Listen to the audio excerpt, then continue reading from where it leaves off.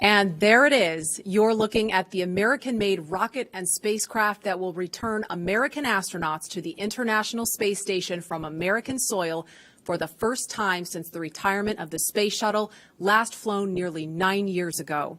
Today, with our partners at SpaceX, we mark a new first in NASA's storied history and usher in the commercial crew era of American spaceflight. At 4:33 Eastern Time this afternoon, two of NASA's finest, astronauts Doug Hurley and Bob Behnken, will lift off from Pad 39A aboard SpaceX's Crew Dragon spacecraft atop a Falcon 9 rocket. This will mark SpaceX's first flight with crew and the beginning of a new chapter in human spaceflight. Good afternoon and welcome to Kennedy Space Center. I'm Marie Lewis of NASA. And I'm Lauren Lyons, an engineer at SpaceX.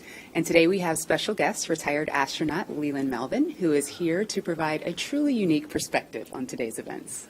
Marie and Lauren, thanks for having me here. And I am so excited. I've got rocket fuel going through my veins. And you guys, I was out there 11 years ago on Pad 39A on STS-129. And this is really hallowed ground that we have here.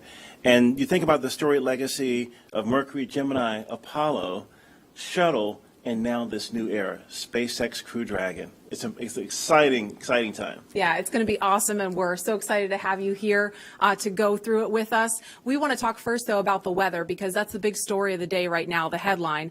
And teams from NASA and SpaceX are keeping an eye on the weather here at NASA's Kennedy Space Center in Florida. Meteorologists from the U.S. Air Force 45th Weather Squadron are predicting a 50-50 probability for launch, so keeping things exciting. A rain shower passed through the area just a moment before the start of our coverage, which delayed us by just a few minutes, and which is why we are indoors now. That weather is expected to pass, but teams will continue to monitor our flight rules, including flight through precipitation, as well as anvil and cumulus clouds around the launch pad. Teams look at more than just the weather around Kennedy, but also weather and sea states in the flight path of Crew Dragon. That's really important. All of those need to be favorable before launch. Now, Tropical Storm Bertha has been causing some weather that teams will continue to monitor to make sure it's okay for rescue operations, just in case that's needed. And the team will convene shortly to review the latest weather and wind trends around the flight path of the rocket and make a decision about proceeding.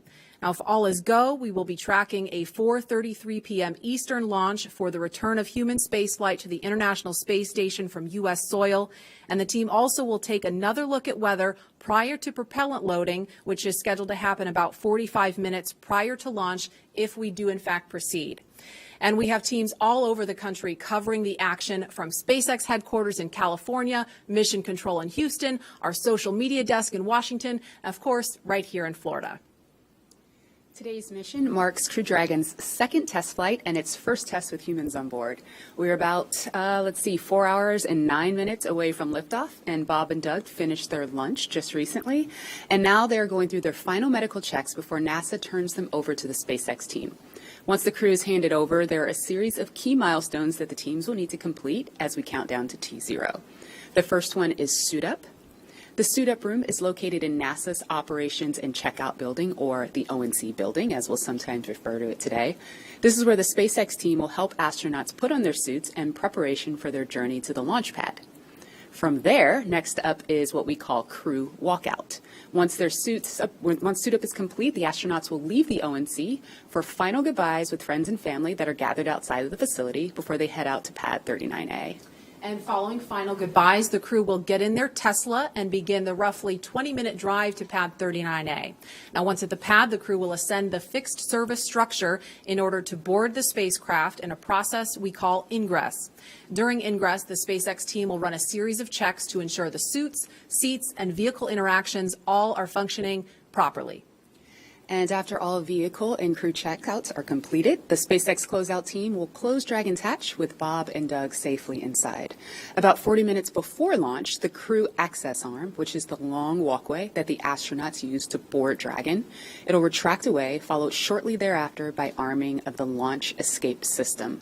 Once the arm is retracted and the escape system armed, propellant loading on Falcon 9 will begin. About 5 minutes before liftoff, Dragon will be configured for what we call terminal count. This is where Dragon's onboard computers take control of the vehicle. And at T0, just under 4 hours from now, we expect to see Crew Dragon atop Falcon 9 lift off from pad 39A, carrying astronauts Bob Behnken and Doug Hurley. Roughly 12 minutes after liftoff, Dragon will separate from the Falcon 9 second stage, with Dragon officially taking over full responsibility for the remainder of the journey to the space station. And as I mentioned previously, Bob and Doug are just finishing up their lunch, and we are currently awaiting their arrival to the suit-up room. And while we await that moment, you will notice over the course of this broadcast, we do not have crowds gathered here at Kennedy Space Center. And that, of course, is one of the protocols we've taken to protect each other and our teams. We would normally have tens of thousands of guests here at Kennedy Space Center to view the launch. But even though we couldn't host a lot of people here, you can still join us every historic mission from right where you are. And we have a team dedicated to those of you following along on social media. That's NASA's Tahira Allen, and she is in Washington right now leading that effort. Tahira? Thanks, Marie. And hey, everyone, I'm Tahira Allen, here to bring you all the excitement happening across the nation today. This is a big day for both NASA and SpaceX, and we want to share it with you. You can join the conversation online by using the hashtag LaunchAmerica on NASA's Facebook, Twitter, LinkedIn, and Instagram. We'll be monitoring that hashtag, LaunchAmerica, don't forget, all day to share some of your questions, comments, and photos live on air.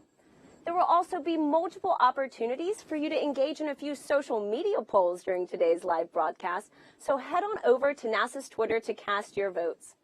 While you're counting down to liftoff, be sure to check out our custom Launch America Facebook and Instagram augmented reality filters. I promise you will not be disappointed. They transport you right to our launch viewing site at Kennedy Space Center, where you can literally see the Falcon 9 rocket lift off in a pair of sunglasses. If you're looking for some behind-the-scenes action, I highly recommend check out NASA's Facebook page to join the first ever global NASA social. So in this group, you'll find tours of Kennedy Space Center. You'll get this awesome Launch America badge. We even have some social team members in there making custom badges where you can add your face in it, a little personalized touch. And you'll also just find a really great community of others pumped to witness this historic launch. So like I said, head on over to NASA's Facebook page to join this group. So to get everyone started today, we have a question for you out on Twitter. We'd like to know which of you watched the final space shuttle launch in 2011. So like I said, head on over to NASA's Twitter to cast your vote, because we'll be sharing the results live on air. And with that, let's head back to Lauren at NASA Kennedy. Lauren. Thanks, Tahira. Wherever you are in the world, we are super excited to have you joining us today and experiencing these historic moments. The purpose of today's demonstration mission is to put Crew Dragon through the final operational paces that are necessary to officially certify the vehicle for human spaceflight. Both the SpaceX and NASA teams have put years of development, testing, and training into this effort, and we are now just hours away from seeing Falcon 9, Crew Dragon, and Bob and Doug lift off for the first time from the same launch pad that first sent humans to the moon more than 50 years ago. And we're just about 3 miles from Launch Complex 39A, where liftoff will happen in a little over 4 hours. Let's check in with the team at SpaceX Hawthorne, where NASA's Dan Hewitt and SpaceX's Jesse Anderson are keeping an ear on operations. Hi, guys. Thanks, Marie, and hello from SpaceX headquarters in Hawthorne, California. My name's Dan Hewitt. Really excited to be here today for this historic launch. And Dan, we are so excited to have you here with us. My name is Jesse Anderson, and I'm a lead manufacturing engineer here at SpaceX. We are so honored to be NASA's partner in returning humans to space from the shores of Kennedy Space Center. 10 years ago, we sent the Dragon that's displayed right behind us on its first orbital demonstration flight. And I speak for all of us at SpaceX when I say we could not be more excited to finally be sending humans to the International Space Station. It's a great day. Today's mission is known as Demonstration Mission 2, or Demo 2. It's going to be the first time a commercially built spacecraft will launch people to the space station. Demo 2 is an end-to-end flight test from launch all the way to docking and ending with splashdown. And it's the final test for NASA to certify SpaceX for regular crew flights to the space station. Right now, SpaceX and NASA have teams working together around the country. On the SpaceX side, team at the Cape are performing final launch day checkouts, and they're just going to make sure Dragon is healthy and good to go. At the moment of liftoff, we will transfer authority over Dragon from our firing room in Florida to Mission Control here in Hawthorne. Mission Control will have insight and command of Dragon systems for the entirety of this upcoming mission. Since Dragon is a highly autonomous vehicle, our teams in Mission Control will be continuously monitoring the health and performance of the spacecraft through the entire duration of its journey, from liftoff all the way until Dragon splashes back down on Earth. And while there are a number of people on headset in Mission Control right behind us, the mission director is the one in charge. It's also where the SpaceX Core, which stands for Crew Operations Responsible Engineer, essentially the voice talking to the astronauts, is going to reside. Dragon and Falcon 9 together have years of operational experience, or what we refer to as flight heritage. SpaceX has successfully completed 22 flights of Dragon to and from orbit since 2010, and that includes 21 trips to the International Space Station. To get us where we are today, not only have we conducted thousands of hours of testing, but we've also enhanced and added a number of safety features to Dragon. And one of those most important safety features on Crew Dragon is the launch escape system. It's a huge advancement in the safety of human spaceflight. We were able to demonstrate this system in two important tests, first back in May 2015 with the pad abort test, and then again more recently just last January where SpaceX conducted the in-flight abort test. Dragon's launch escape system is outfitted with 8 Super Draco engines that are integrated directly into the spacecraft body. This enables Dragon to separate from Falcon 9 and carry astronauts to safety in case of an emergency on the launch pad or all the way up to orbit.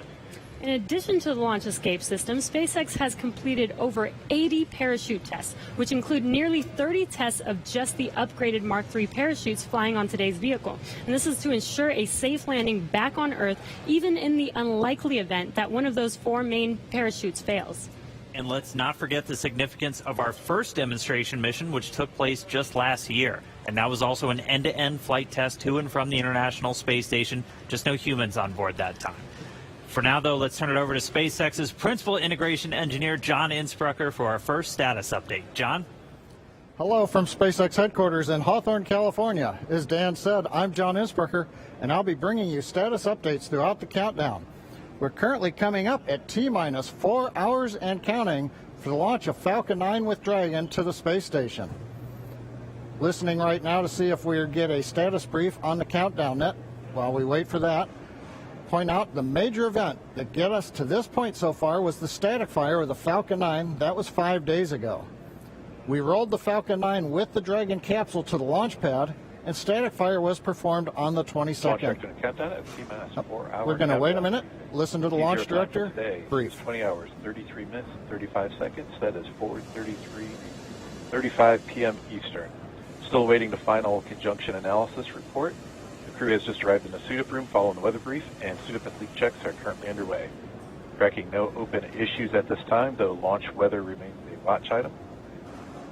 Upper level winds currently looks acceptable for flight.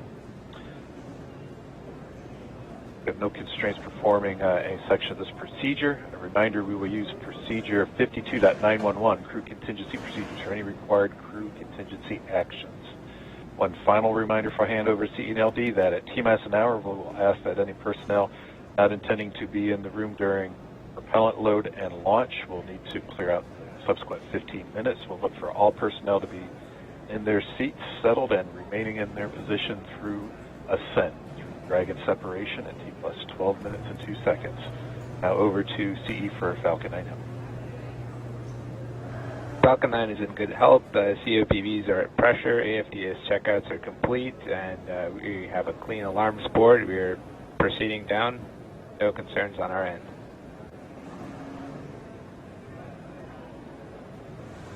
No questions. Back to LD.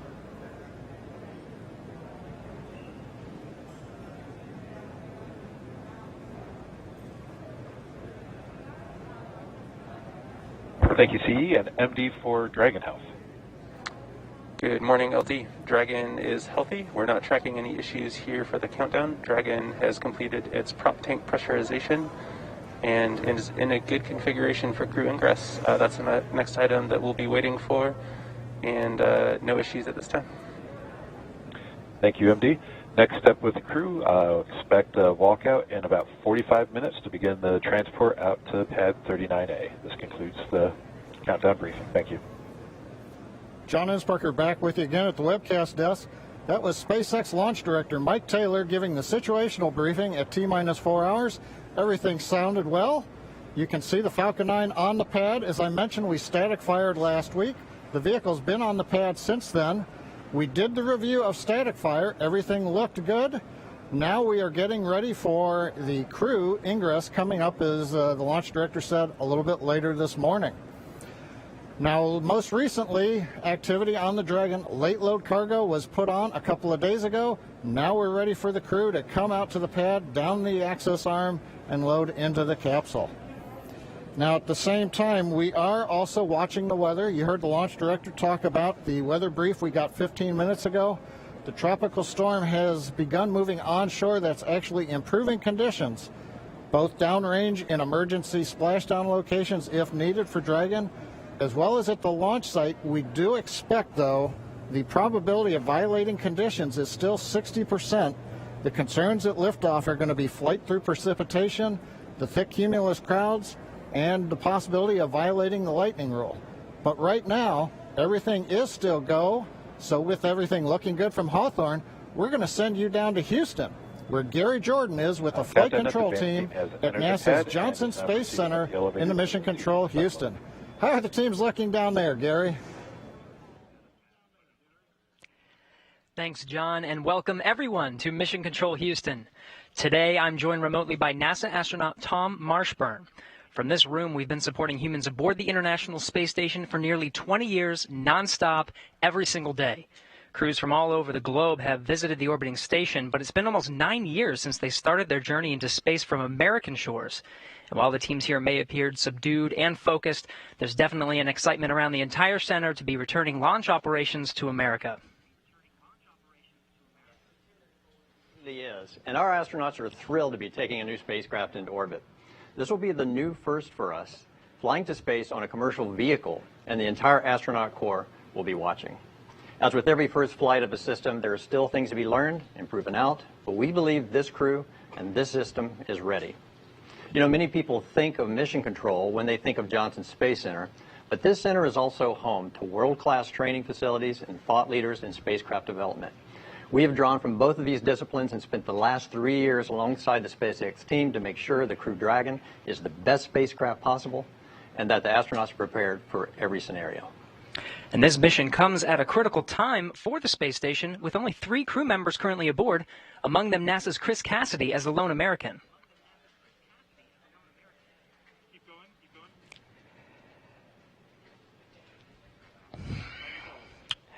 Now I'm told we just had the formal handoff of the crew from the NASA team that has supported Hurley and Bacon in their 2-week quarantine over to the SpaceX team that'll get them suited up. There will be a lot of firsts today, including a new suit for the crew to use during launch and entry. The crew quarters at Kennedy Space Center has supported human spaceflight for 5 decades, And now, a new chapter is being written. And it's exciting to witness it here today. Tom, thank you so much for joining us.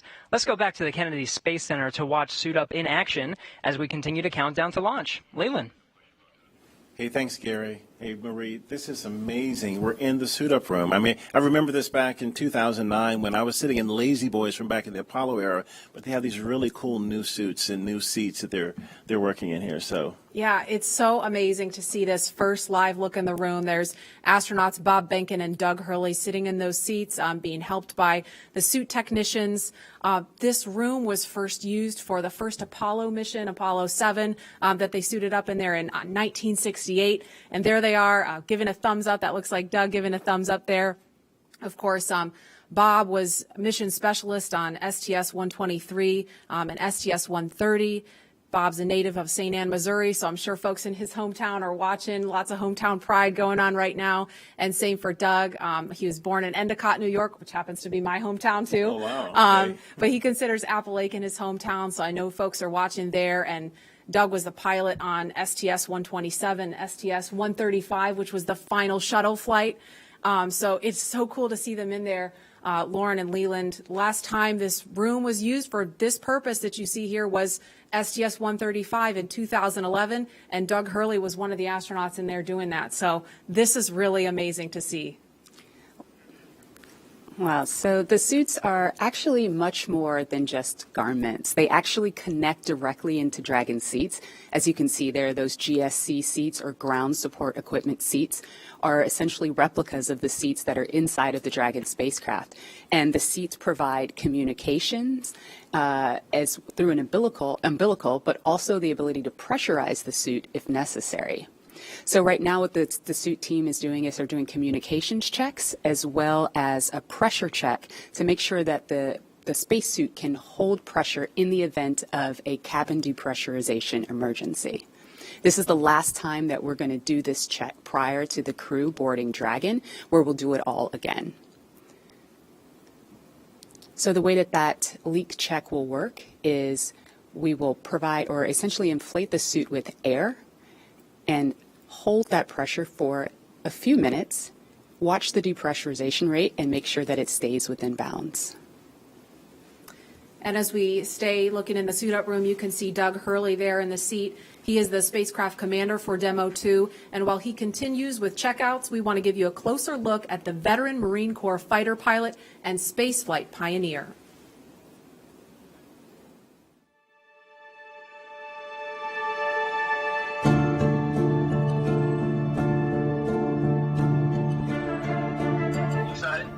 Very excited. Yeah, very excited. You feel ready? Still pumped? Oh, yeah. I think we're ready. I think we're certainly ready. Joining the SpaceX Demo 2 test. He is a Marine Corps colonel and test pilot. He was selected as an astronaut in 2000. He piloted Space Shuttle Endeavour and Atlantis for STS-135, the final Space Shuttle mission. Introducing NASA astronaut Doug Hurley.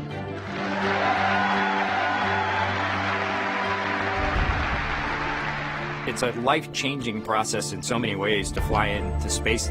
It's just overwhelming in some respects.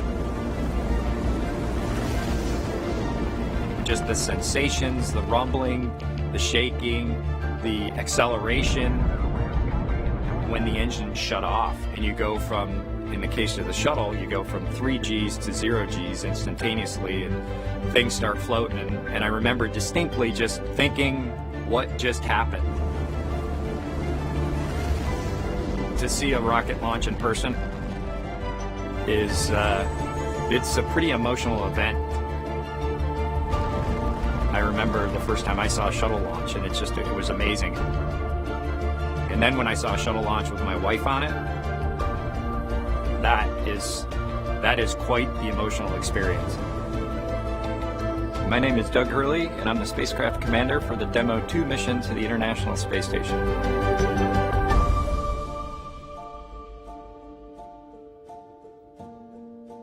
We are doing the first crewed flight for NASA and for SpaceX. So this is the test flight to prove end-to-end from launch to docking to ISS operations and then entry, descent, and landing.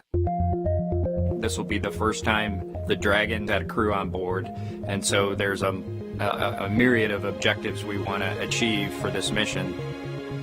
SpaceX has been responsible for design and essentially making this vehicle what it is. What the astronauts bring to the table is the crew vehicle interface. What would work on orbit, what might not work on orbit, what would definitely work.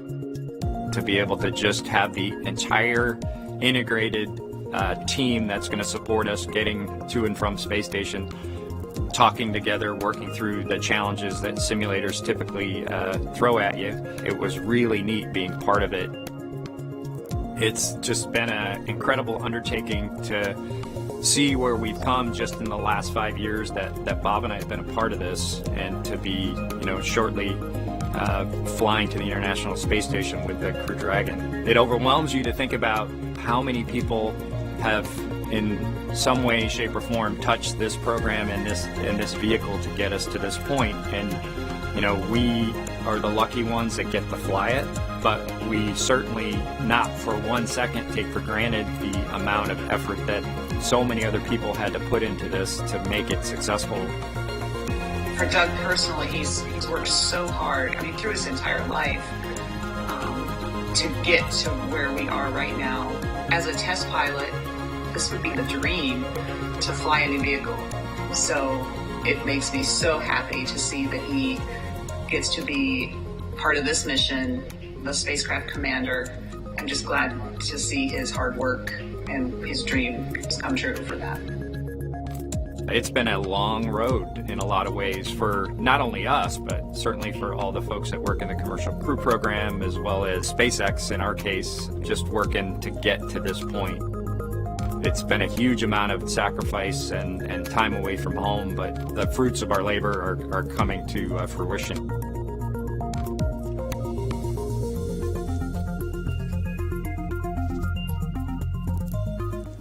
We are now getting closer to when we expect to see the crew complete their suit checks and walk out of the Neil Armstrong Operations and Checkout Building. And before they do, here's an introduction to the Joint Operations Commander for Demo 2 and former Air Force flight test engineer, astronaut Bob Behnken.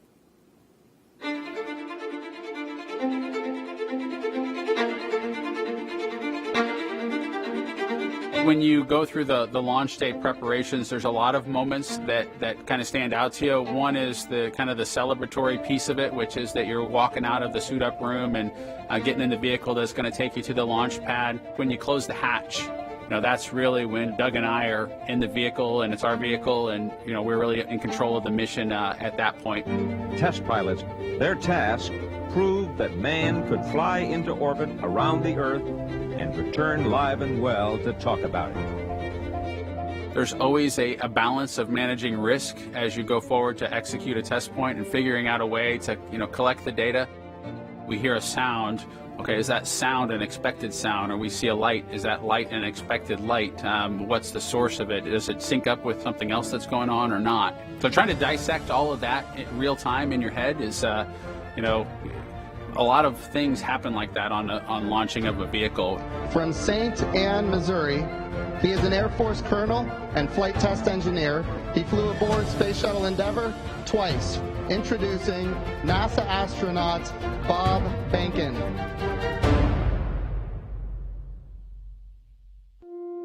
My career at NASA has kind of spanned a couple of decades at this point. I arrived with the class of 2000, went through the training program, primarily focused on the Space Shuttle and the International Space Station, learning those systems. Having launched a couple times on vehicles, the second time was definitely different than the first time.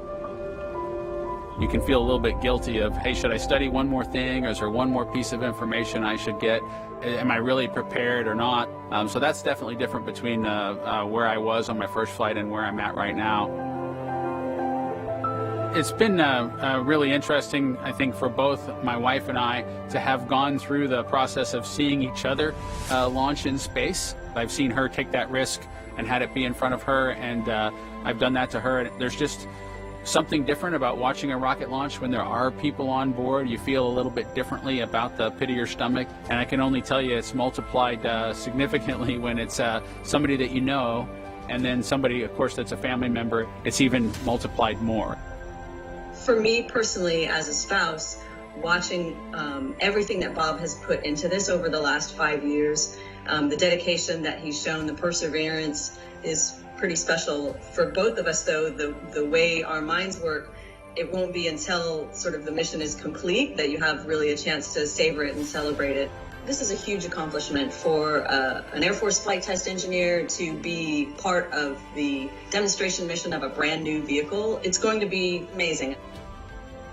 Without a partner that has that same appreciation, I think it can be challenging for some folks. There's a lot of work and a lot of time that takes away from family that that my spouse appreciates, and I love her for that. Really, my role on the Demo 2 mission is to make sure that we get this vehicle tested and evaluated so that we can move on to more operational missions at the International Space Station. We've got a lot of objectives on board the vehicle that we need to accomplish to really make sure that it's good to go. We'll make sure all those systems are working during the test flight so that the future missions will have them available even if they don't plan to utilize them.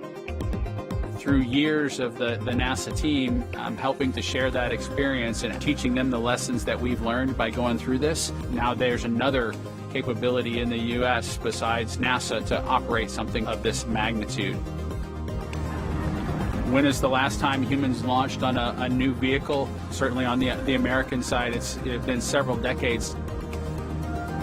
Now we're in a time when we've got multiple vehicles under development.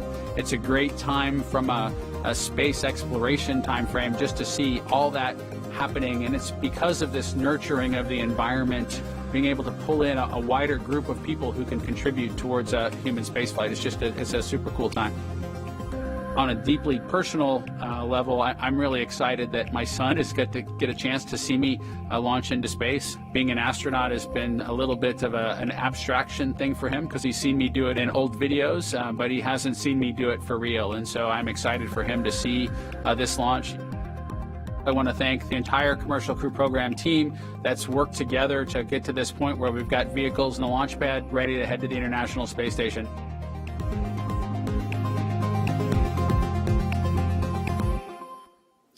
And we're back live in the room now with Bob Behnken on the left of your screen, Doug Hurley to the right. This is such a cool site here, Leland. This must bring back a lot of memories for you. Maria, it really does. I mean, looking at these new suits and these new seats, it's a little different than what I experienced 11 years ago, but it's all the same. The suit techs, the people around you that have been with you, getting you ready for this mission, it's just an amazing moment, and they're getting excited. You can see, these military guys don't really get that excited. They don't show their excitement like civilians do, but it's a moment of history. And we're getting ready for this momentous occasion. Yeah, and it was pretty cool. We heard that earlier this morning they stepped outside with a cup of coffee in hand. Oh, we've got some visitors in the room now. It looks like SpaceX founder Elon Musk to the right of your screen and NASA Administrator Jim Bridenstine. Of course, you see a partition there to keep them a safe distance from the crew, but they're in there to say hello, wish them well before they depart the suit-up room. That's really cool to see there, and we can't hear what they're saying, but I'd love to be a fly on the wall in there right now. Lauren, I wonder what Elon is saying. Oh, just probably telling them how honored he is to be able to give them a ride today. And I know the NASA administrator, he talked about this yesterday. I mean, he's met with the crew before today even and said, I've told Bob and Doug, it's not too late to call this off if you have any second thoughts. And of course, they had none. They're super pumped about this, ready to go. And right now it's just, we just need the weather to cooperate. Yeah, I try to think who could potentially be more excited than the SpaceXers, Bob and Doug. Yeah, right. And, it's amazing how we have commercial and government working together to send these two NASA astronauts to space safely. It's just it's a great combination of what we can do when we put our minds to things and be creative and innovative and work together as one community. I totally agree, Leland. I see Bob and Doug walking around our headquarters in Hawthorne all the time. They're basically family members. They're in the cafeteria. They're getting a drink from the soda machine. Every now and then, there are times when the teams can have breakfast with them, which is really cool. And we call them the dads. The dads. They are dads. They are, and they're incredible human beings. They really are. They're brilliant. They're sharp. They are excellent to work with, but they're just great people. Yeah, no, I'm really inspired and honored to have known these two guys, and I can't wait to see them launch in space. And I was with you, Lauren, out at SpaceX when we were doing a little tour, and I think you kind of snuck me back in to where they were training, and I got a chance to see them working and training. But when they came back out, I was having lunch, and everyone around was just like, hey, these are our team also. Yes, yes. It's really amazing. And Lauren, you said, you talked about what they're like, and they are just two of the most humble people too. Every time I've seen them do an interview, they're getting asked questions about themselves, right? Because they're the stars of the show. Right. They're the ones getting on the rocket, but they always bring it back to the people who made it possible for them. They're always talking about the NASA team, the SpaceX team working behind the scenes that have sacrificed so much to keep them safe and made sure that they are always vigilant. And I know we've talked about this before too, but if you're not looking for something wrong, you're not doing it right. So the teams, even now, they're always looking for any little thing that could go wrong to make sure that Bob and Doug are safe when they strap in and get going. Absolutely. Around the office, we don't just say, oh, we're launching a rocket, we're launching Dragon. We say, we're launching Bob and Doug. And that human element of this is essentially leveling SpaceX up in a major way today. Absolutely. Yeah, all the technology, all the hardware means nothing if it's all about the people. Absolutely. And, we see just a handful of folks in the room, and we've acknowledged the distance that Mr. Musk and Mr. Bridenstine are standing from the astronauts. And, of course, they have masks on. This wouldn't really look that much different, though, even if we were not in the midst of a pandemic. Leland, you know very well what it's like to live in quarantine, getting ready for a mission. And so this coronavirus situation has just kind of underscored the importance of quarantine and keeping the astronauts protected. But can you speak a little bit about what it's like to live in quarantine, getting ready for a mission? Yeah, we start in quarantine about a week before we come down to the Cape to get ready for launch. And I think that everyone around you that comes to the crew dinners, they have to get checked by the doctors. And so we really make this a very serious thing, even without a pandemic going on. But I think once we get down here, like we have these crew parties for our families, and we can't go to the parties, we have to FaceTime into the parties, but that's a very serious thing, and we only see our spouses at the beach house and have a dinner and celebrate this momentous moment. But it's a very serious thing, even without pandemics going on. Absolutely. And obviously, Doug Hurley and Bob Behnken are two of the best at what they do, and it's starting to really sink in that the mission is on as you see them in their suits there. It's getting real. It's getting real. So I remember the very first time that I saw Bob and Doug in these suits at a crew training event at SpaceX. Not only did they look really awesome, astronauts tend to look pretty cool, but the suits looked like they were from the future. Our team designed the spacesuits to maximize safety and functionality with a little bit of style. And so here's Chris Trigg telling us how the SpaceX spacesuit came to be. I think one of the things that was important in the development of the suit was to make it easy to use, something that the crew just has to literally plug in when they sit down, and then the suit kind of takes care of itself from there. So the suit is really kind of one part of the bigger Dragon system. It's really part of the vehicle. So we think of it as kind of a suit seat system. So the seat that the crew is in and the suit are in a lot of ways working together. And so it made sense that we were designing Dragon in-house to also design the suit. Our spacesuit is completely designed in-house. It's built here in Hawthorne, California, in the same building as the rocket and the capsule. The spacesuit is custom-made for each crew member, and that is to optimize the fit for the crew member.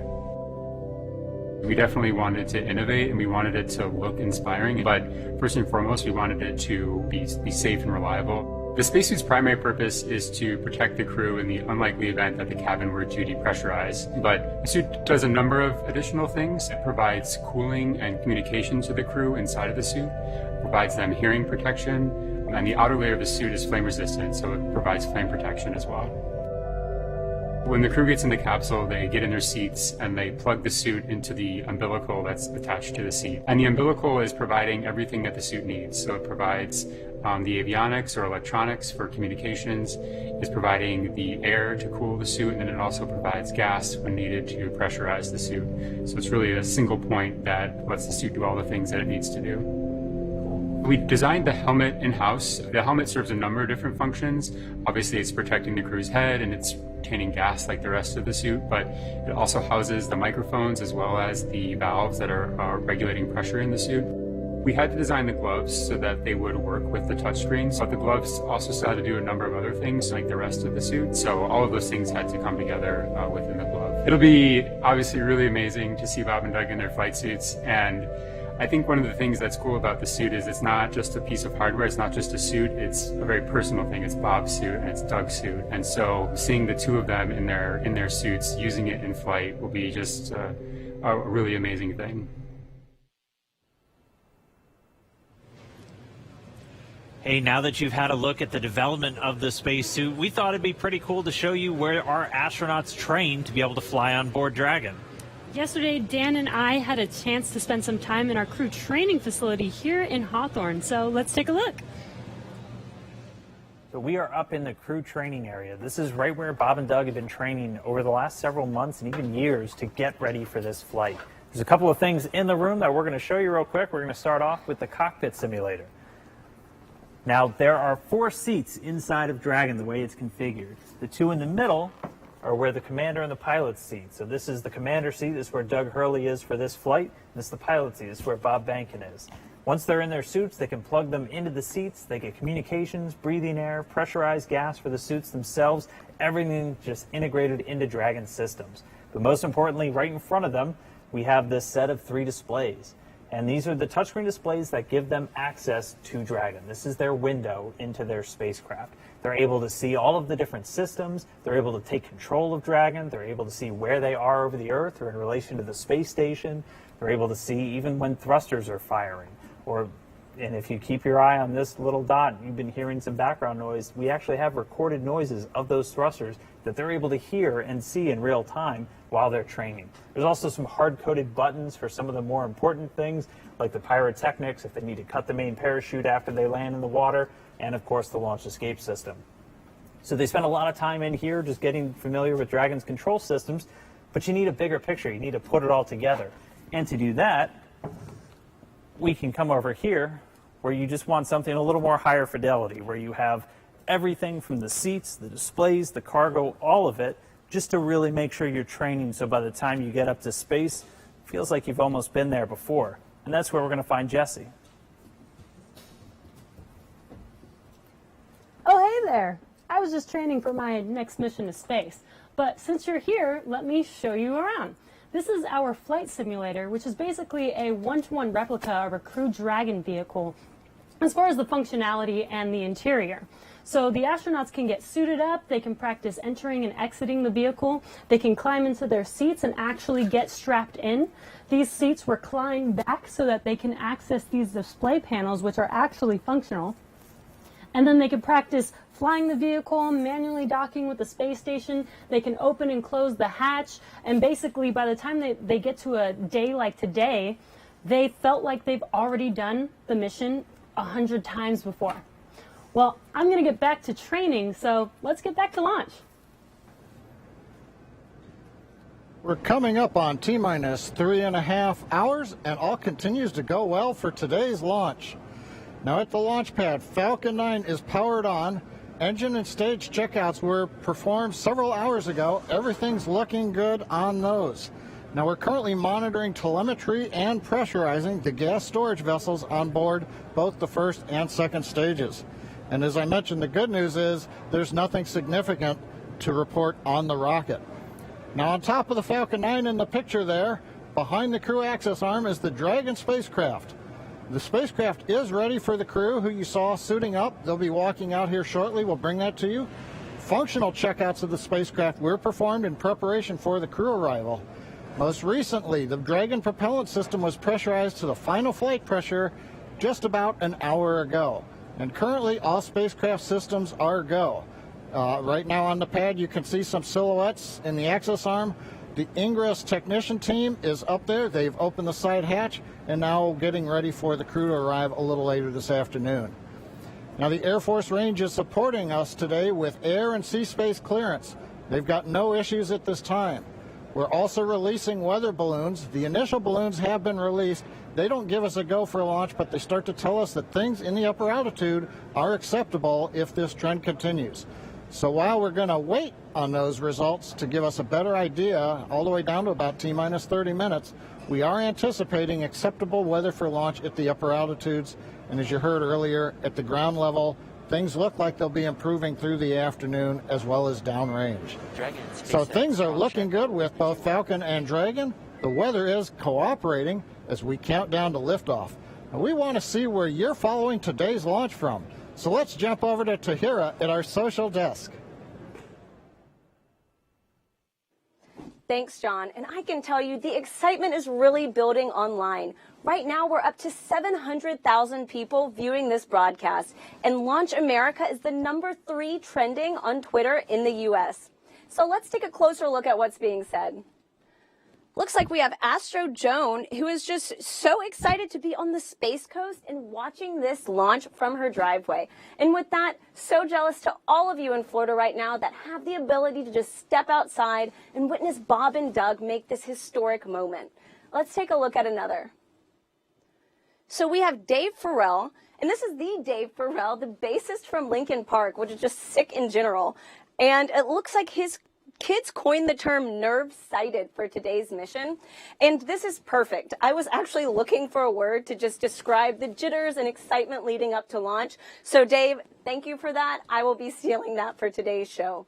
So let's take just a broader look at the conversation online right now with this heat map of the United States. So you'll see that the more purple states show the states with the most mentions of Launch America. And with that, it looks like the Florida Space Coast is really coming alive for today's launch, followed by California, home of SpaceX, and Texas, where our mission control is. So great to see all these home teams showing up for today's historic mission. I want to toss it back to Florida, though, because I have to reiterate, if you have a chance to go to Florida and watch one of these launches in person, it's great. I watched my first one last year, and that was the uncrewed test flight of today's mission. And even then, uncrewed, I literally cried. I mean, you cannot describe the emotion that comes over to see this in person. So highly recommend, if you get a chance, go on down to Florida.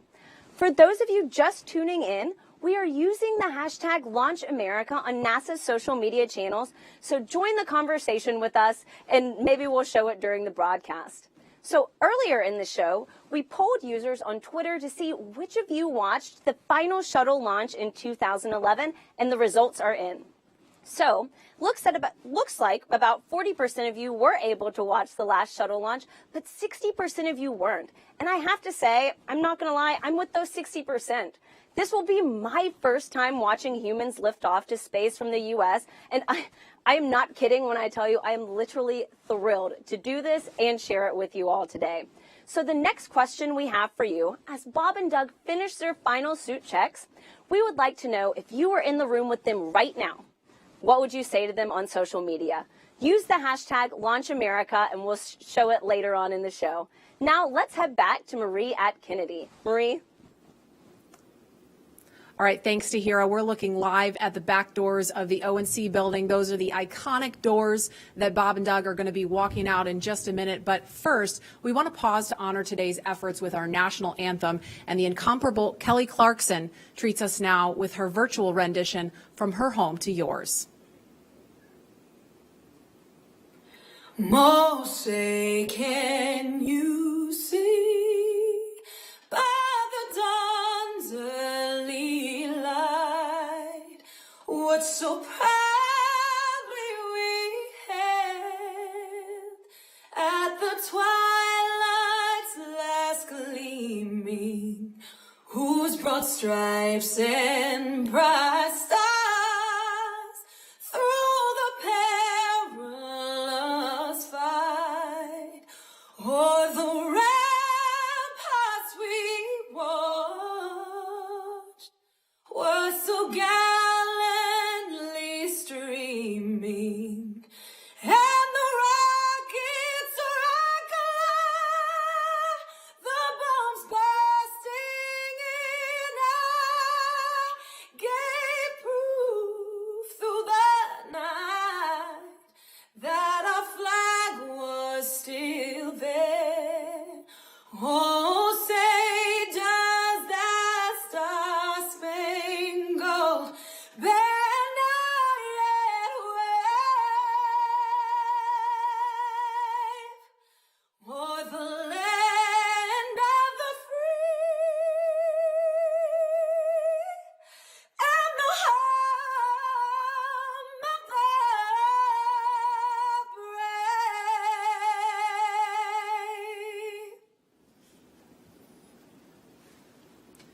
And any moment now, we are going to see Bob and Doug walking out. We're looking at the pad right now, but you guys, that just gave me chills listening to that. And we saw them getting into the elevator. So they're making their way down to the first floor where they're going to be walking out of those doors any moment now.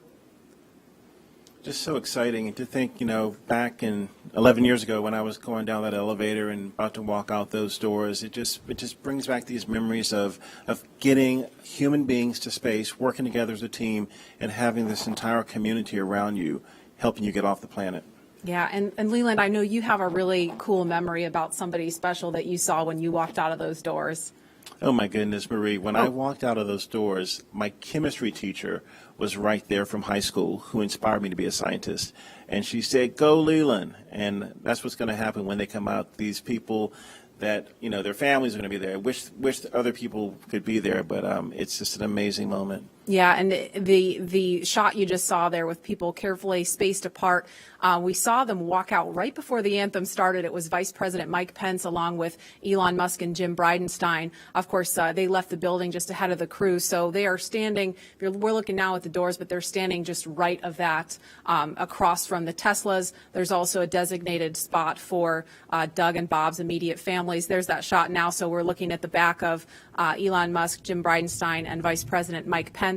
Of course, there's a small group of media there also, and so we've kind of blocked this very carefully to maintain social distancing and those that can't have the masks on. But there's the Teslas waiting for them. They got the meatball. There's the worm in the background and the worm on the back of the Teslas. So, Leland, I know we were talking about this earlier. You had some mixed feelings about the worm, right? I mean, the worm, the meatball, when I was at NASA Langley, we changed over to the meatball from the worm. So, Lauren, I know you love the worm. It's worm all day. All day, really? All day. Seriously? Oh, yeah. I'm sorry. I love that the worm is so retro, and it's only fitting that it would be making its way back, bringing the historic just opulence of NASA's past to the present. I'll let you have that. Yeah, well, thank you. But I mean, Thank the you. chevron and the meatball goes back to Langley's tradition when it was, in aviation, and that gets back to that heritage and that history too. So I guess, sure. Okay, truce? Orbits. Or truce? I feel like this is a microcosm of what's happening online about the worm. But the meatball's not going away. It's a worm meatball partnership. There we go. Right? There we go. So there's another view there of the crosswalk. There is where Bob and Doug are going to walk out any moment. Of course, they're going to get their photo taken by all the paparazzi there. And we're just standing by for them to walk out. I'm going to check the time, actually, 1:13. So if they walk out any minute now, they're going to be right on schedule to start their final goodbyes and waving to folks. And I'm sure they're going to pause for a photo op. But this is just really amazing. Haven't seen this site since 2011 with STS-135. Of course, Doug Hurley was the pilot on that mission. So this is a really incredible moment. Yeah, and one of the crewmates that was with him was Rex Walham that we're going to talk to later. And we have, here they come. Oh, here they are. Here they come, NASA astronauts Bob Behnken and Doug Hurley. They've each made this journey twice before for the space shuttle missions, but they've never done this in a SpaceX spacesuit. They've never done this together. And they've never done this on their way to head to a commercially built rocket and spacecraft to head to space. Marie, I was looking for that Astro van, and I see these white Teslas with meatballs and worms on them. It's just a new era in space travel. Oh yeah, they're riding in Tesla Model X's. They've been equipped with cooling units, so once they sit inside, that umbilical that I was referring to earlier will connect to the spacesuit to provide cooling while they're inside of the vehicle. And you can see them talking and waving with their families now. We just saw them do a virtual hug with their sons. Here's Megan and Karen and their sons, yeah. They're the dads. The dads, yeah. It's so awesome. Bob blowing his family a kiss. Doug actually got to take his wife and son up to the pad on the tower. Yesterday they tweeted out a photo. That was so cool. I saw that picture, and it had a prominent worm in the picture, right? Yes. Telling you, worm all day. So they're climbing through those DeLorean doors of the Model X. This is totally from the future. Are they stock? Are they stock Teslas? And then you see in the front seat there, that's our flight surgeon. He's climbing in, and the suit technicians, there's one, Chris Trigg right there, number 12. He is buckling in. They're both, the two suit techs are buckling in, Bob and Doug, and they're connecting that umbilical. And Lauren, I know you mentioned this earlier, but for folks that maybe weren't watching then or can't remember, I mean, we're in Florida. It's super hot, super muggy. So how are they staying cool? There are these portable cooling units. We had one at the ONC building, two at the ONC building. There are two in the Teslas. There'll be two in the elevators, and then two in the white room when they arrive on the crew arm. So we're just keeping that cool air flowing through the suits. There's actually ducting integrated into the suits to keep them cool. And you can see they're saying goodbye to their families. This is awesome. Yeah, it's awesome that their families get to come up to the window and obviously get a little closer than everybody else. There's Megan and her son. Yeah. Oh my gosh. These are precious moments. This is what it's all about, as I mentioned before. It's about the people. It's about the families and working together as one community to get Doug and Bob launching off to the cosmos, to the space station. Yeah, it's emotional. It's emotional watching that. It really is. Here we go.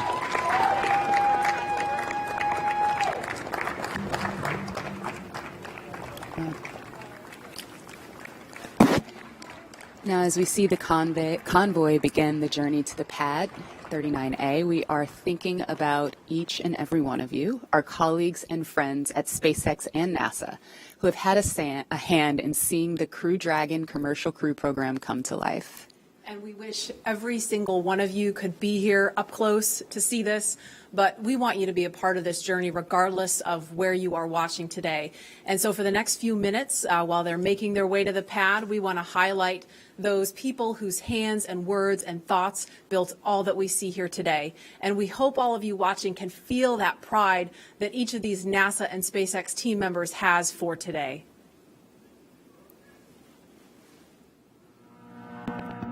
This is Laura Segura from the Commercial Crew Program. We're so excited about this historical day. Congratulations on being a part of the very first mission for human spaceflight, commercial human spaceflight ever. We're behind you, Bob and Doug.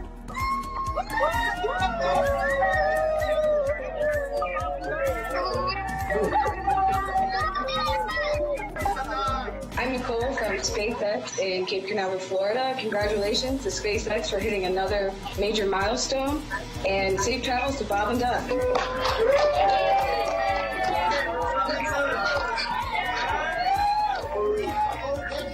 Bob and Doug, as the launch vehicle chief engineer, we've got a lot of our launch vehicle team here to wish you a very wonderful space ride on a Falcon 9 coming up to Demo 2. We're so excited for you. And launch America. It's time to launch. Let's go.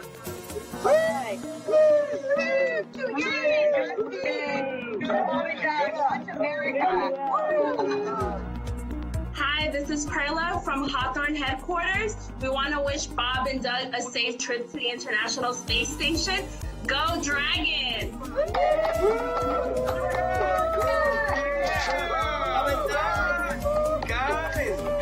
It's been 9 years. years in the making. This is such a historic time, and our team has worked so hard, and we're very excited to be here. Go Bob and Doug!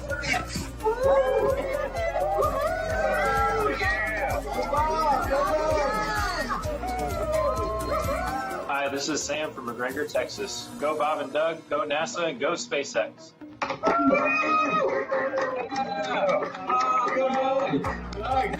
Sean O'Rourke from Johnson Space Center.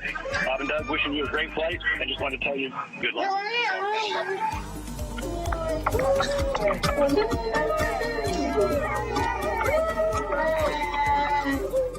Hi, I'm Dustin Kamak with NASA Kennedy's Communications and Public Engagement Directorate, and we all want to wish Bob and Doug safe travels and Godspeed. You are both an inspiration to us all. Now, let's get out there and launch America. Let's do it. Come on, launch America.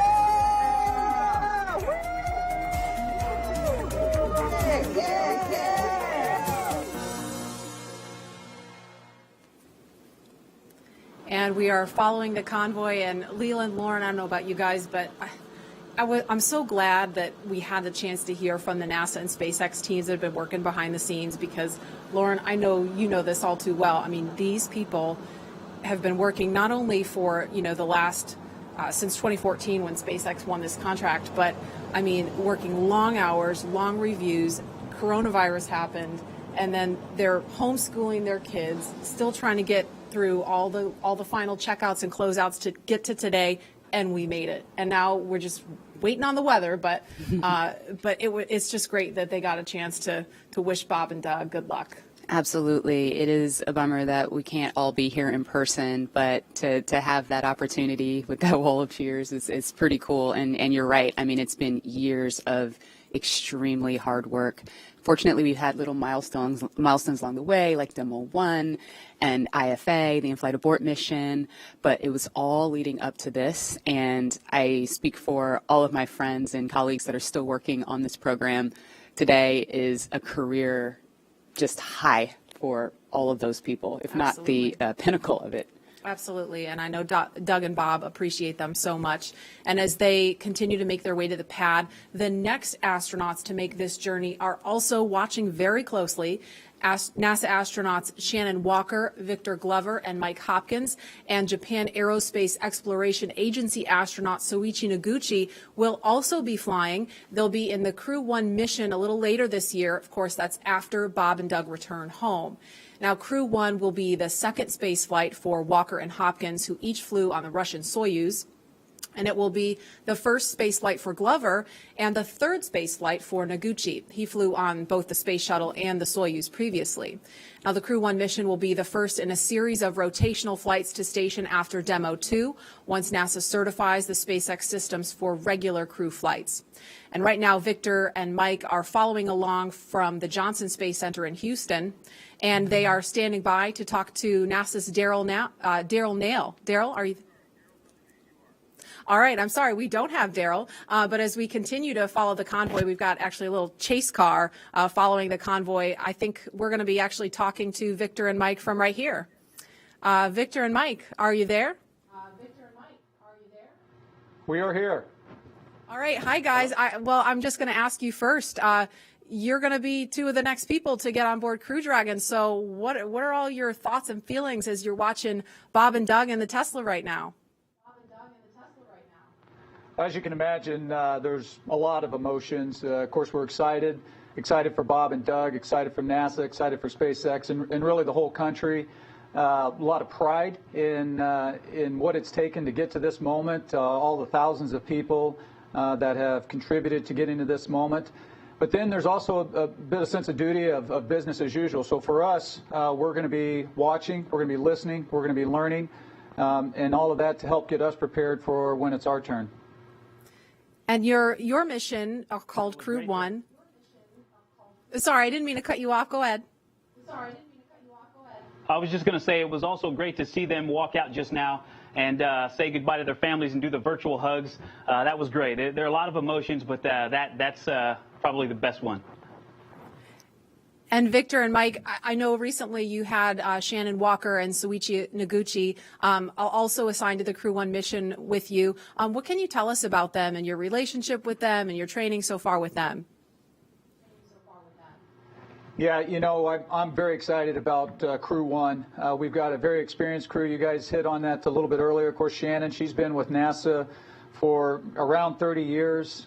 She's been with the astronaut office for more than 15 years, and of course Soyuz long duration, so she's seen a lot around here. Soichi, you know, with Jackson, he's done it all. 1996 when he first became an astronaut, shuttle, space station, short duration, long duration, spacewalks, you name it. And so, you know, we kind of late in the game here had our full crew complement, and so it's really helped getting them in with all of that experience. It's really streamlined the process for our becoming more cohesive as a crew. Yeah, you know, they really hit the ground running. We showed up to our first sims, and it felt like we had done it several times before. And so it's great because we do have a lot to get done. We not only have to learn to fly and to operate the Crew Dragon spacecraft that Bob and Doug are going to do later today, God willing. We also have to be ready to do all of the things that a crew on board the space station does, the spacewalks, the research, the basic upkeep of the space station. And so we also have all that training going on as well. And that's what we've been doing for the past several months together. And now I have a specific question for Mike. I know that you've flown on the Russian Soyuz and not specifically on Space Shuttle, but can you talk about the tradition of the ride out that we're seeing now? Yeah, the ride out, you know, it's very symbolic. It's symbolic of that transition, the transition from months and years of preparation to the actual execution of the mission itself. And so for the astronauts, for Bob and Doug right now, it gives them an opportunity to reflect on all of the work that it took to get to this moment, but then it also gives them time to focus on the job, to really mentally prepare for game day. And then when you think about DM2 and this particular mission, you know, that's this symbolic of this transition from almost 9 years where we have not had human launch capability in the U.S. to a new age of government and private partnerships that are going to be launching humans into low Earth orbit and beyond. And that's happening right here from the United States of America. And a question for Victor, because I know, you know, if all goes well, when you fly on Crew 1 a little later this year, it's going to be your first trip to space. Can you put yourself in the seat right now, in the car with Bob and Doug? I mean, walk me through what that's going to feel like for you, knowing you're headed to the launch pad, you're going to be launching into space for the very first time. You know, it'll be tough to, or it is tough now to imagine what those feelings are going to be like. We were able to simulate that and run through a day of launch exercise and ride out in the Teslas to the launch pad, up the elevator, up the set of stairs, and out the crew arm to where the vehicle would be. And just that day was amazing to me. We were able to do it with the full convoy and to see what that would be like. And that was overwhelming after being a kid watching something similar to that on television. And so I can't imagine what it's going to feel like on our actual day, but I tell you what, I'm looking forward to it. And again, to go back to that moment where Bob and Doug got to say goodbye to their boys, and Karen and Megan, I can't wait to see my kids standing there. It's something that I look forward to. It's going to be great. Victor Glover, Mike Hopkins, thank you so much, and we can't wait to wish you well and cheer you along on that journey. Lauren? So that was so cool. Now, as you're watching this live from wherever you are, you can send a shout out to the crew with a like or a comment on Twitter or Instagram with the hashtag LaunchAmerica and be a part of this moment. So, Leland, I mean, it looks like the convoy is headed past the vehicle assembly building. We're looking at the pad now. They've got probably about 3 more miles to go at this point. But what do you think that is going through their minds right now? Well, you know, I was watching some video of Bob and Doug, the kind of the lighter side, and I would imagine that the two of them, they've trained so hard, they're meticulous at what they do, they might be telling jokes like we did when we were in the Astro van heading to Pad 39A. You've been together for so long, you know the systems, you know exactly what you're doing, and we had a moment of levity where we would tell jokes, and we wouldn't even tell the whole joke, we would just say the number, because we had said them so many times.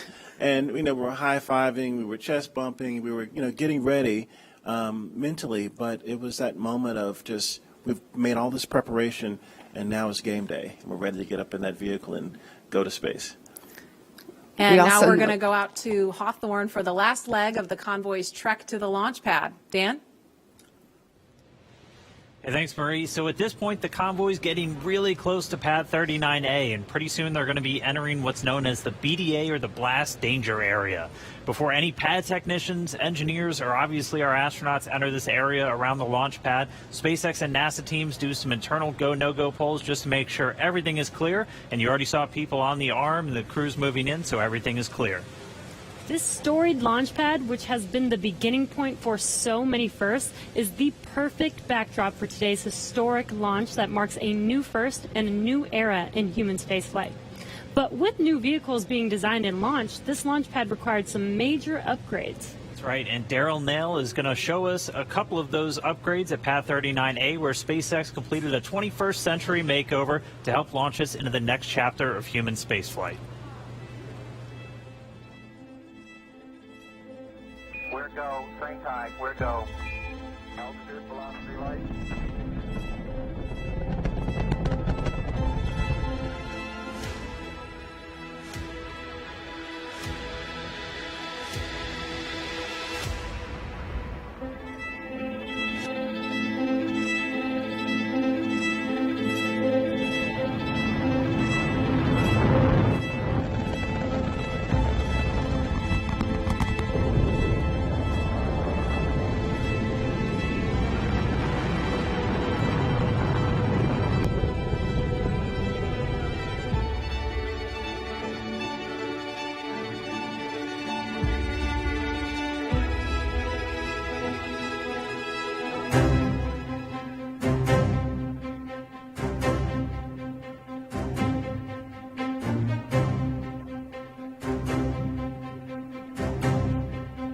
Why, some say the moon.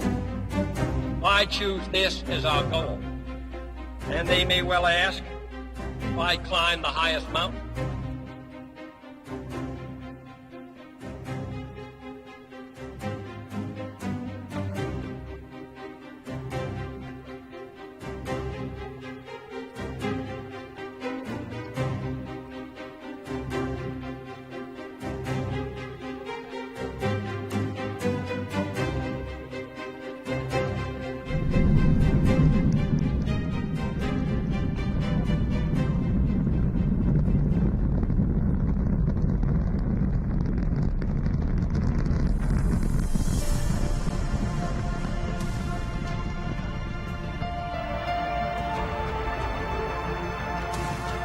Contact light.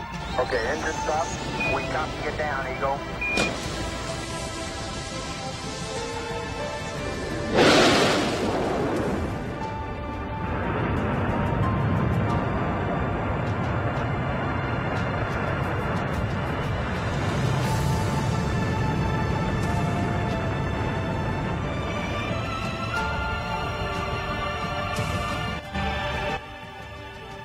Start.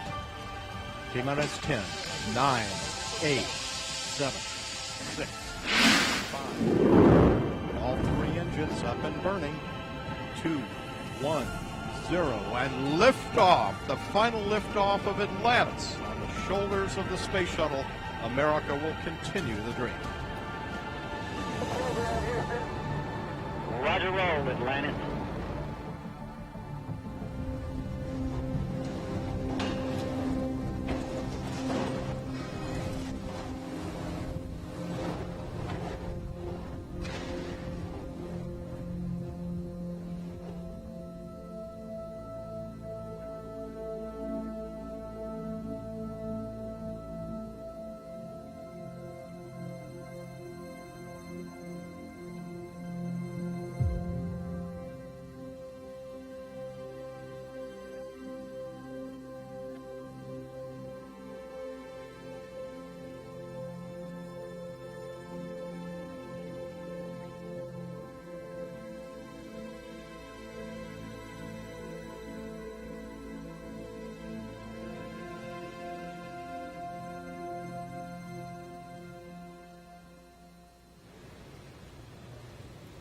And you can see on your screen, Bob and Doug are getting very, very close to pad 39A.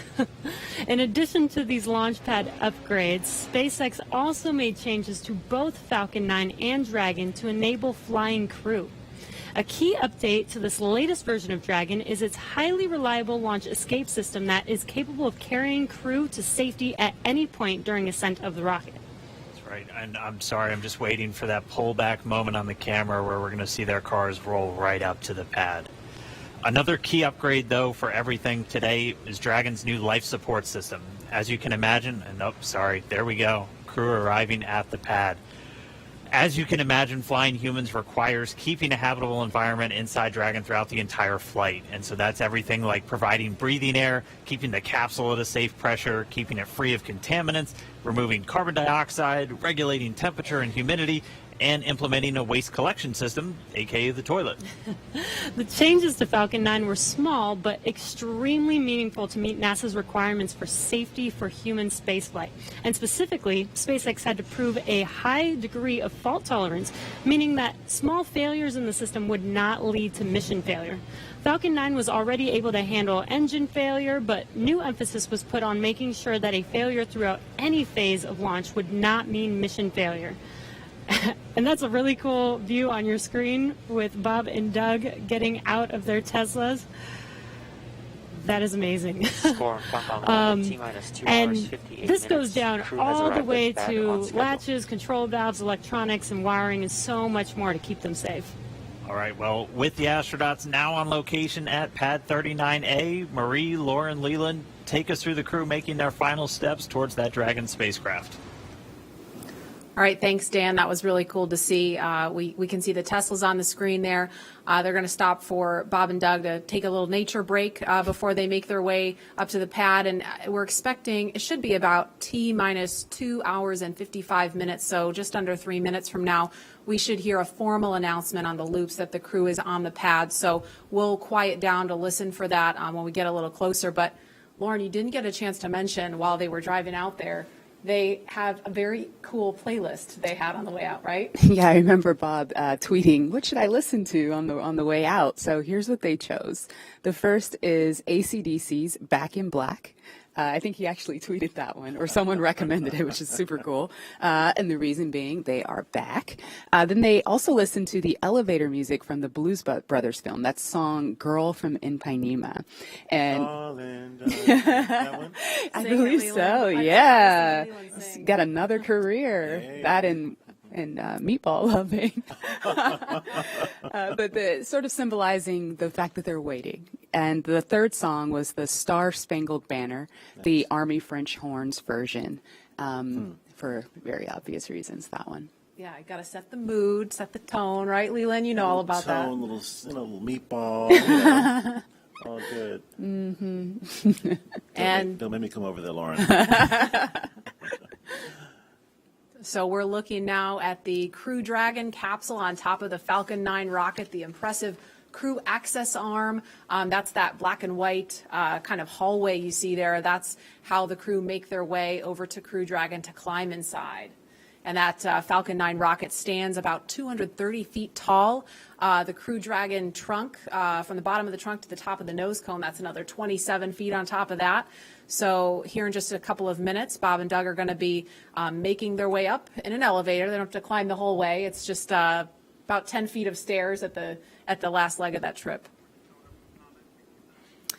And lots of people are weighing in on social media. This person says it's happening, and I can't read the rest of it right now, but lots of people really getting pumped using the hashtag #LaunchAmerica online. Somebody says they're watching live now and wishing us a fantastic launch. So we certainly hope so. Last we heard was a 50-50 chance with the weather, so it's going to be exciting.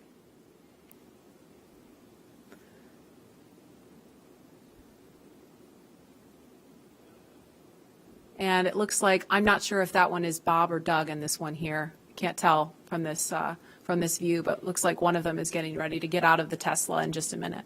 Lauren, our suits our pumpkin suits had different colors for what mission position you have. Do these suits have colors to designate the two astronauts? Do you know? Not that I'm aware of, but their names are on the suits. Maybe that helps. Well, we had names too, but Yeah. but I mean, if you're trying to find out what suit that you have, I guess it's only 2 of them, and it could be up to Up to 7 astronauts, all right? Dragon is capable of carrying 7, but for NASA missions, it's 4. It's just 4. Okay. There go those doors. I'm going to call them the DeLorean doors. Can I call them that? Sure, I think that's totally fair game. Acknowledge the inspiration. Yeah. Yeah, for sure. Again, we're looking at the base level there. And Leland, I know we talked about this. You were out here last week and we were talking about how the pad looks so different from the shuttle days. Can you talk about what you remember and kind of how it's different now? Yeah, I mean, the form and the function. I mean, this black pad with the white ticking, and it's a really beautiful. You think about STEM education, but this is totally STEAM: science, technology, engineering, arts, and mathematics. And I think SpaceX has done an incredible job of making things look really beautiful and functional, and everything just fits perfectly. And I think when we were having our launch pad, there were hoses and things hanging off, but this is a very sleek and elegant and kind of futuristic look at the next era of space travel. And I just love seeing these Teslas versus the Astrovan. Are they doing selfies? Looks like they're trying to strain to see the top of the Crew Dragon, just taking in the sight. It's pretty high. And I don't know if you caught this one. We could see it briefly on the shot, but the license plate says ISS BND, ISS bound. Oh, you nice. Follow? Nice. Yeah. And hopefully they will be today. We just need the weather to say, it looks pretty nice right now, right? But obviously it's not just what the weather conditions are here. They've got to think about downrange in case of an abort, make sure it's okay for recovery if we get into a situation like that, which is unlikely. So this elevator is going to take them up to level 255. It's not 255 floors, but that's 255 feet. And from there, they'll take, once they get up there, and this elevator is pretty zippy, so they'll get up there pretty quickly, they'll get out, and they'll walk up another flight of stairs to level 265, and that's where they will greet the crew arm. And I don't know, well, obviously Leland's been in the elevator. Lauren, I'm pretty sure you've been out there too, but the first time I rode in the elevator, I was like, whoa, we're really moving in this. Pull some G's. A little bit of a jolt when it first goes. Yeah, you get used to it. And then the jolt is a little bit more extreme when you get in the rocket and take off. So. Just a little primer. It's a primer. The doors are opening.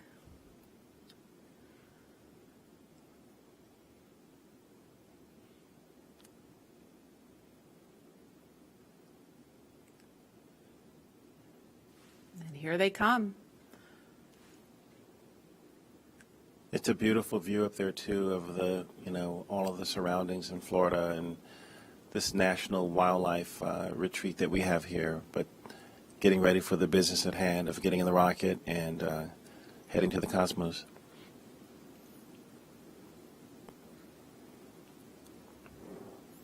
And those are the stairs Lauren mentioned. They're at it's the 255-foot level right now. Yes. I think I said that right. And now they're headed up the stairs to the 265-foot level. That's the level that will take them to where the crew access arm is in the white room. Yeah, that's the view right there that they're looking at. And Lauren, what are those chevrons, those white chevrons on the floor? What do they lead to? Those are basically highlighting the exit path. So in the event that that anyone up there needed to get away ASAP, they follow those arrows to where escape baskets await them. There's 7 baskets, and they'll hop in there, and it's kind of like a zip line. They'll slide all the way down from that fixed service structure down to the ground, safe and away from the rocket. Great.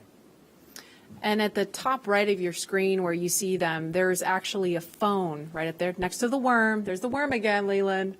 But there's a phone. I'm okay with that now. Okay. It really pops up there. Yeah, it's like it belongs there or something. It's funny, isn't it? Leland, tell us about the phone. What's the significance of the phone up there? Yeah, you can call family members that you maybe weren't able to come to the launch, and in this case, there are quite a few of them. But it's a last minute to say goodbye and say that you're going to talk to them when you get to space. Absolutely. And again, they're just kind of taking in the sights before they go into the white room, and the pad team is there. You can see them. They're in black with the white numbers on their back. They're all members of the pad team. They're going to be helping them when they get into ingress. Actually, we're at T minus 2 hours and 50 minutes right now, at about T minus 2 hours and 35 minutes. So just under 15 minutes from now is when the astronauts will ingress. That's the term we use for climbing into Dragon. And of course, they will have the assistance of the suit techs and get buckled in. And so we want to head over to Hawthorne now for a preview of what's in store for not just Bob and Doug, but future space travelers. Shortly after we begin to regularly fly NASA astronauts to and from the space station, SpaceX will also begin flying private passengers to station and beyond using Dragon. That's right. NASA is going to be enabling up to 2 private astronaut missions to visit the space station each year, just as part of our support of a broader economy in low Earth orbit. It's just one of the many ways NASA's opening access for companies to manufacture products in microgravity, for new commercial modules in space, and to enable more people to be able to explore the stars firsthand. And the more people out there exploring the stars, the closer we get to becoming a multiplanetary species. Earlier, we showed you a first-hand look at where you would train if you were to fly with us on board Dragon. But now, let's take a peek inside of the spacecraft itself. When we wanted to take Dragon and make it human-rated, I think we took a different approach to spaceship design than has previously been done, because we wanted this to feel like a 21st century spaceship. We wanted it to inspire another generation of astronauts. Really, everything when you look at Dragon was driven by function. We took into account everything from the placement of all the cargo supplies to the light rail on the top, doubled as a handhold. Probably one of the biggest features of Dragon are the touch screens on the inside. We designed them not just to be very functional, but with a user experience in mind. It's very intuitive to know what we need to do at any given moment in time.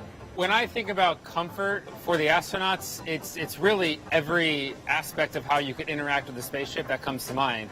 We have 3 different seat sizes. We even go so far as molding the foam around the astronaut's body so that there's not any pressure points, and it's just generally a pleasurable journey to space. Dragon is a spaceship that's all about safety and reliability. We designed it to be 2-fault tolerant, which means that any 2 things could fail. So I could lose a flight computer and a thruster, and I could still bring the crew back home safely. We also added a launch escape system. If anything goes wrong on ascent, the crew can get away from Falcon and get picked up safely. I've worked on Dragon since 2012.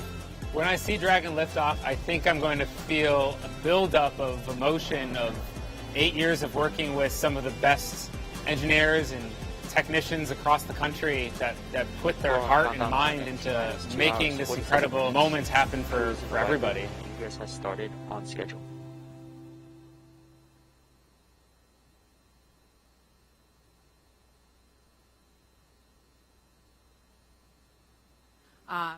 We see them signing. Looks like they're signing something in there right now. Yeah, we give them a black Sharpie to sign the White Room. It's starting a new tradition. Yeah, we didn't do that. That's nice. That's awesome. It's a good tradition. Yeah. And while we were in the video, we saw Bob and Doug walk down the crew access arm. Leland, it's like that, futuristic look that you talked about. I mean, what did you think seeing that and how that kind of compare and contrast what that was like during shuttle? It's really beautiful, I think. I mean, back when I was flying on shuttle, everything looked. Oh, look at the thumbs up from Bob. He's getting excited. There's a few little photos at the end there, but it's just a totally different era. I mean, the SpaceX team is really looking to make something futuristic. It's looking like something from the George Jetsons or from other movies that you've seen on television and at the movies. And I think it's something that inspires our country and inspires our children especially to see that they want to be these astronauts. They want to study hard and be that next generation of explorers launching from Cape Canaveral in a SpaceX rocket, or working for NASA, or working for SpaceX, or any of the other companies that are trying to get off planet. And I think that this change in the way that we're doing business is going to be a really great way of getting more people to the table to fly in space. Yeah, that was really important to us. Dragon, we see it as a 21st century spaceship. It needs to look like a 21st century spaceship. It flies like a 21st century spaceship. So of course, the ground support equipment should look like it's from the same era. The suits do. All of that sort of future-facing technology and aesthetic is super important to us. Actually, right now, you can see that duct in the hands of member number 5 there. That is an ECS duct, or Environmental Control System duct. Once this original, who just went in? Was that Doug or Bob?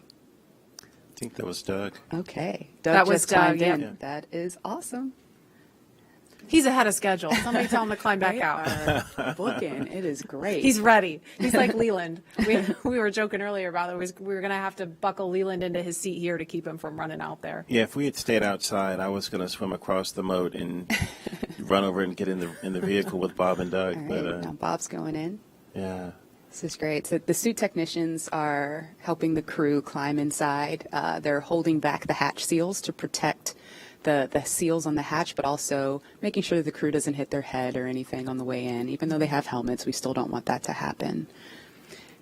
And you know, they climbed in a couple minutes earlier than we expected them to, but you know, Lauren, that, you know, SpaceX has rehearsed this over and over and over again with Bob and Doug. And, you know, and I've heard them say, you know, well, we might be a little bit ahead of schedule if we're ready. It just gives them more time to check things out, you know? Yeah. So right now what the crew, the suit technicians are doing is they're strapping the crew's feet into these restraints that the boots sit inside of.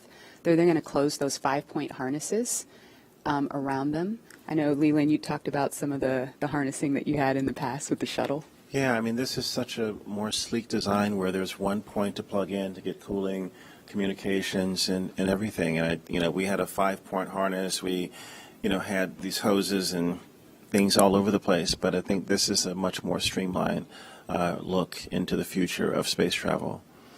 And similar to what was going in the ONC building during the suit checkouts, that seat umbilical is going to connect to the right thigh of the spacesuit. There is a fluid module that is connected to the spacesuit, and that provides fresh cooling air and also nitrox for the leak checks that are going to come up later. But the audio system is also going through that umbilical. So while the crew while the suit techs are getting the crew all buckled in, they're going to perform a comm check.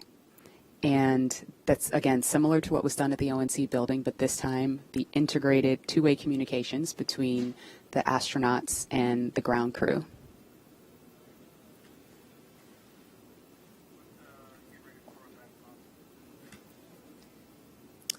And we're going to head back to Hawthorne now, as we just saw Bob and Doug ingress Crew Dragon. Dan?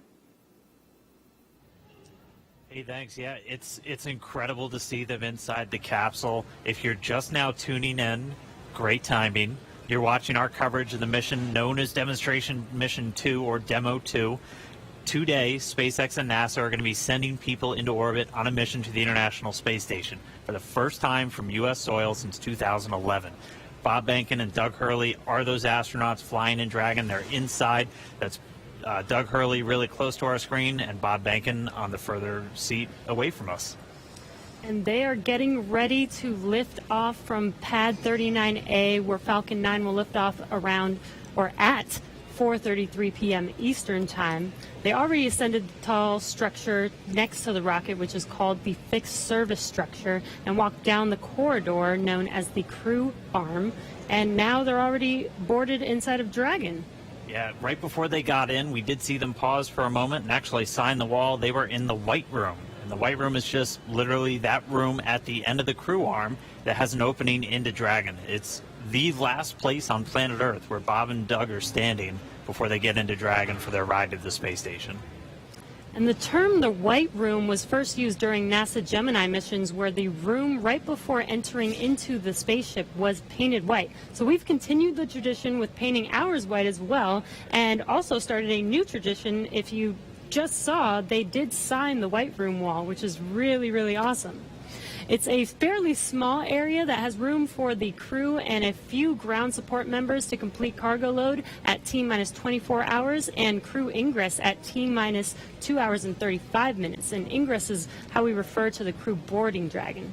And inside the White Room, there's also a movable platform that just gets extended out to the capsule just in order to bridge that gap between the crew arm and the Dragon side hatch, just allowing easy entry into Dragon. And as you might expect, the entire area is environmentally controlled just so the Dragon side hatch can be kept open while we're keeping all of that dust, dirt, Florida humidity out of the capsule, making sure it's pristine for the crew. There's also a big seal that's inflated and compressed against the capsule right now just to help maintain that clean environment. The White Room also has lots of tools in order to open the side hatch, complete crew ingress as they're doing right now, and prepare for any contingency or emergency that may be encountered. And so as we just heard from Lauren and Marie and the team, they're getting into this capsule now. They're getting their seats connected to their suits via that umbilical that's going to give them hardline connections into audio for their comm checks, which are going to be coming up shortly. And again, breathing gas and pressurized nitrox for those suit leak checks. So this will be the second time since getting suited up that they've done these leak checks. We're just kind of all about redundancy and constantly checking our systems as we continue to count down. But I mean, there they are. Right now, we're watching Bob and Doug getting into Dragon, getting strapped in. Before they connected their suits to the actual seats, they did something called a foreign object debris check, or a FOD check, and that just means that they actually get inspected for any substance or debris on their suit that could interfere with those systems on Dragon. And to help protect against debris, the crew has covers on their boots as well as their umbilical port on their suits that need to be removed before they can ingress. So they've already removed those, and as you can see, they are getting strapped in. And once the FOD check is complete, our commander, Doug Hurley, entered first, and then Bob Benkin followed after him. And they're getting buckled in right now, as you can see on your screen, and attaching their umbilicals to their suits. The umbilicals allow the crew to have comms through their suit and air to help keep them cool, as well as delivers nitrox for suit pressurization. And as we mentioned earlier in the broadcast, the suit's primary function is to protect the crew in the event of a cabin depressurization. And just walking through the interior a little bit, there are 4 seats configured inside Dragon right now. They're numbered 1 to 4 from right to left when you're looking at the seats. So we've had a couple of camera views just from the hatchway, so in the White Room. If you're looking at that angle, you go from 1 to 4 right to left. Doug Hurley is in seat 2, or the commander seat. Bob Benkin is in seat 3, which is on Crew Dragon is the pilot seat. And then obviously nobody is in seats 1 and 4 today. Crew Dragon is designed to carry 4 astronauts on these future NASA missions, and we met 2 of the Crew 1 members and heard about their other 2 crew members a little bit earlier. Directly in front of both of our crew members today are 3 touchscreen displays that they're going to use throughout the flight, giving them insight into Dragon systems, seeing any alerts or issues with the vehicle, and if required, taking control and manually flying Dragon. We can see Doug Hurley manipulating those displays right now. And coming up, the crew will do a comm check to make sure that they can hear mission control, and their seats will be rotated into position for launch so that they can see those display panels right in front of them. So now let's check in with John Innsbrucker for the latest on the health of both vehicles. Over to you, John. We're at T-minus 2 hours, 36 minutes, 30 seconds in the countdown for the launch of Falcon 9 with Dragon to the space station. The Dragon launch ops team has completed their major activities to prepare the spacecraft for the astronauts. Checkouts are complete of major systems, including the escape system. And as you can see, ingress of the astronauts well underway. They're hooking their suits up to the various cabin systems. Right now on Dragon, there are no issues in work. Comm checks will be coming up shortly on the Dragon spacecraft with the crew. We might be able to hear some of that, and we'll bring it to you as it happens. Now, currently, the Falcon 9 team is preparing for their final checkouts and propellant load. Checkouts are due to begin at T-minus 2 hours. That's when the majority of the launch crew will actually get on console officially in Fire Room 4 at Kennedy Space Center. Currently on Falcon 9, all systems are go. The Air Force Range continues to report no problems with air and sea space clearance. Everything's looking good. Roadblocks are up around the launch pads. The weather forecast continues to be acceptable, but something we're going to watch all the way through. We're not only looking at weather at the launch site, but we are looking around the world. We need to make sure conditions are acceptable if Dragon has to splash down in the Atlantic in case of an escape. We're also monitoring contingency splashdown locations if the crew had to come back to Earth before docking with the space station. Right now, those conditions are getting better as we go through the day. At the launch pad, things continue to be a 60% probability of violating the conditions, or 40% chance, if you're an optimist, of good weather. But right now, the clock is continuing to count down. All systems are go. We're just inside T-minus 2 hours, 35 minutes. All right, now as Bob and Doug finish their ingress procedures and get comfortable inside Dragon, we're going to continue to listen for those comm checks. They should be coming up in just a little bit. But right now I'm joined now by SpaceX's Jessica Jensen and Lars Blackmore just to discuss a little bit more about what make Dragon and Falcon 9 a 21st century launch vehicle. So first off, thank you so much for joining me today. Jessica, I'll start with you. Yeah. Walk me through kind of Dragon's life history and how we got to where we are today. Sure. So Dragon was designed from scratch 12 years ago by SpaceX. It was designed to carry cargo to and from the International Space Station. And what that means is 12 years ago wasn't that long ago. So we got to use state-of-the-art materials, state-of-the-art, computer processors. So really, Dragon, to start off with, is already a modern advanced spacecraft. But then there's two other parts of it also that really led to commercial crew. One part of it was that we actually were able to man-rate cargo Dragon while it's in the vicinity of the space station and attached to the space station. So that was a huge learning curve for crew. We human-rated a spacecraft for a portion of the mission, and then for crew, you just have to obviously expand it for the whole mission. And then the last part was Cargo Dragon has been this amazing test bed for commercial crew. And what that means is we were able to test out like heat shield materials and parachute materials on Cargo Dragon before they ever flew on Crew Dragon. Very cool. And that's just one part of the equation. Lars, walk us through, again, just the flight history of Falcon 9 from the humble beginnings to where we are today. Well, Falcon 9 first flew almost 10 years ago today. And even though the first version of that rocket couldn't carry humans, the fundamental design was made with that goal in mind. Over the course of 87 launches, we've steadily improved the rocket so that now it has twice the payload to orbit that we started out with. We can land and reuse the first stage and the fairing, and most importantly for today, we have the reliability that we need for humans. Now, what's interesting is that reliability has come from steady upgrades and almost a decade of flight experience. But it's actually quite hard to prove reliability. This is something that the commercial airline industry has been grappling with for decades. And just like them, we rely on lots and lots of testing. So, for instance, if you take the Merlin 1D engine, that has to fly for about 6 minutes continuously to get to orbit. We took one of those and ran it for more than 250 minutes to get the statistical proof of reliability that we need.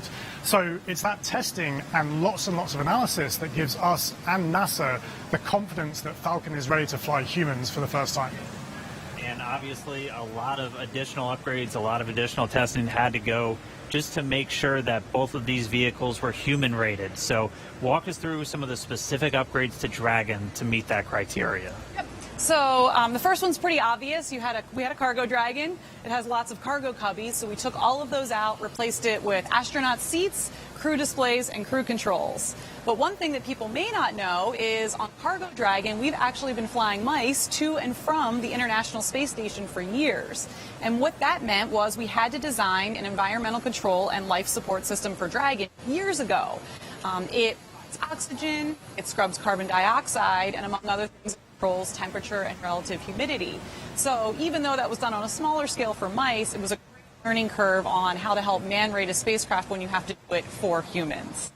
And then, Lars, same question. What kind of specific upgrades had to go into it to certify Falcon 9 for this day? Well, I already mentioned the reliability upgrades. One upgrade that I think is particularly interesting is the launch abort trigger. So people probably know that Dragon has the ability in mid-flight to separate from Falcon and boost the astronauts away to safety in the case that there's some kind of emergency. And that could be triggered by the astronauts or by the ground crew. What people may not know is that Falcon itself has the ability to cause that trigger, and it will do that entirely autonomously using algorithms, software, and sensors. And that's particularly important in the case of a time-critical fault, where aborting quickly means aborting safely. And in some cases, Falcon can do this quicker than 0.3 of a second, so much faster than a human. And Lars, I'm going to pause right there for a sec. We're getting some comm from the crew. And so coming up shortly, we're going to hear these communication checks. Bob and Doug are going to be talking to several positions down on the ground, and they're going to be using both communication speakers inside of Dragon and inside their suits in a series of communications checks. They're also going to be doing these checks over different satellites and ground stations. PLT, comm check, umbilical. CDR, loud and clear. PLT, loud and clear. Core, loud and clear. Umbilical comm check complete. Stand by for ground station comm check.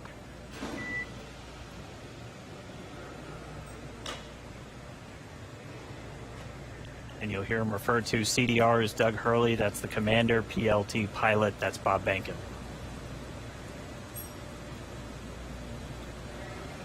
And so that first one we heard was through the umbilical, so that communication linked directly into their suit. Now they're going to do a communication check over the ground stations. We'll also hear one over TDRS. That's the tracking and data relay satellites. Same satellites we use to talk to the International Space Station. That's what we'll be using to talk and track Dragon throughout its entire flight.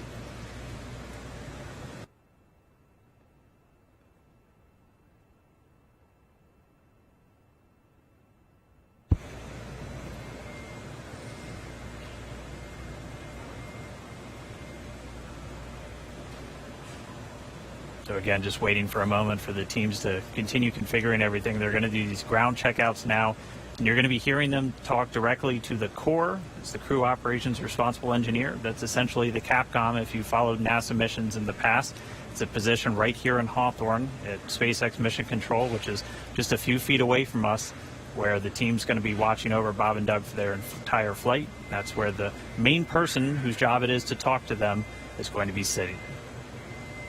We'll also hear them do some checkouts with the launch director down there at the Cape inside firing room 4.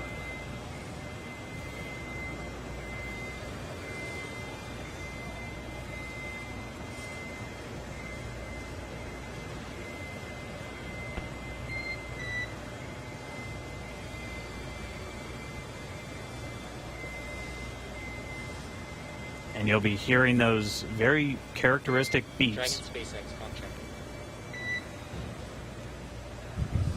SpaceX Dragon, weak but readable. Copy. We have you the same. Stand by. We're still configuring for ground station contract. Dragon copy.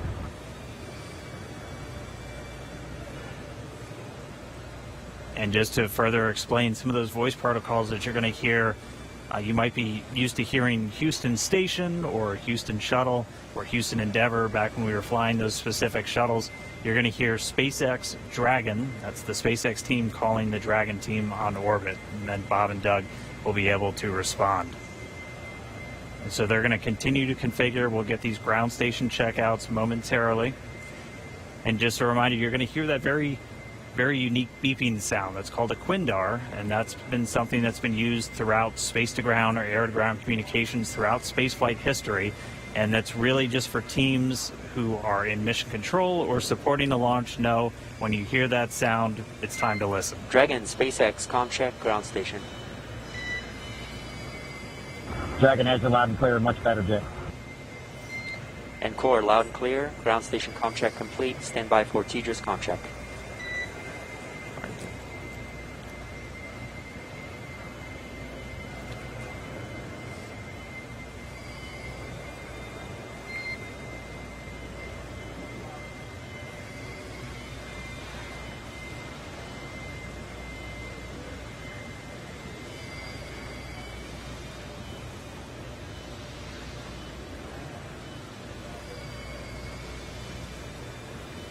Dragon SpaceX comm check TDRS. SpaceX Dragon, loud and clear. Core loud and clear. TDRS comm check complete. Stand by for checks with MD, LV in the launch configuration. Dragon, MD on countdown 1, com check.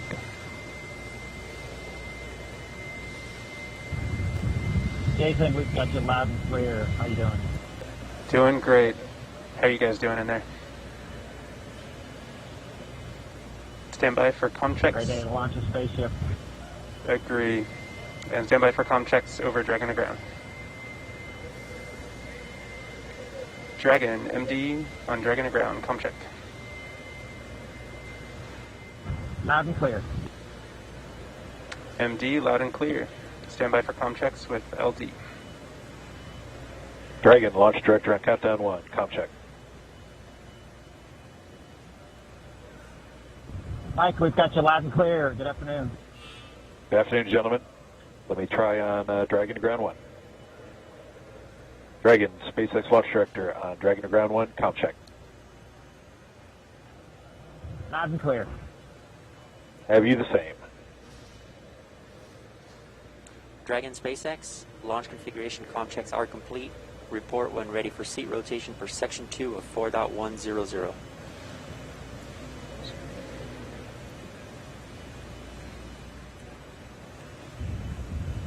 SpaceX Dragon, we're ready for seat rotation. Copy, ready for seat rotation. We will report when initiating. All right, so that wraps up those communications checks. Everything going good with the spacecraft. Bob and Doug talking to the teams on the ground. Pretty soon they're going to get their seats rotated.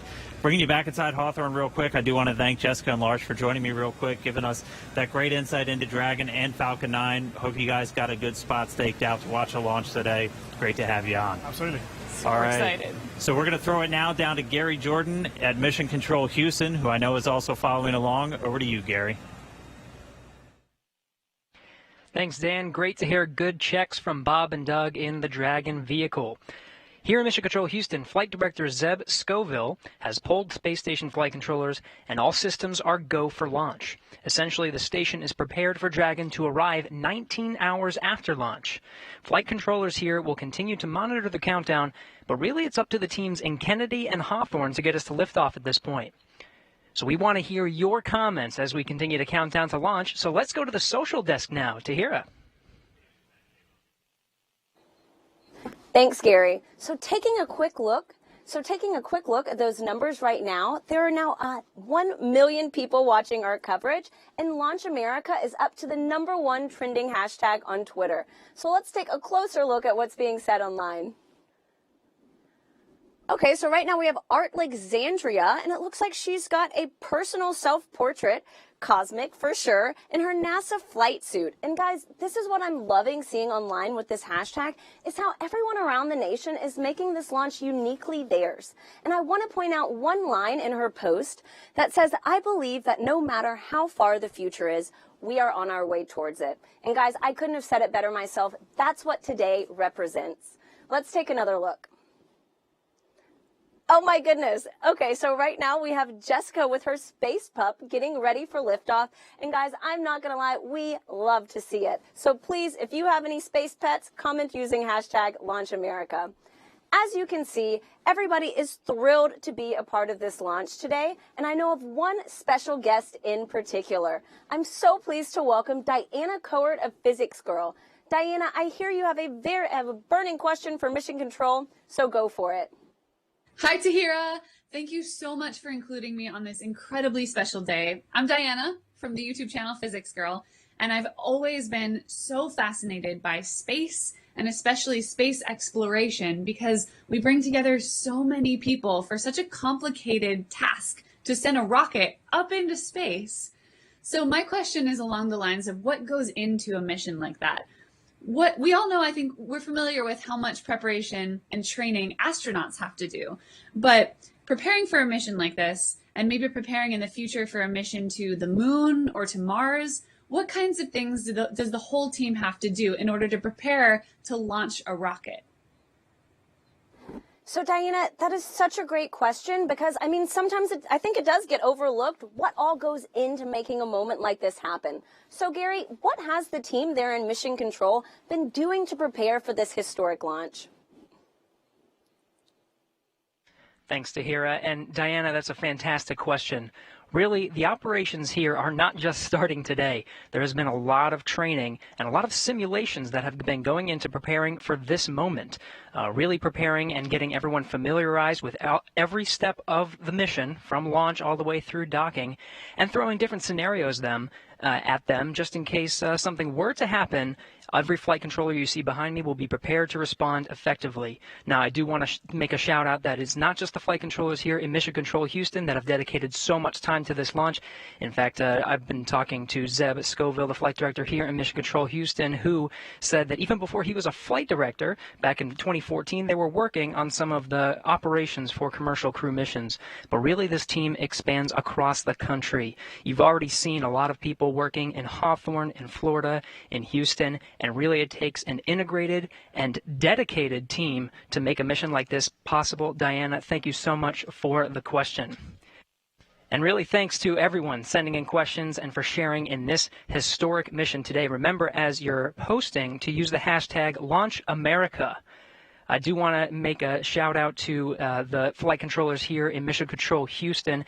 In fact, some traditional flowers have been sent to Mission Control Houston. This dates even back before the shuttle days for every mission to dedicate it to the operations and the controllers here who are working so closely and are integrated in every part of the mission. But now let's head over to Hawthorne for the latest status on the crew and on Dragon. Dan. All right, thank you, Gary. As you can see, Bob and Doug in a little bit different position now. Their suits have been rotated to the launch position. So this just puts their backs a little bit more horizontal with the ground itself, or parallel with the ground itself, and places those displays directly in front of them. We've also already moved into suit leak checks, so this is the second time they've had these leak checks done in their suit. So pressurized nitrox now flowing into those launch and entry suits that they're going to be wearing throughout the dynamic phases of this mission. So right now we are under 2 hours and 20 minutes from launch. We're about 2 hours and 18 minutes and counting from liftoff of the Falcon 9 from the Kennedy Space Center in Florida. It's going to be carrying our NASA crew members today, Doug Hurley and Bob Behnken, aboard SpaceX's Dragon spacecraft. It's been a really exciting day so far. We're fighting against that weather, but we're continuing to press on for launch. The crew has been up since about 6 a.m. as they prepare to head to the International Space Station for part of this Demo 2 mission for NASA. Yeah, and as you can see on your screen, it looks like they're just waiting and getting ready for this mission today. It's been such an exciting day so far.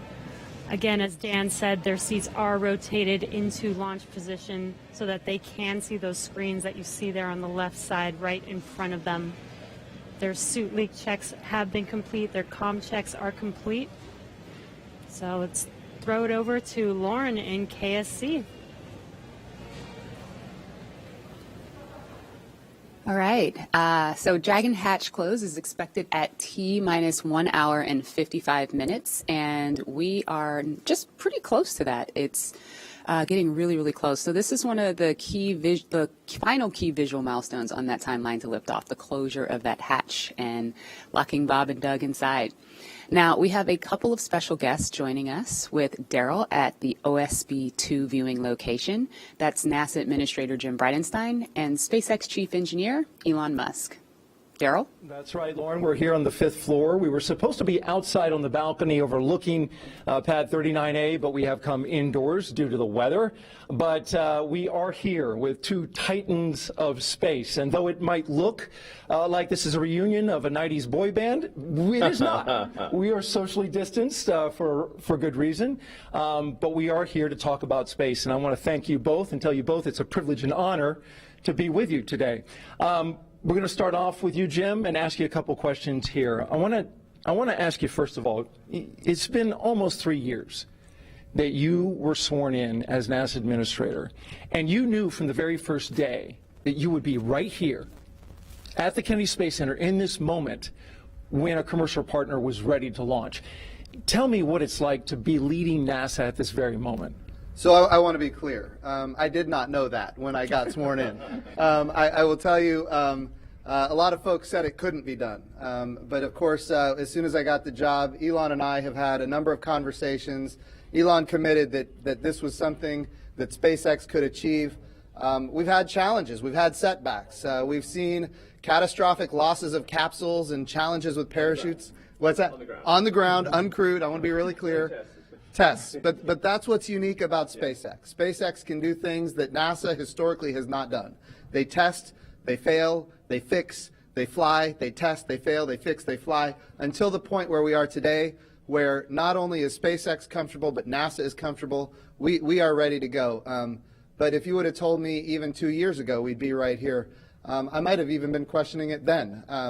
But this is a monumental achievement. It's a Herculean task by the SpaceX team, which we're very grateful for, and also by the NASA team that has been working hand in glove with them to get to this point. And it's good we have Jim and Elon both here to fact check each other, so that's good. Thank you for that. Elon, in 2002, when you started SpaceX, many in the aerospace industry didn't take SpaceX seriously. You remember what that felt like. Yet here you are. You just sent 2 astronauts in a car made by your car company to launch pad 39A with a spacecraft made by your space company. And now they're launching the International Space Station. So I'm wondering, for you, in this moment, do you just pinch yourself thinking, is this really happening? This is a dream come true, I think, for me and everyone at SpaceX. This is not something that I ever thought would actually happen. So when starting SpaceX in 2002, I really did not think this day would occur. I expected 90% chance we'd fail to even get to low Earth orbit with a small rocket.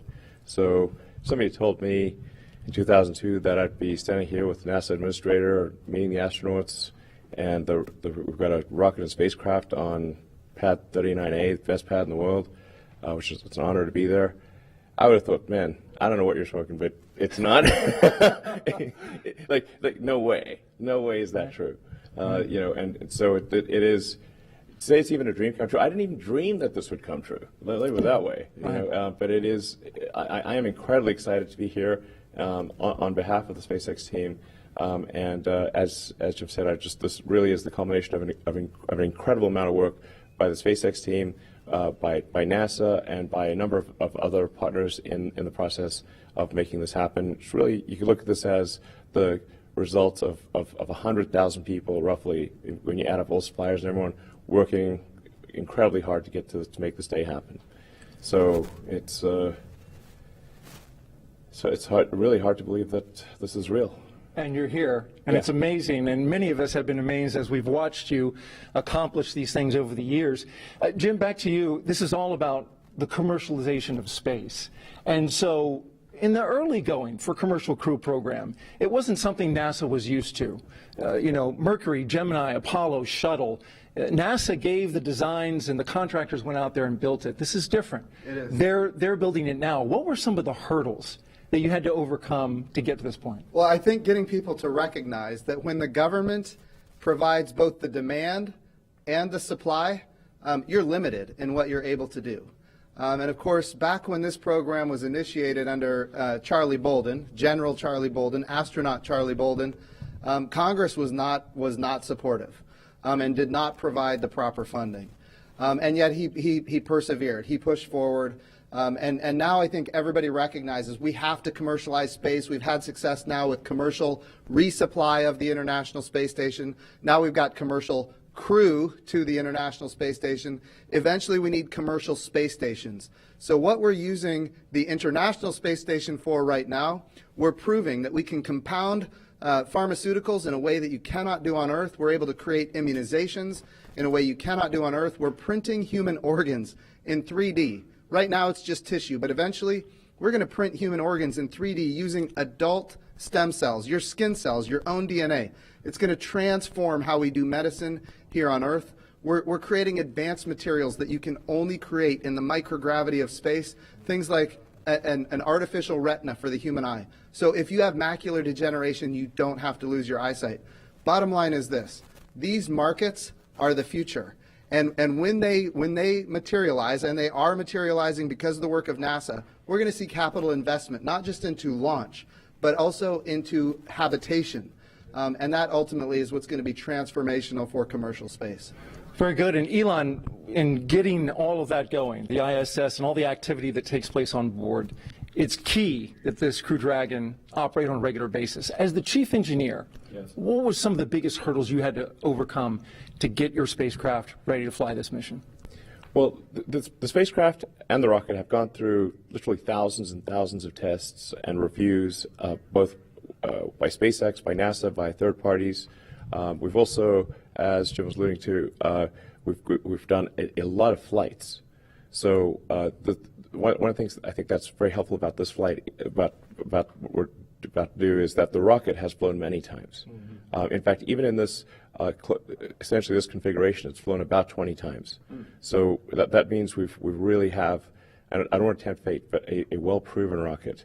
And we've flown Crew Dragon to the space station once, successfully brought it back. We've done a tremendous amount of testing on the ground, and when you do the testing on the ground, you always push the limits.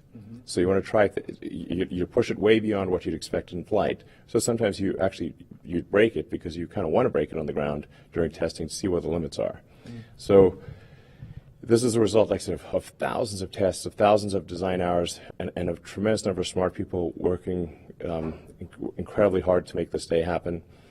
And you've got 2 astronauts on board now. Yes. Do you feel that responsibility? Yes, absolutely. I felt it, I think, most strongly when I saw their family just before coming here. And did you say anything that you can share? So we've done everything we can to make sure your dad's come back okay. Thanks for sharing that with us. Jim, you had some words with the astronauts. What was your take on how they were feeling? I will tell you, Doug Hurley, Marine Corps test pilot, of course, veteran of multiple space shuttle missions. Bob Benkin, flight test engineer, United States Air Force, again, veteran of multiple space shuttle missions. This is not new to these guys.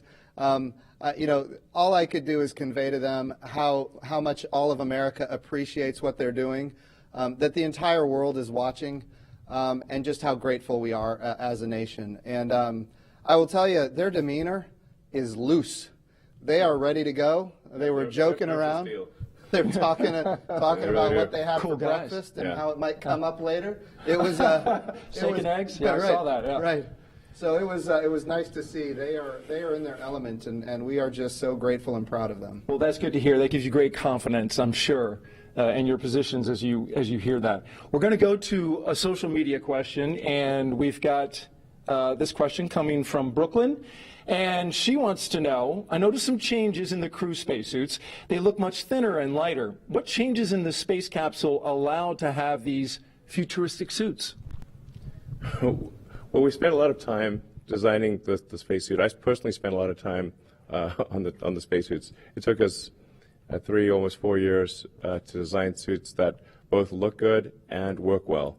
So you can see a spacesuit in the movie, looks good, doesn't work. and then you can make a spacesuit that works but doesn't look good. Because fundamentally it's a pressure suit that's got to survive in vacuum. Right. So it's so it tends to puff up, when it's under pressure, and it's got to handle all that pressure. So it took us many iterations to get the suit to. We really wanted to look great. Fundamentally, what it's about is like we want to inspire kids to say that one day they want to wear that uniform. They want to wear that spacesuit, and get them fired up about, I want to be an astronaut. I want to work on aerospace engineering. I want to advance space flight. And I think what today is about is reigniting the dream of space, and getting people fired up about the future and excited. It's just one of those things that I think everyone. From all walks of life, from all parts of the political spectrum in the United States and elsewhere, should be really excited that this is a thing that is made by humans, for humans, and it's just a great, exciting, inspiring day, and it's one of those, like I said, one of those things that makes you glad to wake up in the morning. Yeah. Functional and inspiring. And there's one on a model right over there, and you got me so excited. I might run over there and put that thing on, Elon. Yeah. They're custom tailored, by the way. I think you won't fit in that one, but we could make one that you would fit in. Well, I appreciate you. I appreciate you saying that. Yeah, because I'm 6'8", so you're gonna have to do a lot of sewing. Well, and the Dragon spacecraft can take someone who's 6'8". My size. Yes. This commercial thing, I'm getting excited. Yes. Yeah. I'm ready to fly, Jim. Yeah. Sir. We've got another social media question we're going to ask. Ashton J. wants to know, how do you think that launching astronauts on American soil for the first time since 2011 will revolutionize future missions? Yeah, so what we're doing here is unlike anything we've ever done before. We are not purchasing, owning, and operating the hardware. We are turning to commercial industry. And going back to the spacesuits, it's the same for the capsule, it's the same for the rocket. We did not tell industry what to build. We gave them top-level requirements. We said, here's the requirement for payload. Here's the requirement for safety. And then we let the innovators, commercial industry, American commercial industry, innovate. And they came up with solutions that had never been dreamed of before. And that's the success of this program. So we're really revolutionizing how we do spaceflight. And I really think when we look into the future, we're going to see these models of doing business with public-private partnerships apply not just to low Earth orbit, which is what we're doing today, but we're taking this model to the moon and even on to Mars. And I hear something about Tom Cruise shooting a movie at the International Space Station. Is that right? I'll tell you what I told Elon just yesterday, and that is this. People ask me about Tom Cruise all the time now, and the answer is yes. We would love Tom Cruise to fly to the International Space Station and make a movie. I'm all for that, and we're going to do what we can to make that happen. But you should know this. There was a day when I was in elementary school and I saw the movie Top Gun. And from that day, I knew that I was going to be a Navy pilot. It's just the way it was. The goal here, and this is what we're doing today. Exactly. And Elon is all about this. Get the kids fired up about wanting to wear that spacesuit, That's exactly wanting to fly that, go to orbit, go to the moon, go to Mars, reigniting the dream of space, and just getting, people of all walks of life, young, old, excited about the future.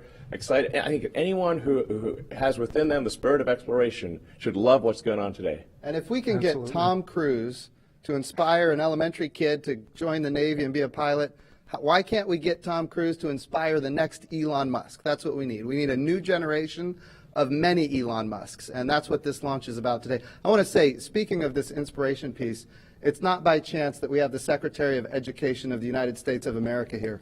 This is all about the next generation. If we have great success in our generation, it's not enough. It has to continue. The challenge with the Apollo program is that it ended. What we're doing now is sustainable, and that's why we have the public-private partnerships and commercial capabilities that are coming online. Very good. And the good news for Tom Cruise is he does a lot of his own stunts. Yeah. So in zero gravity, he should get hurt a lot less. I think it's going to be super cool. Yeah. And as Joe said, it's like this is going to, you want to capture the public imagination, have them see cool things happening in real orbit, real space stations. It's like, I think I'd want to watch that movie.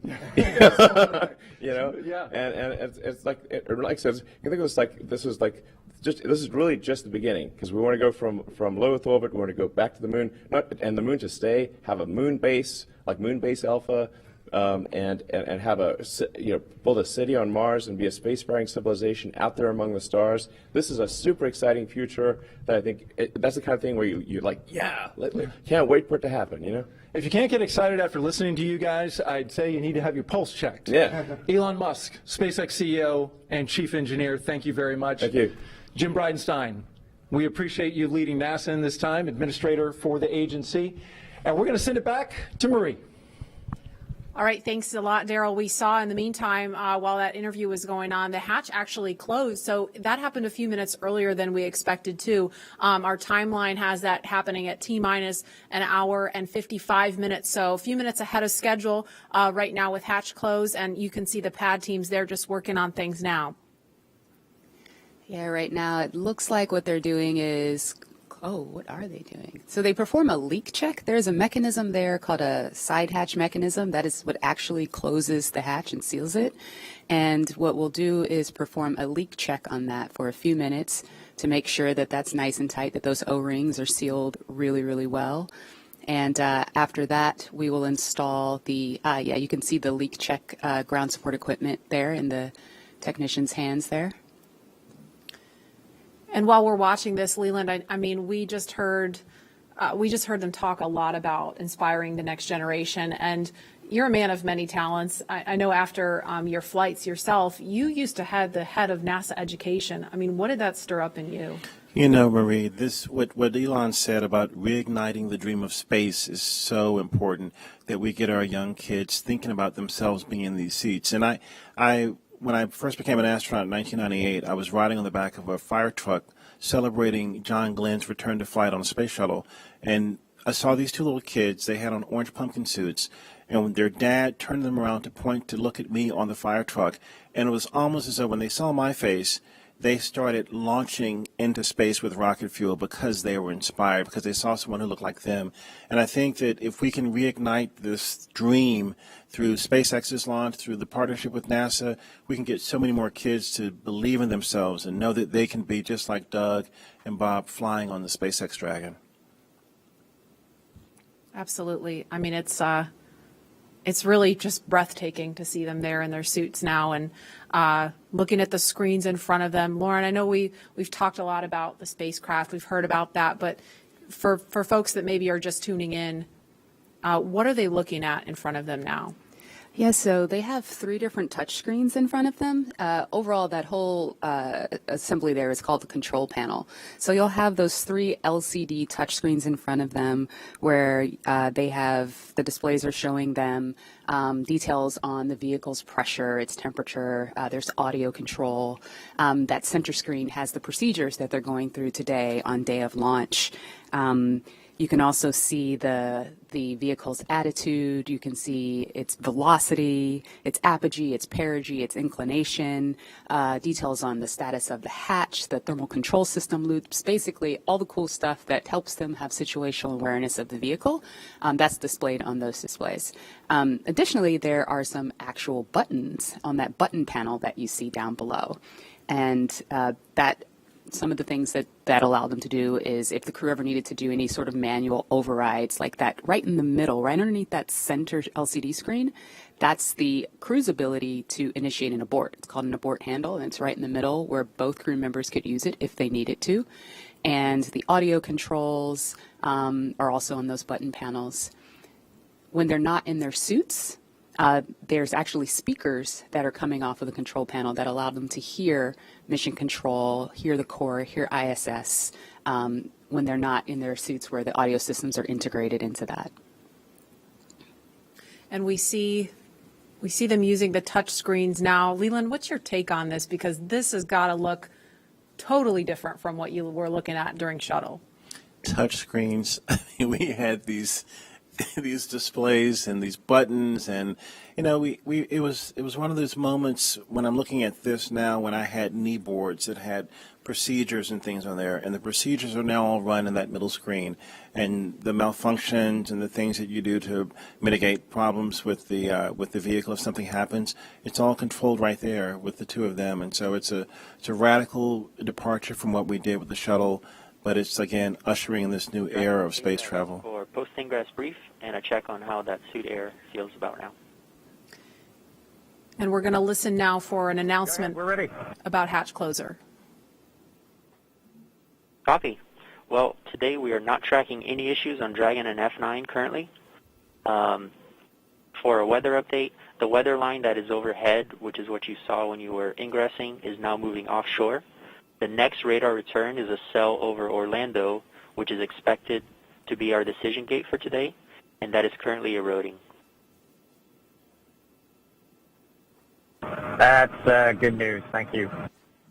Copy. And then one additional item, the Cabo, the orbit site, remains as briefed, so no change there.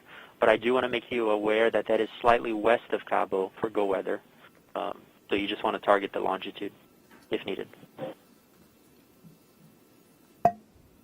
Okay, Dragon copy, slightly west. We'll target the longitude, and the suit air has cooled off, so we appreciate that as well.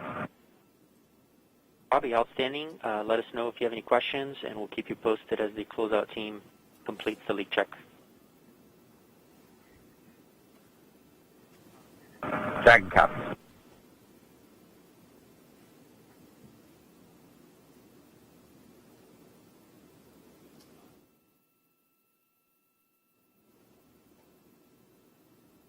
So what we actually heard was a little bit more discussion about the weather, still looking at things, and we're about a minute away from an announcement about hatch closure. Excuse me.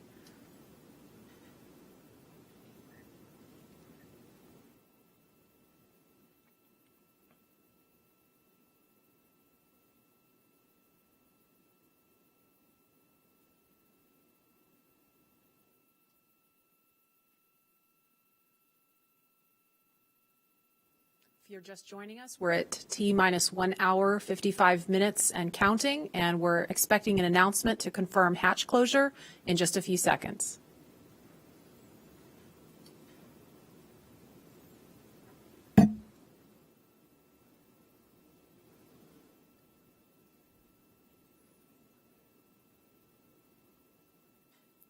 Dragon, SpaceX, for comm checks with Falcon 9. Go ahead. Okay, we are ready for that at that time, if you are ready. We are ready.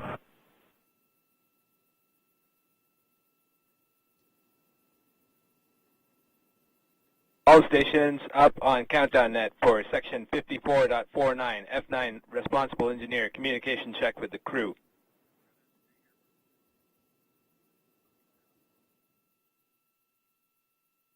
Start with guidance, navigation, and control. Dragon GNC on countdown 1, comm check. GNC Dragon, loud and clear. GNC loud and clear. Stand by for comm check by the propulsion engineer. Dragon, prop on countdown 1, comm check. Prop Dragon, loud and clear. Prop, loud and clear. Stand by for comm check with the avionics engineer. Dragon, avionics on countdown 1, comm check. Avionics Dragon, we have good loud and clear. Avionics loud and clear. Stand by for comm check with the ground segment engineer. Dragon ground segment on countdown 1, comm check. Ground segment Dragon, loud and clear. Ground segment loud and clear. Stand by for comm check by launch control. Dragon, launch control on countdown 1, comm check. Launch control Dragon, loud and clear. Launch control loud and clear. Stand by for comm check by the chief engineer. Dragon, chief engineer on countdown 1, comm check. Bala, Dragon has you loud and clear. Chief engineer, loud and clear. This completes the F9 responsible engineer comm checks. Dragon, chief engineer on Dragon to ground. Go ahead, sir. I was just doing a comm check on this loop. Good luck, guys, and buckle in.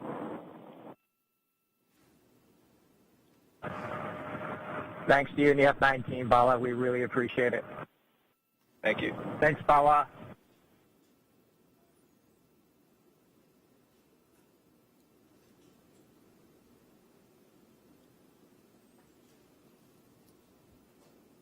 So we just heard a series of comm checks there. And Lauren, I don't know if you want to describe a little bit more about why that's important. And we heard the acronym GNC. They said guidance, navigation, and control really quickly, and then went back to the acronym GNC. Can you kind of explain to folks what that means? Yeah, the launch chief engineer, Bala, as you heard them thanking him towards the end, initiated a comm check with all of the different subsystems that those engineers that are on console and those operators today, and talking with the crew, making sure that they were able to communicate with them bidirectionally, and just handing that check off from all of the different stations on console today. That was really, really cool. We obviously don't do that when there's a satellite on top of the rocket, so this is the first time for a real flight that we've done that operation, which is very awesome.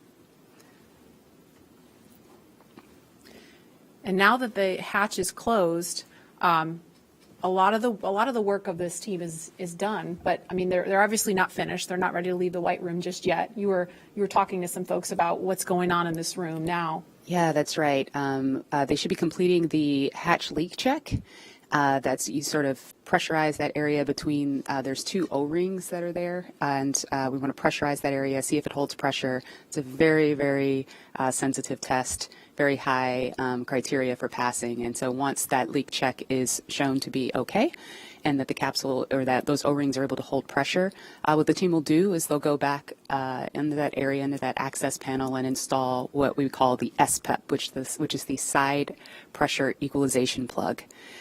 Once that is plugged, you've really closed everything up. And When the crew splashes down, what they'll actually do is pull that plug to equalize pressure across the hatch so that you don't cause the hatch to buckle due to a pressure, or sorry, the hatch or the capsule, the weldment, any of the vehicle to buckle due to a pressure differential.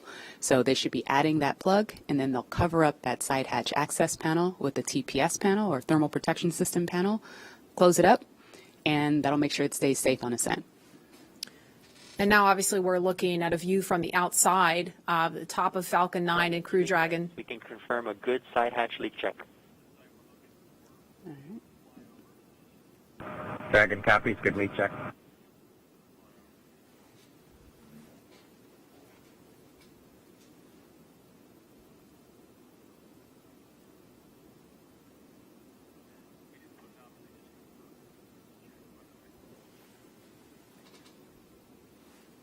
And we just heard confirmation of a good leak check.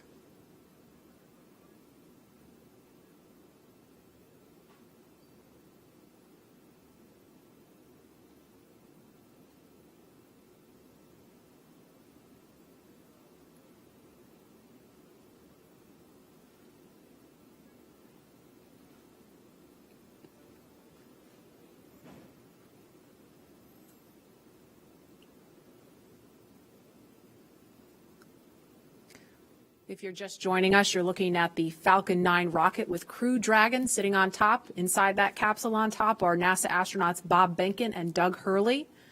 And we are inside of 2 hours until liftoff, if the weather holds up.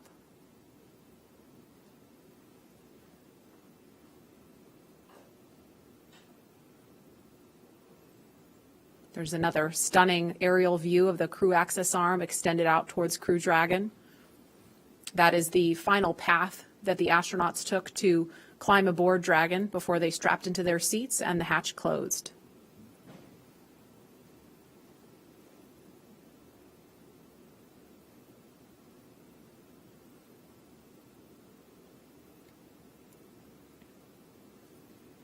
And no doubt Bob and Doug are focused on the mission ahead, but you know, we also heard the administrator and Elon Musk talking about how they've been kind of jovial and joking around. And Leland, you kind of mentioned to me during that segment that that's really important.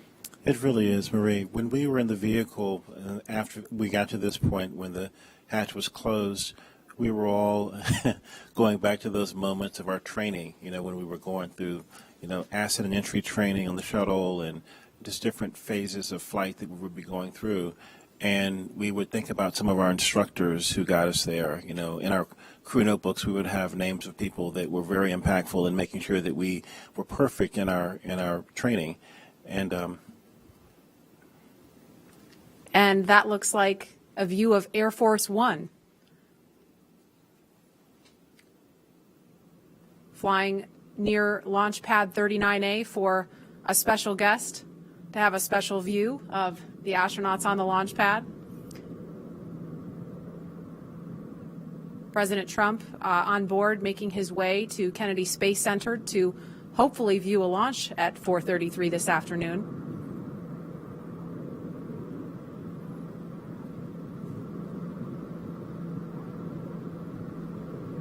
And there they are in view of the launch pad, so no doubt he's looking at the window, looking out the window at Bob and Doug on the pad. That's got to be an amazing sight to see from on board Air Force One.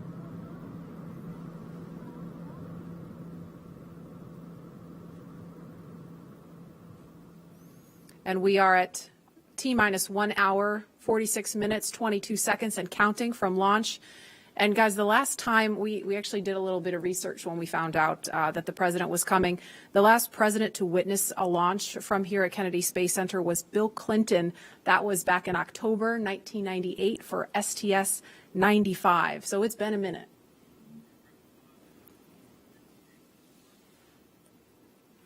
Okay, and we are about 56 seconds away from the, oh, no, we're not. We have an hour and 56 seconds away. Never mind. Instead, we are 1 hour and 45 minutes away from launch. And Tahira, you are there with the social teams. I bet you are seeing some excitement on all the things we just saw on the screen there.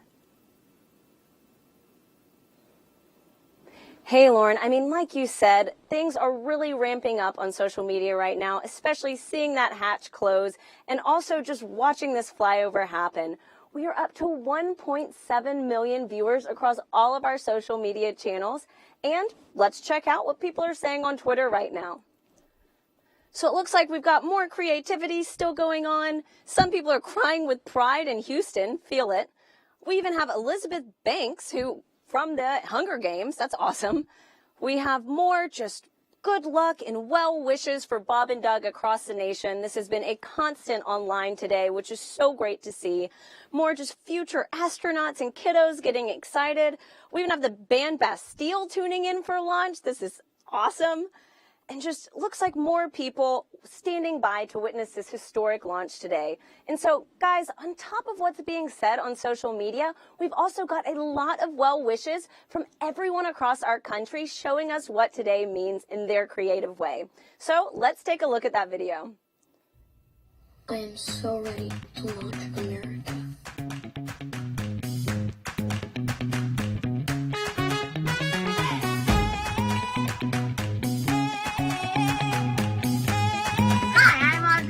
I built this baking soda rocket and I'm gonna launch it.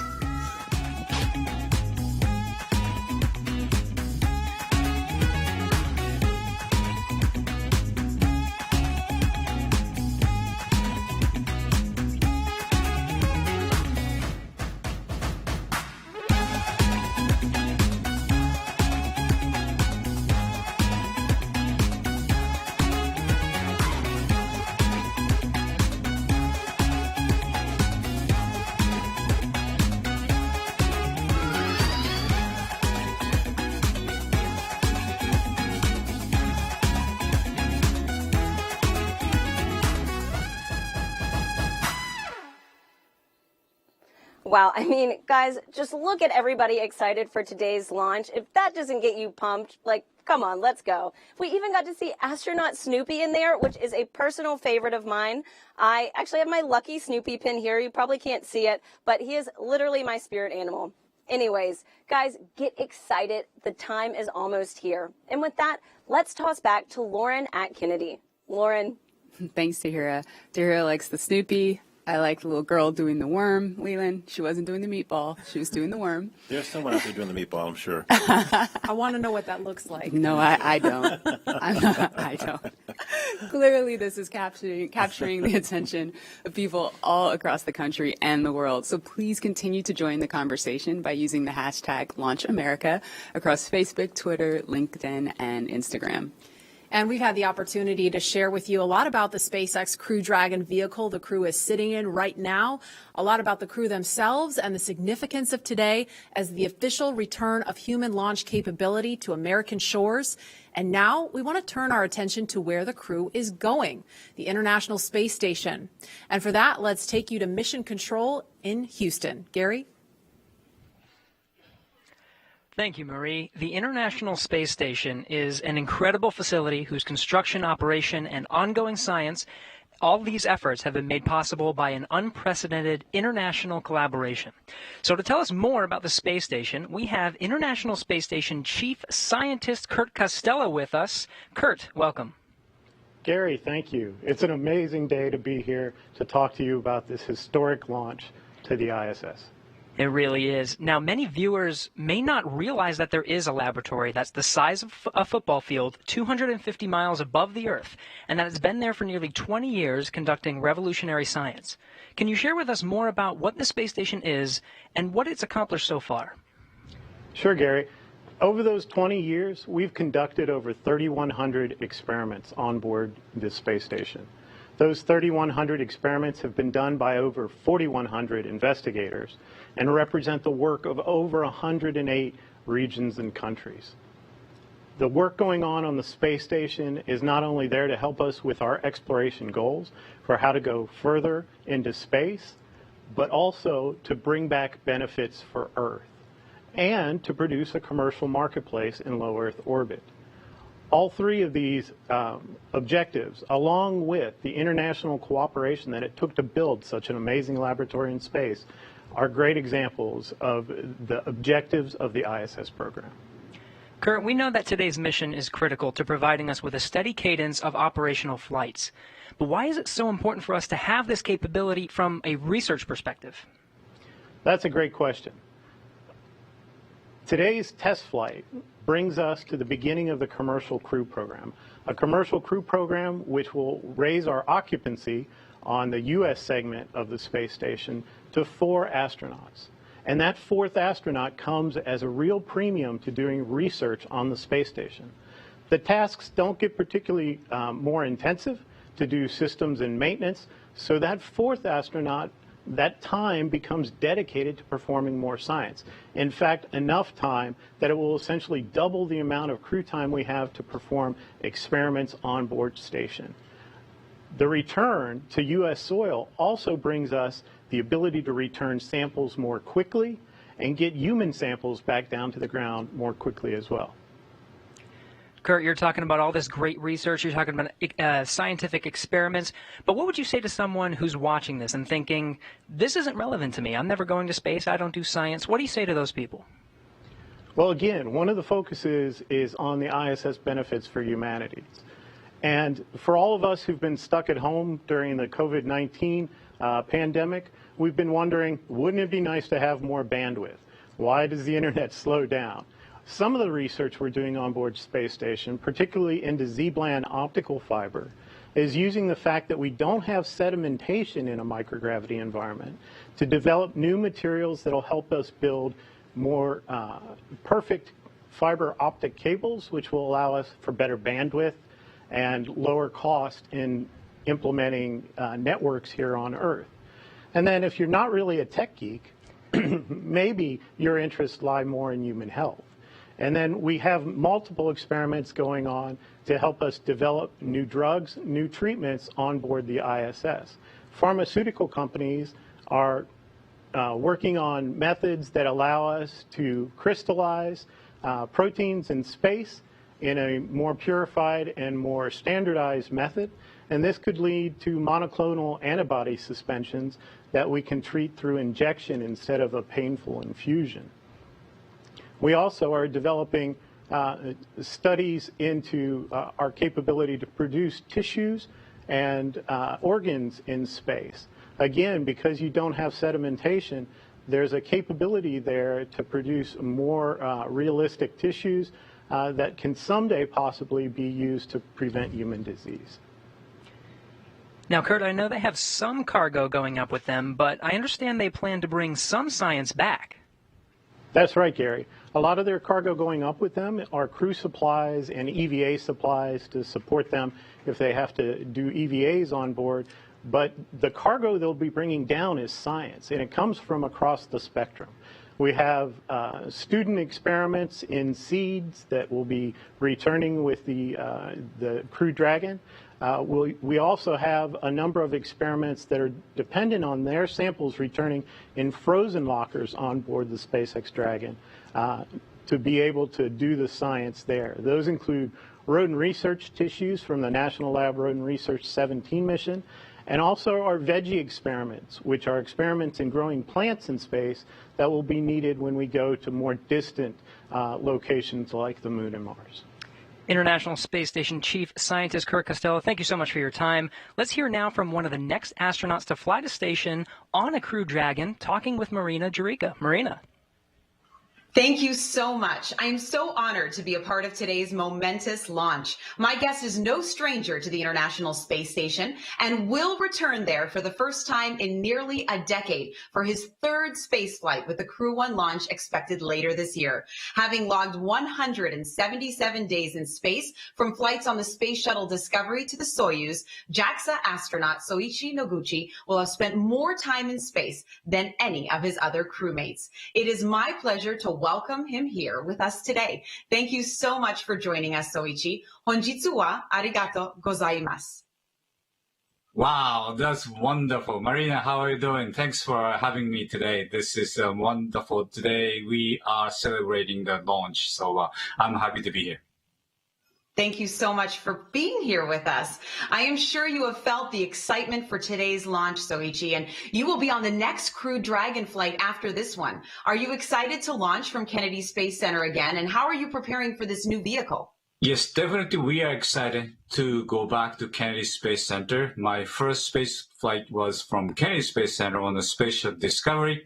That was 15 years ago, but my memory is still fresh. I still feel the vibration of the launch, the same launch pad of 39A that the demo to go up, and the same launch pad that we will go up as a Crew 1.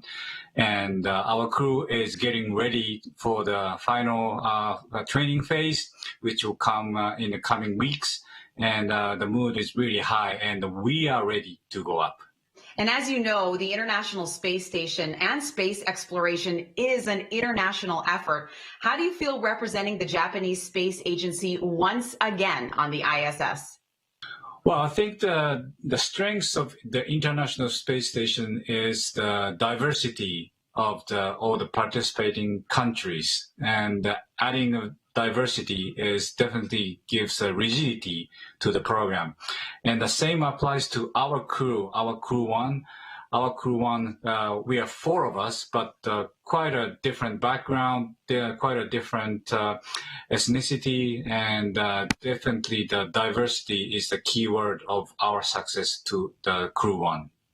And I'm sure it will be very successful. What are you looking forward to once you get back to the ISS? Well, this will be my third visit to the International Space Station. I'd like to see the things my colleagues keep saying, hey, you got to visit the space station again because it's getting more comfortable, more roomy, and I cannot wait to go back to my sleep station after 10 years. And nothing beats that view, does it? Oh, definitely. My last flight, we actually installed a big window called the cupola, and that was a big hit, obviously. This is the number one leisure time for astronauts, and I'm ready to shoot as many photos as I can this time as well. Amazing. I will look forward to seeing those photos. I'm sure you remember exactly what it feels like in these moments right before a launch. What do you think Robert Behnken and Douglas Hurley are feeling right now as they prepare to head to the ISS? Well, Doug and Bob's space shuttle veterans, they know the drill. They have launched, they experienced the launch before. So I think they're pretty relaxed. And so far through my training, I learned that most of the steps before the launch is quite similar to what we have in the space shuttle days. So, different suit, different vehicle, but all the necessity steps to go up into the capsule should feel similar. So I'm pretty sure they are relaxed. Of course, they are very excited. I'm sure they are. Gokatsu yaku wo oinori shite imasu. Honjitsu wa arigato gozaimashita. Thank you so much, Soichi, for joining us today. Oh, Marina, you are so good. Domo arigato. And we'll both enjoy the beautiful lunch today. Thank you very much for having me. Bye-bye. Bye-bye. Good luck with your launch later this year. And as the excitement builds towards launch, I will send it back to you. Thank you, Marina. I now have the distinct pleasure of being joined by one of NASA's record-setting astronauts and a recent resident aboard the International Space Station, Christina Cook. Christina, thanks for joining us. Great to be with you, Dan. Christina, we're coming up on 20 years of continuous human presence on the space station, and you were one of those humans. What's it like to see a new milestone like this launch unfold after so much history already?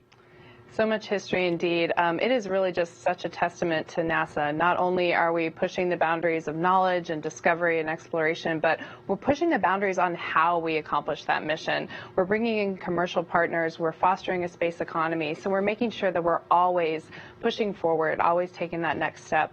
I think it's such a privilege to be part of an organization that recognizes if we're not actually making steps and innovating every single time we do this, then we're not truly answering humanity's call to explore and to push those boundaries.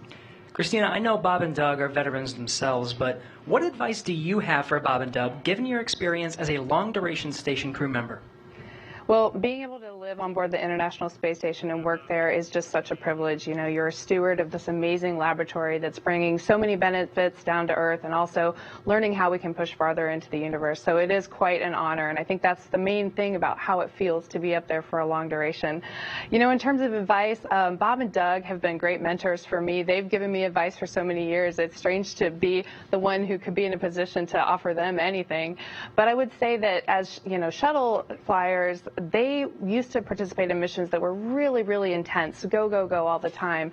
Long duration space flight is more of a marathon than a sprint. So I would tell them to take that moment, enjoy it, and, you know, really welcome the opportunity to have part of your mission be taking it all in and sharing that with the people that got you there. Thanks again, Christina. Always a pleasure to hear from you and fantastic words. Thank you for sharing. Thank you. My pleasure. So once again, once Bob and Doug arrive at the station, they'll be greeted by astronaut Chris Cassidy. But before we do that, let's toss to a briefing.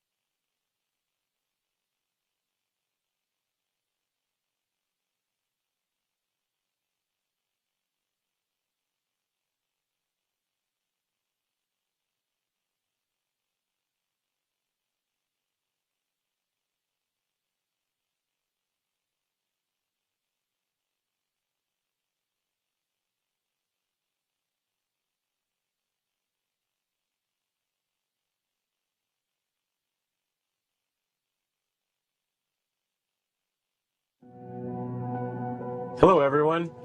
I'm astronaut Chris Cassidy, commander of Expedition 63 on board the International Space Station, flying 250 miles above the Earth. Like you, I'm excited about today's launch and the possibilities it will bring to America and to the world. But also, I'm very excited that two close friends will be arriving and joining the crew. I had the privilege of flying with Doug Hurley on both of our first shuttle missions back in 2009. Together, we came to the International Space Station and helped construct the amazing facility that it is today. Although this will be my first mission with Bob, it was my honor to follow him as the chief of the office when he left back in 2015 to begin training for this amazing mission. Personally, I've been very fortunate to fly in two different spacecraft. Launching from America on the shuttle, and most recently launching from Kazakhstan in the Soyuz. But I can't tell you how exciting it is to know that we're once again launching Americans from the coast of Florida. And finally, here's a story I'd like to share with you. Back in 1981, John Young and Bob Crippen launched on Space Shuttle Columbia, the very first space shuttle flight, marking the last time we flew Americans on a brand new vehicle.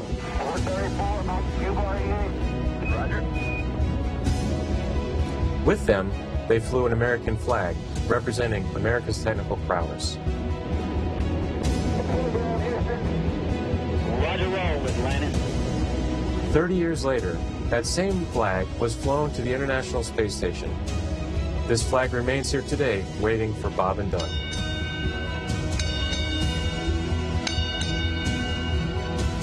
Our flag means so many things to our country, and this small piece of America represents what we'll be able to achieve together. We'll never stop exploring. And so Bob and Doug can take this very special flag home to Earth, where it awaits its next journey to the cosmos. In a few years, the first Orion crew will take this flag with it around the moon. All of this starts today. I'll be watching outside the window, along with everyone else in America and around the world. I can't wait to look out the window and see my friends on close approach. Go Falcon 9, go Dragon, and go Bob and Doug. I'll see you soon. And that was a very special message from NASA astronaut Chris Cassidy, right now the lone American aboard the International Space Station. So he will be ready and waiting to welcome Bob and Doug when they arrive tomorrow, if liftoff happens today, a little later tomorrow morning. The countdown now stands at T-minus 1 hour, 25 minutes, 54 seconds and counting until launch. And we'd like to share with you just how much has happened here at Kennedy Space Center since the last time we had a crew on the pad launching from here. As you can imagine, the end of the shuttle era was a bittersweet moment for many people across this spaceport. But in the end, we knew we were striving for this day, and here we are.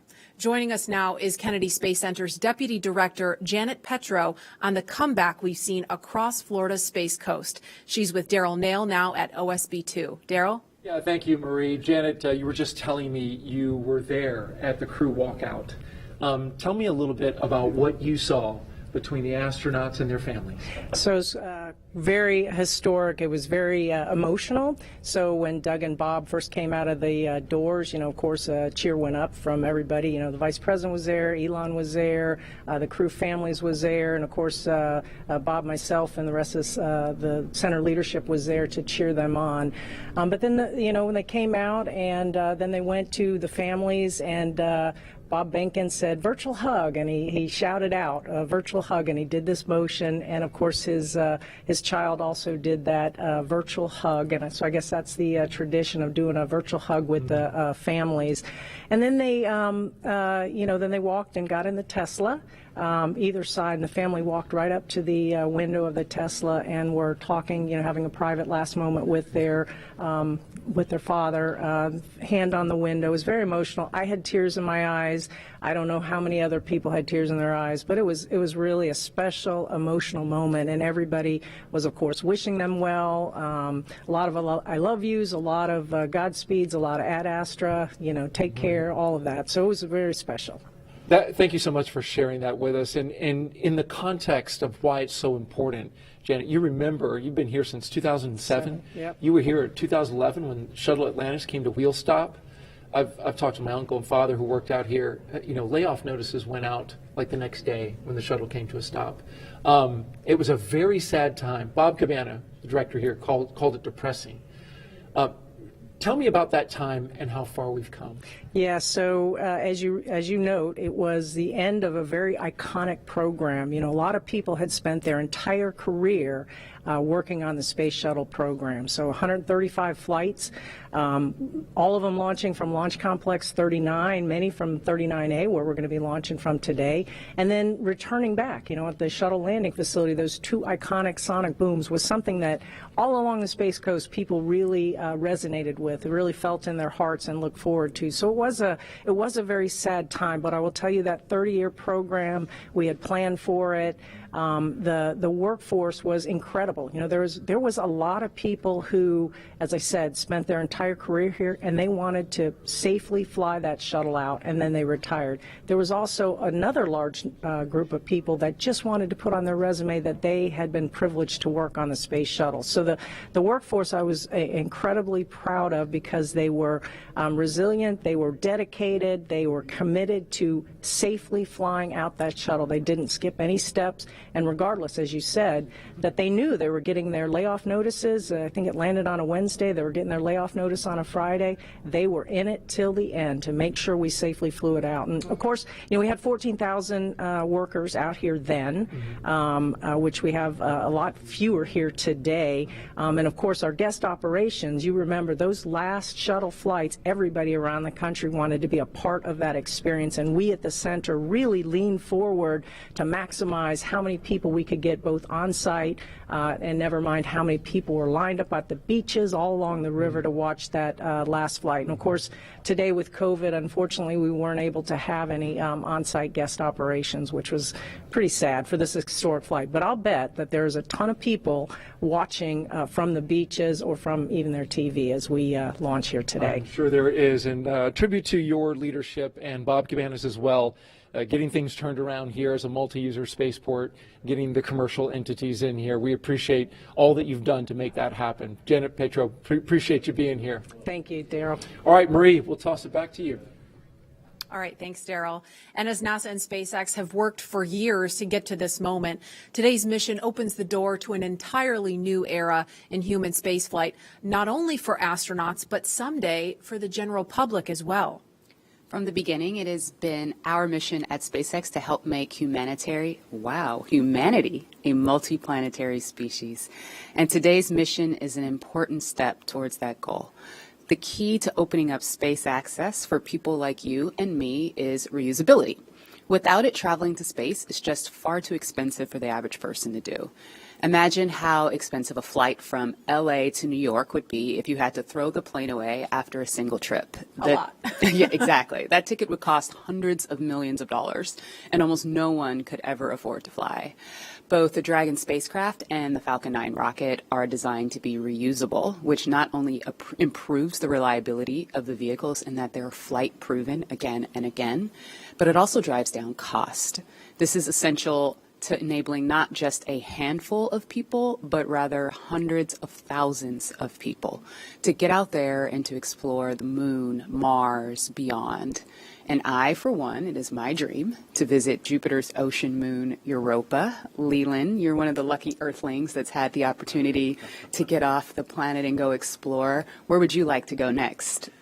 You know, Lauren, I think I would like to go to Mars and, be there for, about a year each way and then a year on the Martian surface. But the one condition I would have to have, my pups would have to go with me because it's about exploring new places, but taking your family with you. We have these crewmates that are people that you get to know and love, over a course of training, but it's nothing like having your family with you. And I think that's something that we're going to be seeing in the future, people living and working on other planets as a family. I think there are a lot of people who want to see your dogs with you in space. Well, we've seen them in an official portrait. I know that the dogs came in with you to take a picture in your spacesuit back in the day. Yeah, it is. Well, we kind of snuck them in. No dogs allowed at NASA.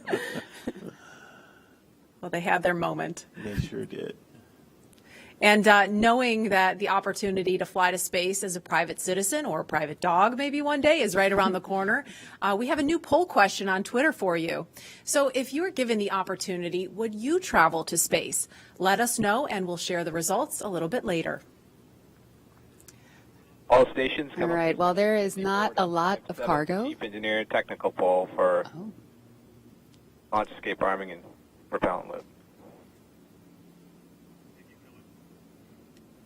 All right. Now, while there's not a lot of cargo in today's mission, Dragon is carrying two special payloads, aside from Bob and Doug, of course. The first is a series of custom art pieces entitled Humankind by Los Angeles artist Tristan Eaton. These indestructible, double-sided paintings are made from gold, brass, and aluminum, and they celebrate how far humanity has come, as well as how far we still have to go. It includes a beautiful homage to the Saturn V rocket, as well as a nod to Bob and Doug's current ride to space. You can find more images and information about these pieces on SpaceX's social channels. Next, in the spirit of inspiring the next generation of explorers, we wanted to celebrate the class of 2020, from kindergarten all the way through graduate school. SpaceX and NASA invited students from around the world to submit their photo to fly on America's first human spaceflight in nearly a decade. Each graduate's photo was used to create a mosaic image of the planet Earth, which we printed and is being flown aboard Bob and Doug's flight on the Crew Dragon spacecraft. We received nearly 100,000 photos. So thank you and congratulations to all the world's graduates. I am so proud of what we're doing today. And I think about regular people flying in space on a SpaceX rocket one day. When I first went to space, I thought my primary task of installing the Columbus laboratory would be my aha moment, but it was when Peggy Whitson invited us over to the Russian segment to have a meal. She said, "You guys bring the rehydrated vegetables, we'll have the meat." And we're doing this, having this meal, and it's with African American, Asian American, French, German, Russian, the first female commander breaking bread at 17,500 miles an hour, going around the planet every 90 minutes.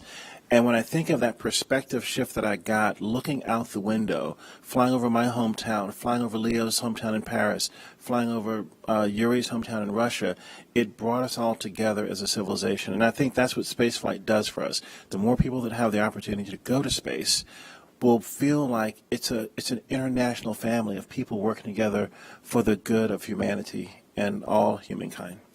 Absolutely, and it's exactly what that piece of art was all about. Yeah.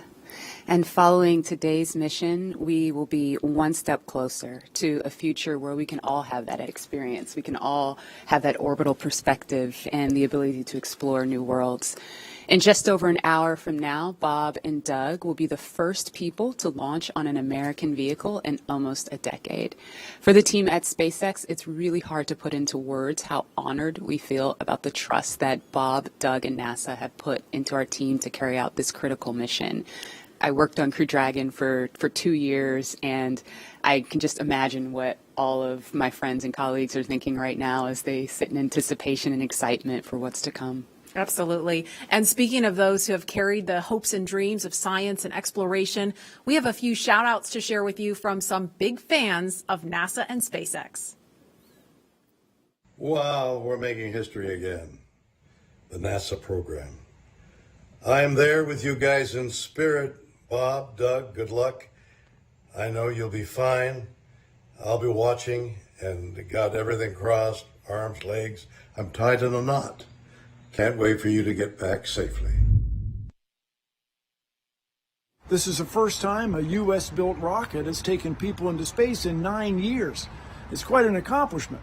So for us at the Planetary Society, more rockets means more exploration. More people in space means more exploration. More countries involved in the endeavor of spaceflight means more exploration. This is how we know the cosmos and our place within it. So congratulations, SpaceX. Here's wishing your team, and the crew especially, a safe journey and the joy of discovery. Let's go. And a big thanks to William Shatner and Bill Nye for those well wishes. And while we're keeping an eye on the pad, we want to bring in NASA astronaut Rex Walheim. If that name rings a bell, it's because he flew 3 space shuttle missions to the International Space Station, including the final one by Atlantis, STS-135. He was one of the last 4 people to ascend the tower at Pad 39A and head to space. And he currently is Deputy Director of Safety and Mission Assurance at Johnson Space Center in Houston. Rex Walheim, thanks for joining us. You and Leland actually flew together. Hey, Rex We did. Dog. Great flight. Really enjoyed flying with Leland. Hey, old dog. Rex, you flew on the final shuttle mission, we said STS-135 with Doug, in fact. What's it like seeing him in Crew Dragon right now? It's great. This is what we've been looking forward to. You know, after the end of the shuttle program, you know, it was a very important time where we wanted to transition to this commercialization of space flight to allow these commercial companies to take our astronauts to and from the space station. So in the 9 years we've had since we last landed on Atlantis, we've really worked hard for that. We've worked with our SpaceX partners and our Boeing partners, and here we are. Today's the day. We're taking that first step in this new era. What do you remember most about launch day for STS-135? I think it was just you felt the weight of it. The space shuttle was a storied program, 135 flights, and thousands of people had poured their lives into this program to launch probes to the planets, to launch the Hubble Space Telescope, and then, of course, to build the International Space Station.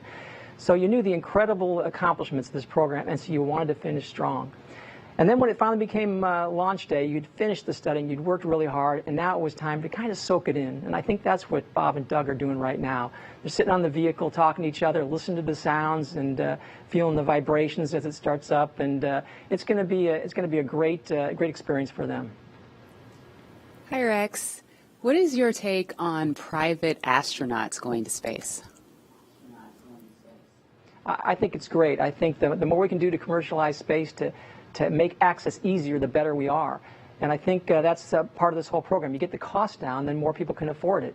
And you get the cost down, you can do more things in space, more science, more research. And it is a transformative experience to fly in space, and I wish more people could see that.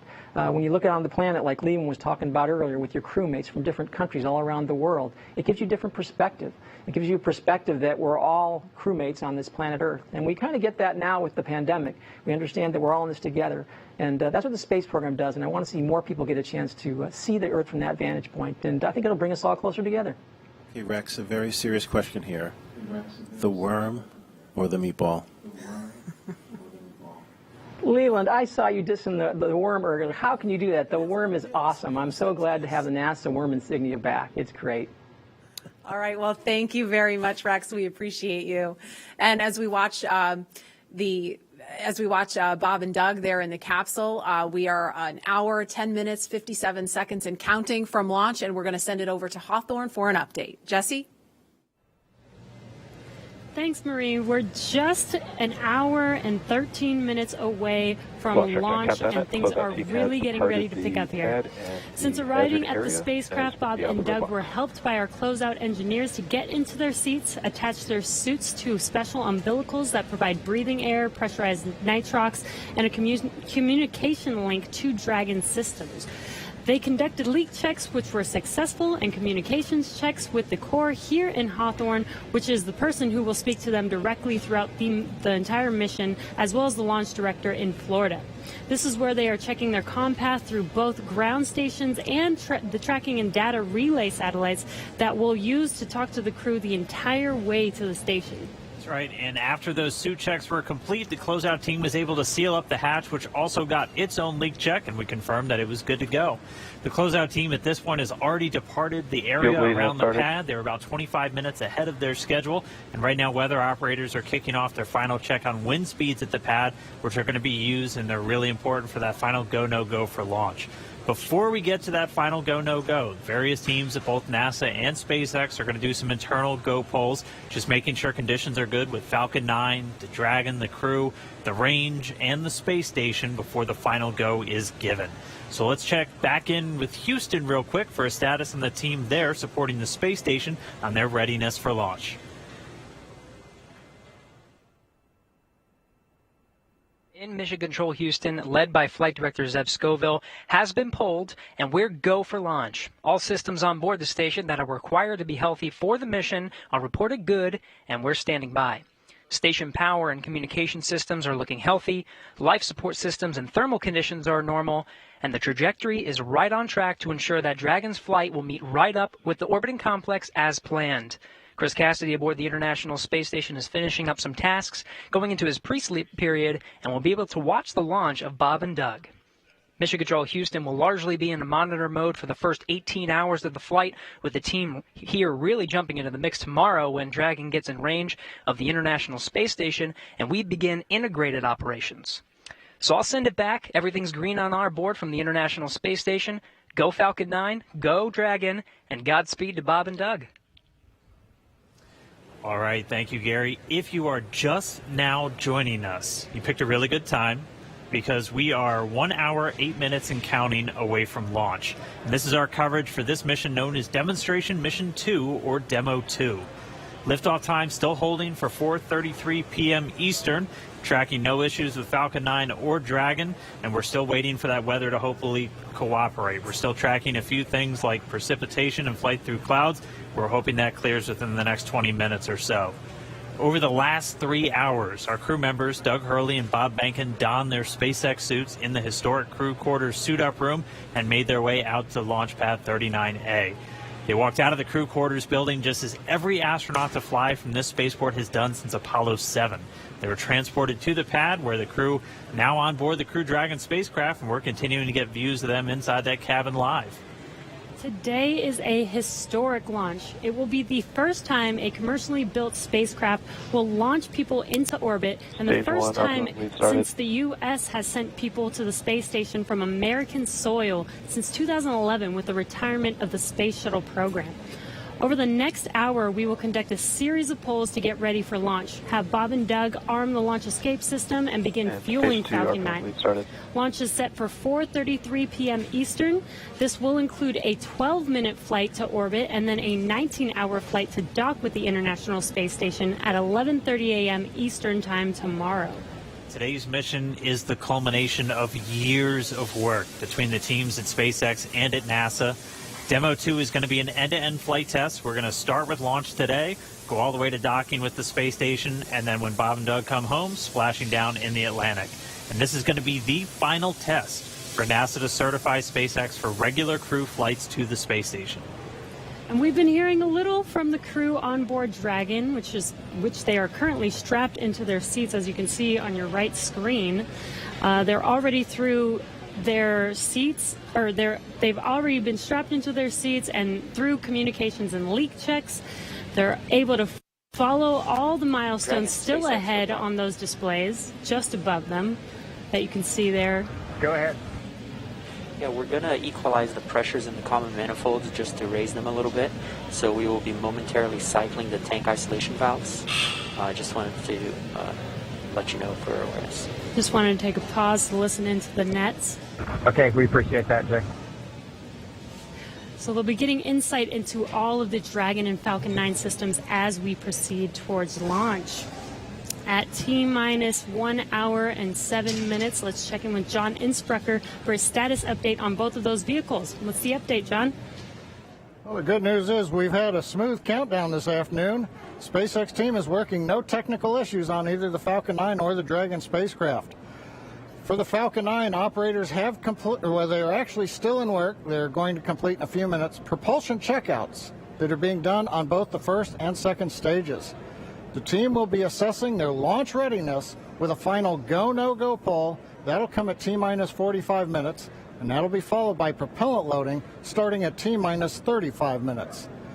Now, earlier today, Dragon operators performed a series of checkouts of Dragon's flight systems. The spacecraft is also currently go for launch.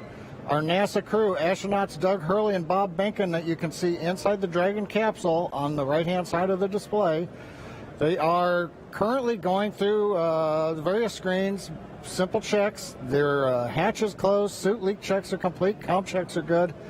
The next major event for Dragon is going to be retract of the crew access arm that you can see on the left monitor up alongside the Dragon capsule. That's going to happen somewhere between 45 and 42 minutes before liftoff. Now, the big one right now is the range. The range is currently red for launch from historic Pad 39A. Now, the air and the sea space is clear, and the worldwide network of ground stations, as well as the tracking and data relay satellites, they are ready to support Dragon as it heads into orbit. But the range is red for the weather. We recently did clear, we went green for lightning, but we are still violating several constraints. Rain, cumulus clouds, field mills, which is essentially you can tell that the atmosphere is energized around the launch site. We are expecting that we'll possibly clear that. We're going to hear a weather briefing at 1 hour with the expectation that those conditions may clear shortly afterwards and allow us to move into propellant loading. Also, we've been releasing balloons. What we're seeing at the upper altitudes is conditions look good for Falcon 9 with Dragon. No concerns have been expressed by the GNC guidance team right now. Now, as a reminder, today we have an instantaneous launch window at 4:33:35 Eastern Daylight Saving Time, or just past 33 minutes after the upcoming hour. So we get one chance at it today. But currently, T-minus 1 hour and 3 minutes, just passing that. Falcon 9, Dragon are go. The range is ready to support, but now we're waiting on the weather as we've been expecting all afternoon. Thanks, John. We've got an extensive history now of flying Falcon 9 from the Florida coast, and just last year completed a test run of the mission that we're less than an hour from beginning here today. The purpose of that mission was to demonstrate Dragon's capability to safely and reliably fly to and from the International Space Station. The success of Demo 1 was a really exciting moment, and it paved the way for today's mission, where we are just moments away, hopefully if we get that weather, from flying U.S. astronauts from U.S. soil for the first time since 2011. Dragon and Falcon 9 together have years of operational experience, or what we refer to as flight heritage. As I mentioned earlier, SpaceX has successfully completed 21 flights of Dragon to and from orbit since 2010, including 20 trips to the International Space Station. Not only have we conducted thousands of hours of testing, we've also enhanced and added a number of safety features to Dragon. Much of what was learned with the Cargo Dragon was leveraged in the Dragon design of SpaceX this valve vehicle. cycling is complete, expected behavior, and wanted to hear if you were able to hear those. We actually did, Jay. We were just making a comment about that. I heard some clicking, and Bob watched it on the systems display, so absolutely. Copy all. And that again right there, that's the crew talking to the Corps here in Hawthorne, California, who's going to be talking to them throughout their ascent uphill today. So they were just doing a quick checkout. Bob and Doug confirmed they were able to hear it. Sounds like everything's still good, so still no issues with Falcon or Dragon.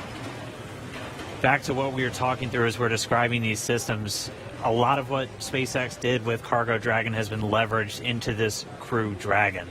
The vehicle is designed to be fully autonomous, which means it can basically fly itself, but it also features a full manual override capability if the crew needs to take control in case of emergency. Many of the other enhancements help towards SpaceX's goal of reusability and less refurbishment time between missions.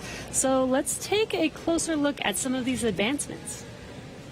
Standing at almost 27 feet tall from bottom of the trunk to top of the nose cone, Crew Dragon's composed of two main elements.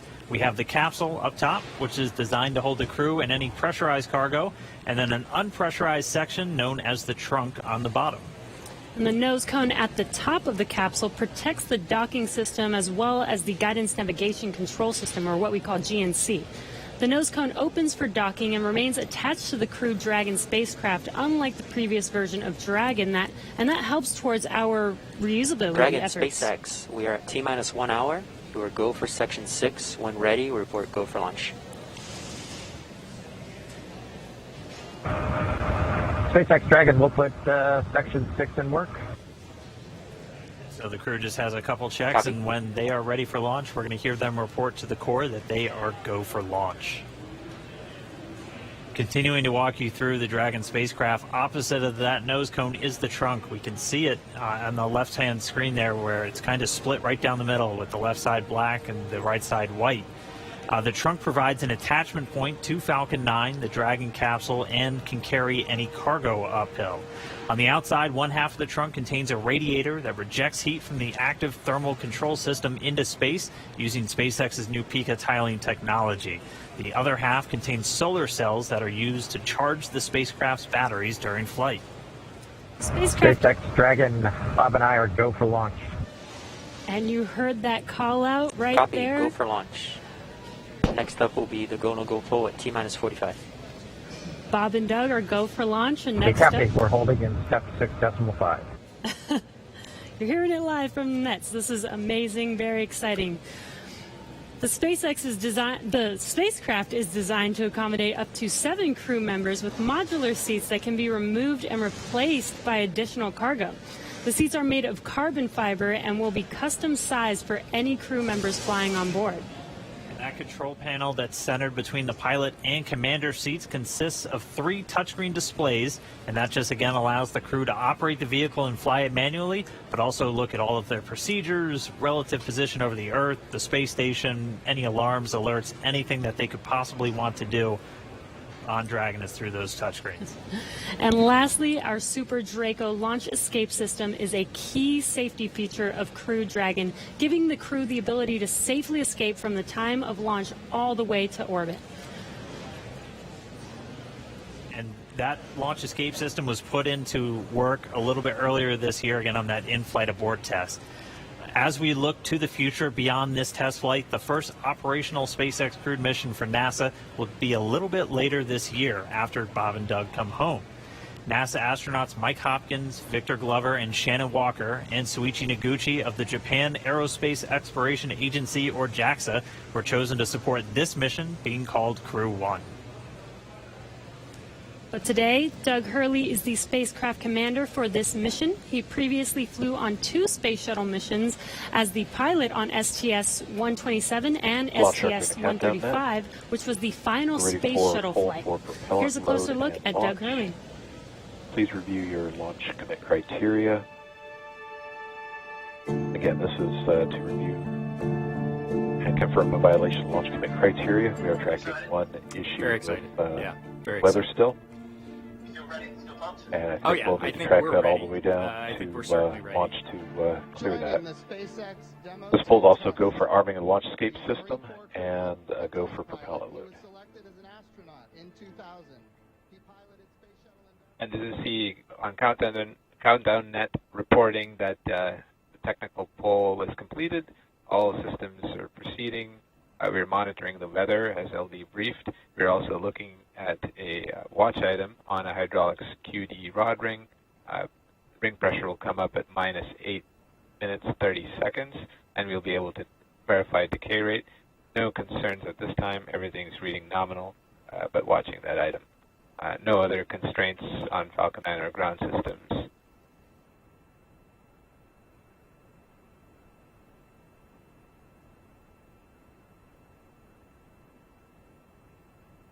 Stage 2 RP1 bleed is complete.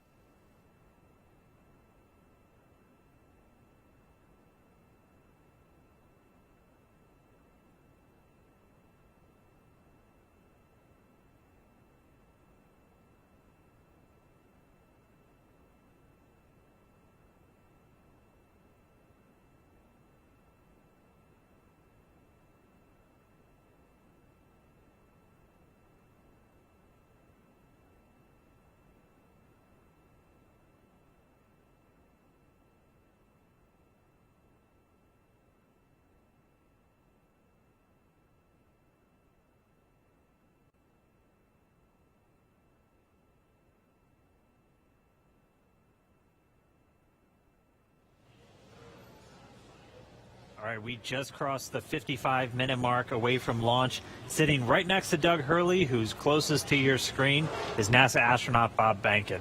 He is the Joint Operations Commander for Demo 2, and Behnken previously flew on 2 space shuttle missions, STS-123 and STS-130, and also served a tour as Chief of the Astronaut Office. So here's a little bit more about the man who said testing out a brand new spacecraft is an astronaut's dream.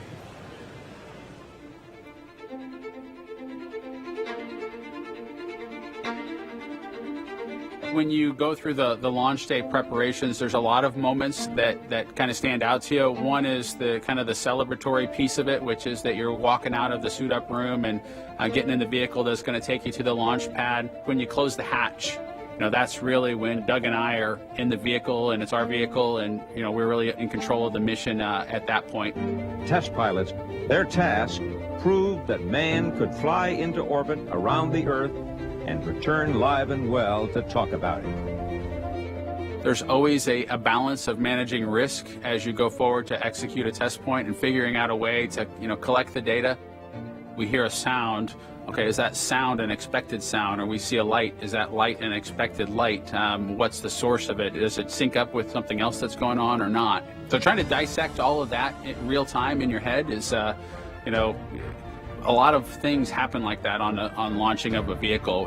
From St. Anne, Missouri, he is an Air Force colonel and flight test engineer. He flew aboard Space Shuttle Endeavour twice. Introducing NASA astronaut Bob Behnken.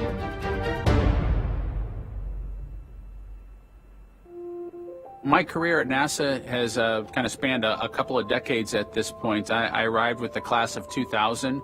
Went through the training program, primarily focused on the space shuttle and the International Space Station, learning those systems. Having launched a couple times on vehicles, the second time was definitely different than the first time. You can feel a little bit guilty of, hey, should I study one more thing? Or is there one more piece of information I should get? Am I really prepared or not? So that's definitely different between where I was on my first flight and where I'm at right now.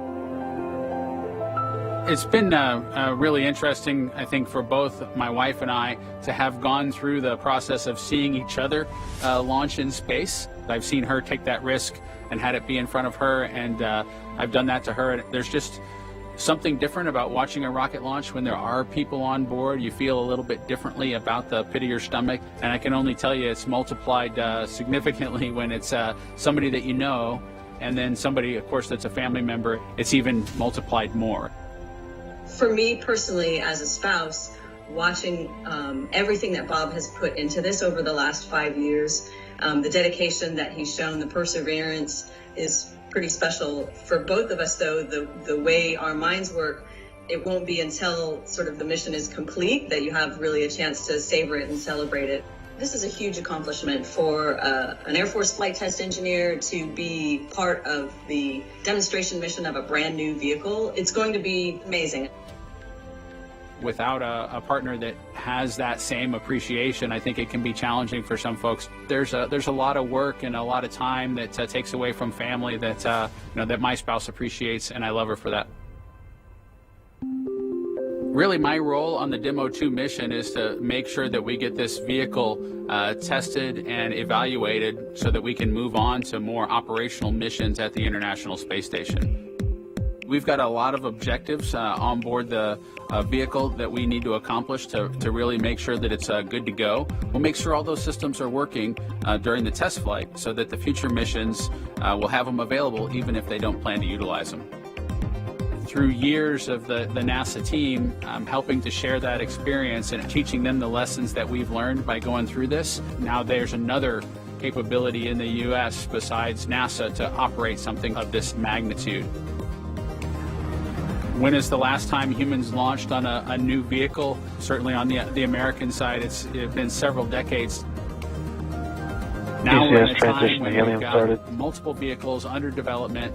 It's a great time from a space exploration time frame just to see all that happening, and it's because of this nurturing of the environment, being able to pull in a wider group of people who can contribute towards human spaceflight. It's a super cool time. On a deeply personal level, I'm really excited that my son is get a chance to see me launch into space. Being an astronaut has been a little bit of an abstraction thing for him because he's seen me do it in old videos, but he hasn't seen me do it for real. And so I'm excited for him to see this launch.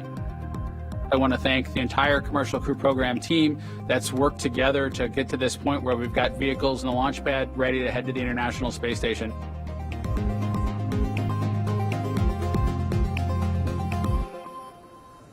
We're just over 49 and a half minutes away from launch of the Falcon 9 carrying Dragon to the space station. Right now, the launch director and the launch team are preparing for a readiness for launch poll.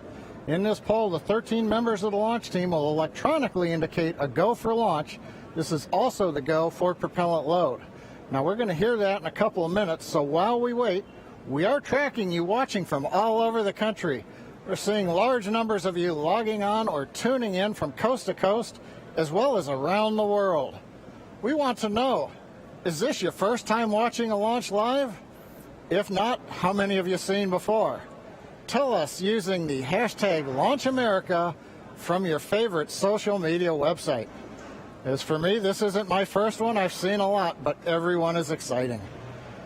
Now, coming up, we're going to go into a readiness poll, as I mentioned. Currently, right now, on other nets, the SpaceX launch director is checking to verify the Dragon team is ready and that the NASA launch management team is ready. They'll come back at about T-minus 47 minutes with instructions to the SpaceX Falcon 9 team to make their final assessments. Then they log into the procedure. It's a little different than the old days where you would hear a go, go, go, position by position, all up and down the row. In this electronic age, everybody just clicks on whether they're go or no go. The launch director will then, at T-minus 45 minutes, summarize the end of the poll and will then provide instructions for the team. At the same time, we will begin getting ready for the crew access arm retraction, and we'll show you that on one of the screens that we've got up.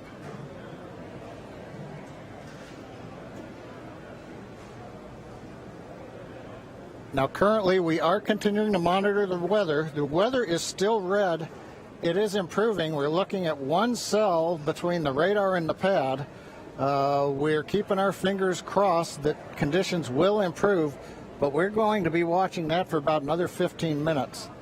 So it looks like we're going to be good to begin propellant load once we hear the polls, but we still have to get the get the range green so that we can actually do the launch in just 47 minutes from now.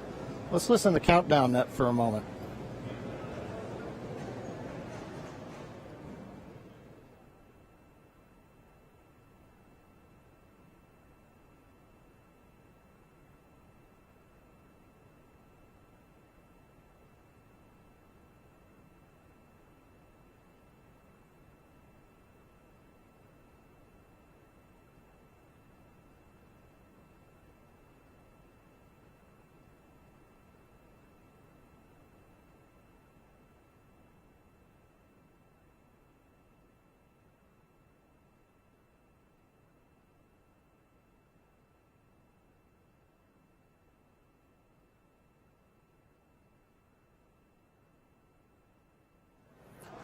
Right now, coming up on 46 minutes, 10 seconds before launch. Didn't hear any significant chatter coming over countdown 1. Yes, launch director in the countdown net. Pull is complete, and we have a go to proceed with propellant load. Launch control, proceed with swing into crew arm. Arming crew arm movement for T-minus 45 minutes. Thank you, launch control. A reminder in control room on hold and launch escape protocol. For non-urgent no-go conditions, brief CE or LD, and it will approve aborting the launch auto sequence and proceed to launch abort. For urgent issues affecting the safety of the operation, operators shall call hold on the countdown net. Launch control will abort the launch auto sequence immediately and proceed into the launch abort auto sequence. Operators shall also advise the launch director whether structural breakup or fire is imminent or occurring per Dragon manual escape flight rules. Remainder on fire alarm instructions. Here in Fire Room 4, in the event of a fire alarm, key operators, previously briefed, will remain at their post while the alarm is evaluated. In the event that personal safety is threatened, we will evacuate to the south-facing emergency exit, which leads directly outside. One final reminder, we'll be arming the launch escape system momentarily. Need all personnel, please stay in your seats from now through orbit insertion and Dragon separation from the second stage. Crew access arm retract has started. And you've heard Mike Taylor, the SpaceX launch director, give instructions to the team. We've also just heard the call. The crew access arm retraction is underway. Great view from the camera inside the White Room as we see the arm moving away from the Dragon capsule, one of the major events necessary to get down to T0. The next one coming up will be arming of the escape system on the Dragon capsule. Now, right now, the next plan for Falcon 9, T-minus 35 minutes, we will begin loading propellant onto the first and second stages. Now, currently, Falcon 9's looking good. Dragon's looking good. The range continues to be go for launch in terms of the clearance around the launch pad, both the air and the sea space. Looking at the flight corridor, the ground stations, the NASA tracking and data relay satellites are ready to support. And we just continue to monitor the weather. Our team is getting constant updates. We're monitoring weather data sensors around the launch site, looking to make sure that we can get everything into the green position. The one that we're mostly looking at right now is how much rain we're going to get between now and liftoff, whether it's just going to be mild precipitation that's within the rules for loading propellant. That's what the expectation is, but we're going to continue to watch that. So fingers crossed, but right now coming up at T-minus 43 minutes, 18 seconds and counting, everything but the weather's go, and the weather is trending in the right direction. So we've got our fingers crossed here.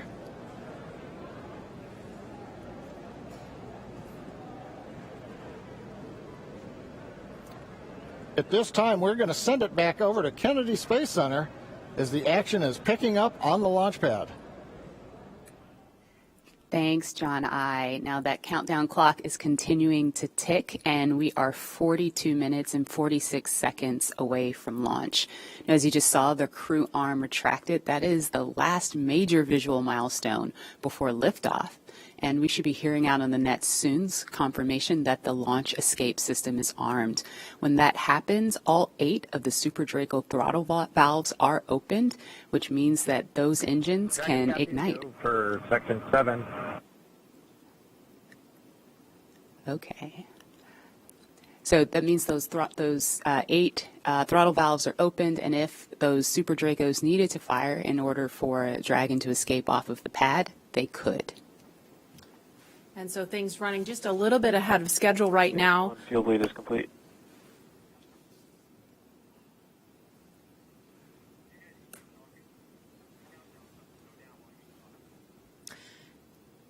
Now, we just saw the crew access arm retract just a minute ago.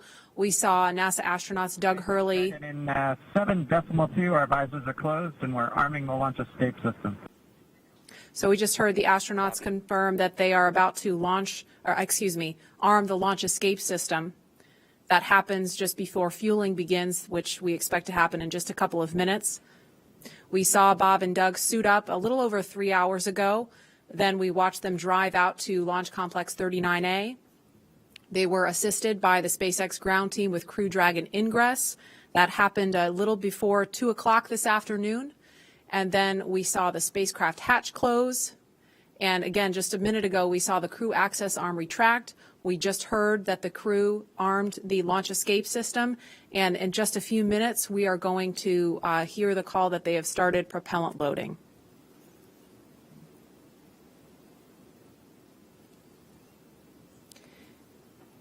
Launch escape system is verified armed. So we just heard that verification that the launch escape system is armed. We're switching to GN2.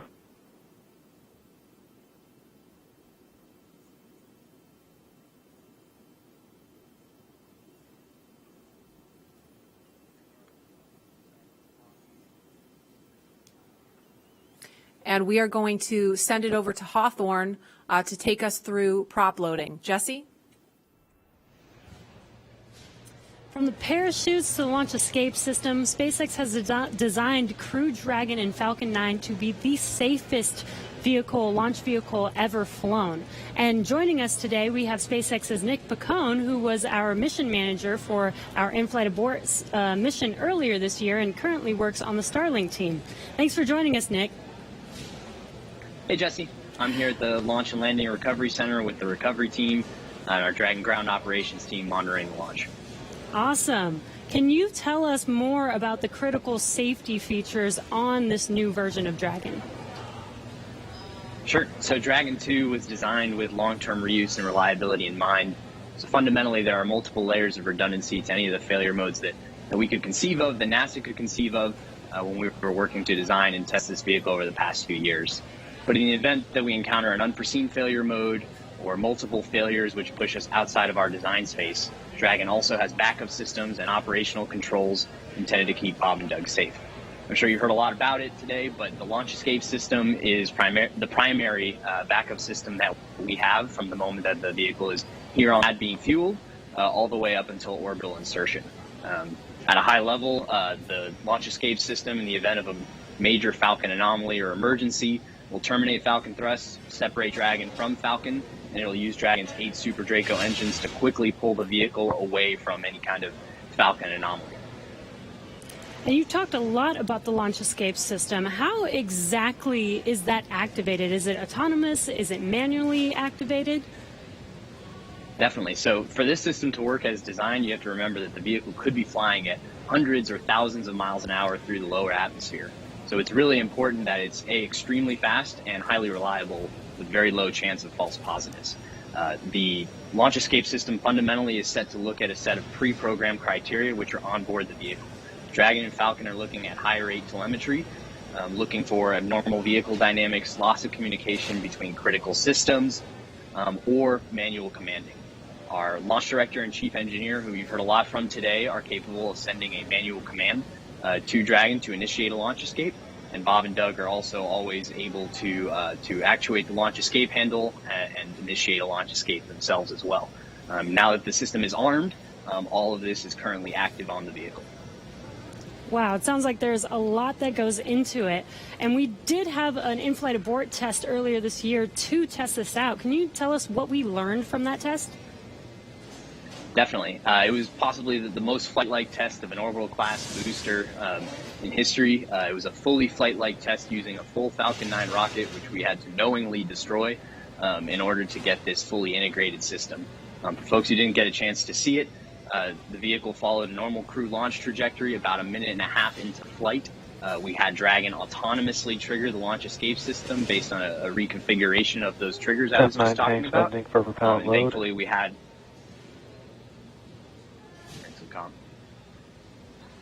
we continued through flight, had a successful parachute deployment and splashdown, and we did see Falcon rather spectacularly blow up about 10 seconds after separation. It's important to recognize that all of that happens from command to actual separation of the vehicle in under half a second.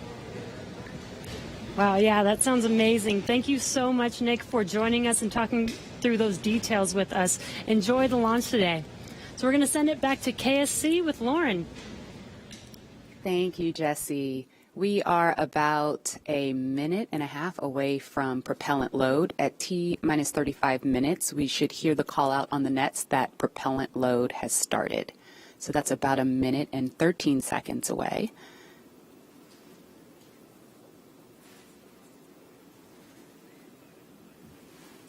Hey, Marie and Lauren, I am getting goosebumps over here. This is an exciting moment. When I was sitting in the vehicle, when we retracted everything, when all the prop was getting loaded up, I was just going through my crew notebook. I was thinking about, what my first step would be if there was a malfunction, because usually everything goes nominally when you fly to space, but you have to think about the things that you have to take care of, the first steps you have to take care of. And on my mission, I was calling out the abort calls, like if we had lost an engine, where would we go next, when the different abort calls around the country and around the world. So I think that's what those guys are probably thinking about now, and just really getting ready for this mission to go off. Absolutely. And we're just now about 20 seconds from when we expect propellant loading to start. Again, that's fueling of the rocket. All right, we're getting close. We should hear that call out any second now on the nets. So let's listen in. Propellant load has started. Fantastic. So prop load has started. We've started loading liquid oxygen on stage 1 and stage 2.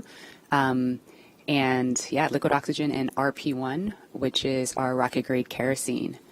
So now that we are 34 minutes and 42 seconds away from the first launch of astronauts into orbit from American soil since 2011, we know that the launch escape system is armed, which happened just before fueling. Dragon prop load happened weeks ago, actually just a few miles down the road at what we call Dragon Land.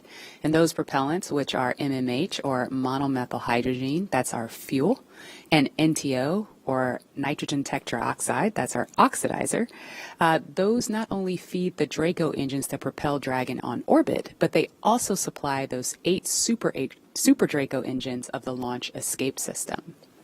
So I have one right here, a little model. It doesn't come off the stand. Don't break it, Lauren. All right, I know, it's very nice. So as you can see, Dragon is actually broken up into 4 quads, and each quad has 2 of the Super Draco engines for a total of 8 of them. And as I mentioned, they are biprop engines. They have MMH and NTO as their oxidizer. Now, most abort systems from past space vehicles, I believe like Soyuz, Mercury, Apollo, they all had a pointy escape tower on top where there was essentially like a mini rocket engine or a series of rocket engines on top.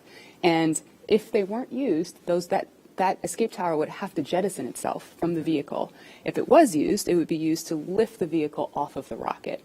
Well, Dragon is a little bit different in that its escape system is actually integrated into the vehicle, and that's great for a couple of reasons.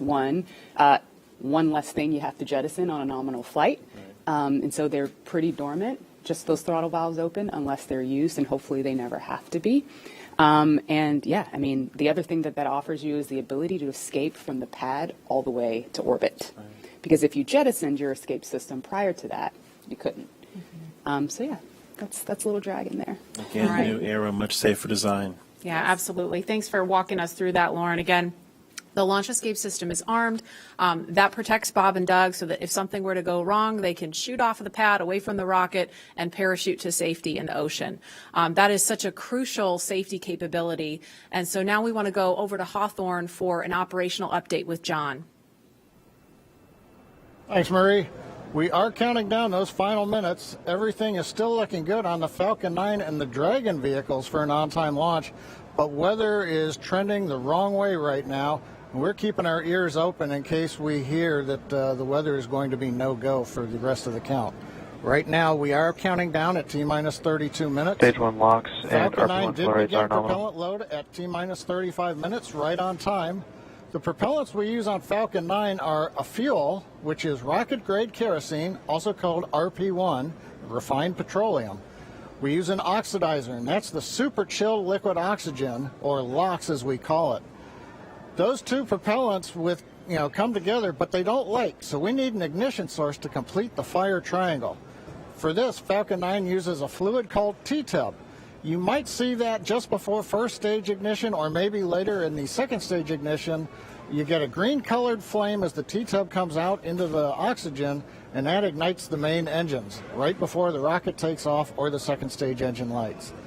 Now currently in the fueling, RP1 fuel is about 10% full on the first stage. That's the bottom 2/3 of the stack of the vehicle you can see on the left. The first stage is that long white cylinder at the bottom, plus that black cylinder called the inner stage. That's the entire first stage that we're loading with LOX and RP1 kerosene. That's the part that comes back to Earth. The second stage just above it, the white cylinder, and then above that will be the Dragon trunk and the capsule. Now currently the second stage is also loading fuel with RP1. That's about 8% full right now. We are loading liquid oxygen on the first stage. The second stage liquid oxygen load will begin at T-minus 16.5 minutes if the weather cooperates. So LOX loading will then continue on both the first and second stage until the last few minutes of the countdown. Helium loading is also underway into pressure vessels on the second stage. We use that to pressurize the tanks in flight as the propellant is being pulled out by the Merlin turbopumps. Dragon on board the spacecraft. You can see the astronauts are monitoring systems while propellant is loaded into the Falcon 9. Now when we flew the first demo flight last year and then the in-flight escape test earlier this year, the sounds inside the Dragon capsule were recorded. So as part of the training, the sounds of the propellant loading were played back to acclimate the crew to what they're experiencing now. I'm listening to some discussion on one of the back nets, trying to track where we are with the weather criteria. We're just passing another weather gate right now, trying to see whether or not the conditions are go. In certain situations, when the weather is no go, you have to wait 30 minutes, and we are now inside of 30 minutes.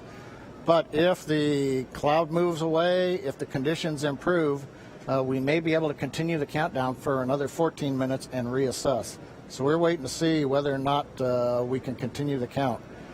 Currently we are.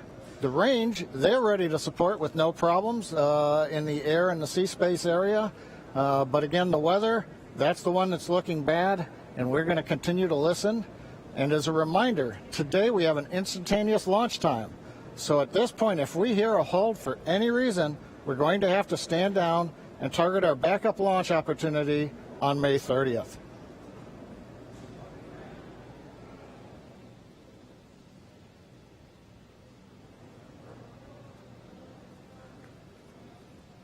For Demo 2, Bob and Doug's flight to station will take about 19 hours, and their journey is fairly similar to the trip our cargo Dragon makes back and forth to the International Space Station, with two noticeable differences: docking and splashdown. As we await T-minus 0 in just a little over 28 minutes from now, ground operations teams just doing those final series of system checks, making sure both Dragon and Falcon 9 are ready for liftoff, and really keeping an eye on that weather. And you're just continuing to get live views of the teams. You've got Falcon 9 and Dragon on your left, and then Bob and Doug on the right as they prepare at the Cape for liftoff. Once we hit T0 and a successful launch occurs, we will watch Falcon 9 and Dragon make their ascent until Falcon 9 and first and second stages separate and send Dragon on its way to the space station. And once it gets on orbit, mission operators will prepare Dragon for on-orbit operations, where Dragon will execute a series of burns that are going to gradually raise its orbit to align more closely with the International Space Station. And you're seeing some of that track in the animation on your screen right now. After doing enough of those burns, they'll put Dragon... Oh, sounds like we're going to get a weather update real quick for the crew. Go ahead, Spacer. Yeah, we're currently just evaluating a constraint on the field mill rule, which looks at lightning energy dissipation. We expect to have an update at about T-minus 20, and more information there on whether we would be able to continue into the prop load or scrub at that time.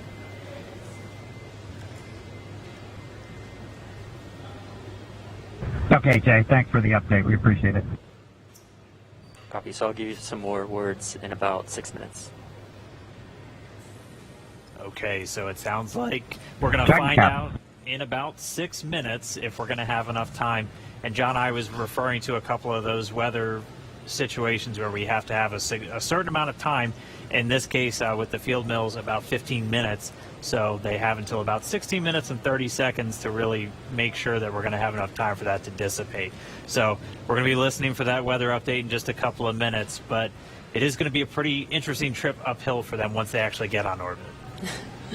And a very exciting countdown with 6 minutes to figure out if we are launching today. But targeting back to what we were talking about, next, Dragon will make its approach and actually dock with the space station. This is a very different process from what we've seen with Dragon cargo deliveries in the past, which used a process called berthing. Now, berthing requires a spacecraft to approach the station and then stop so a crew member can maneuver the station's robotic arm to capture the spacecraft. Docking on this version of Dragon can be done autonomously. Stage 2 cryo-helium load started. Autonomously with no crew aboard the station. It's typically a faster process, both when arriving and leaving, but it does still require pinpoint accuracy to approach safely. Once captured, a spacecraft then gets attached to a common berthing mechanism. It's the same type of port that we use to connect each of the modules together on board station. It's a little bit slower process than docking, but the hatches are significantly larger than docking ports, which makes them perfect for bringing up large cargo items.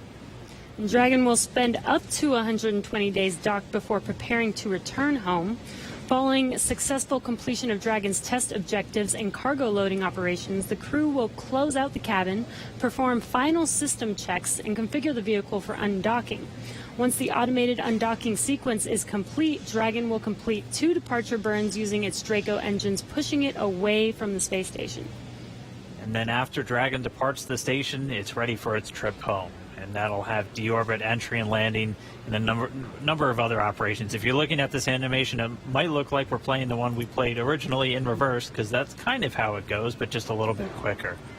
All of the operations following the final departure maneuver will include things like trunk separation, closing that nose cone again, executing a deorbit burn, and once they're inside the atmosphere, deploying drogue and then main parachutes, and then finally splashing down off the Florida coast, at which teams will move in, get Bob and Doug up out of the water, and get them out of the capsule once they're on the boat. So we have 4 minutes now until we get that next expected weather update. Let's go down now to the team at Kennedy. Marie?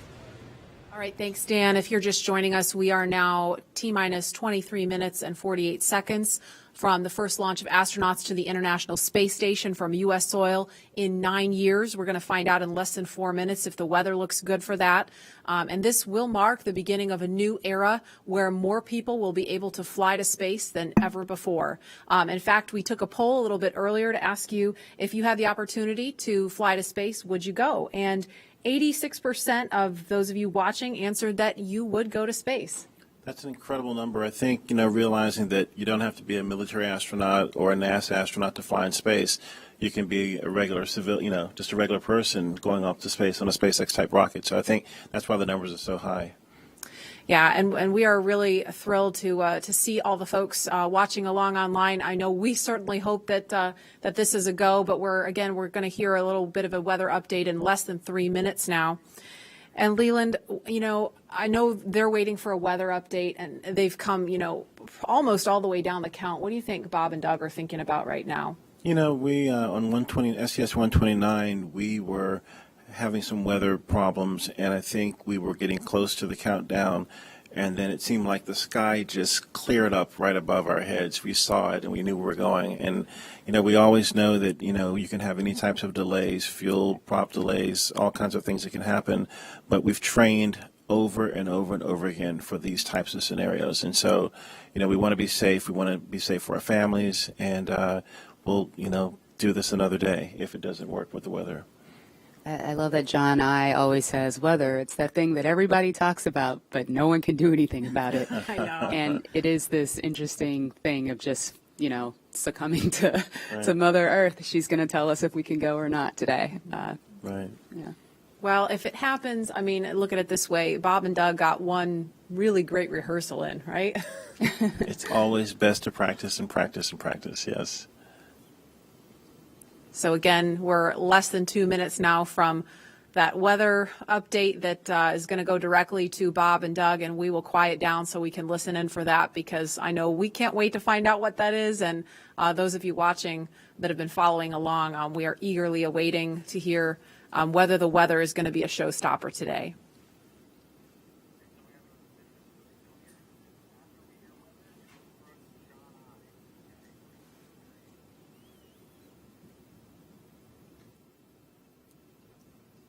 These clouds can seem really deceiving at times, right? You see the blue skies peeking through and you think everything's fine, but you just don't know. That's why we have those launch weather officers. Absolutely. And I know, we've talked about it before, but it's not just the weather in Florida that they're looking at. They've got to look at weather downrange. If they were to have an abort in flight and they needed to come down somewhere in the ocean, they need to consider what the weather's like out there, because recovery teams have to go out and get them in a situation like that. So there's so many variables, and that's why not just with this flight, but with every human space flight we've had in the past, there's always a very good chance of a scrub, because you do have so much criteria that you have to meet. And we're going to listen in now. We're just seconds away from a weather update. Stage 2, RP1 load complete.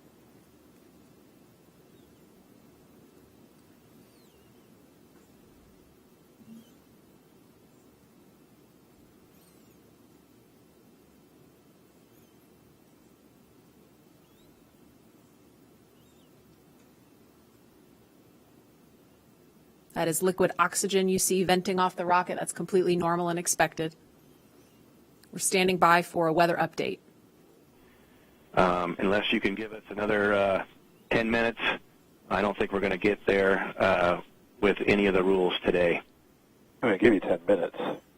I mean, another 10 minutes past T0. Oh, 16:45 local. I think we'll probably be clear on all the rules, but not quite going to make it for this.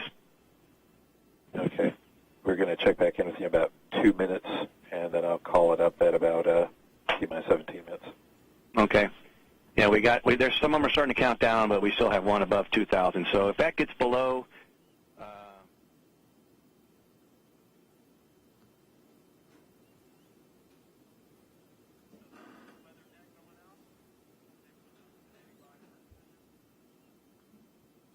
And that didn't sound great right there. That was the weather net going out, but we're still standing by for a final decision.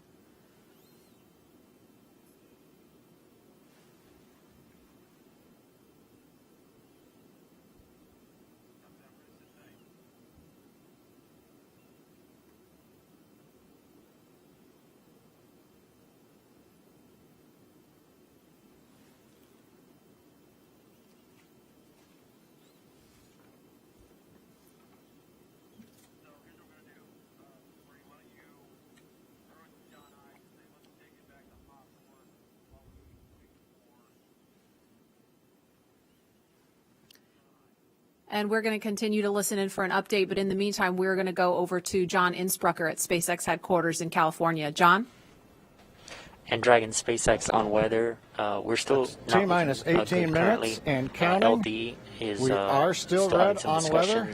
Expect an update from LD. We're waiting in about another minute for one final check with weather. We're going to check at T-minus 17 minutes possibly. We don't really expect that things will have improved. The weather officer was not optimistic that the weather would clear up that rapidly. We did hear the launch director, Mike Taylor, joke that, if we could move 10 more minutes past the T0, weather conditions may improve, but Mike was not able to do that. We have an instantaneous window today. So at 17 minutes, we want to make that call, because shortly after that, we will begin loading liquid oxygen onto the second stage. So if we're not going to have the opportunity to launch, if the clock's going to run out, stand by. Continue to violate a couple different weather rules that we now do not expect to clear in time to allow for a launch today. We go ahead and end today's launch attempt. Launch control would end the launch auto sequence and proceed into the launch abort auto sequence, please. Launch abort has started.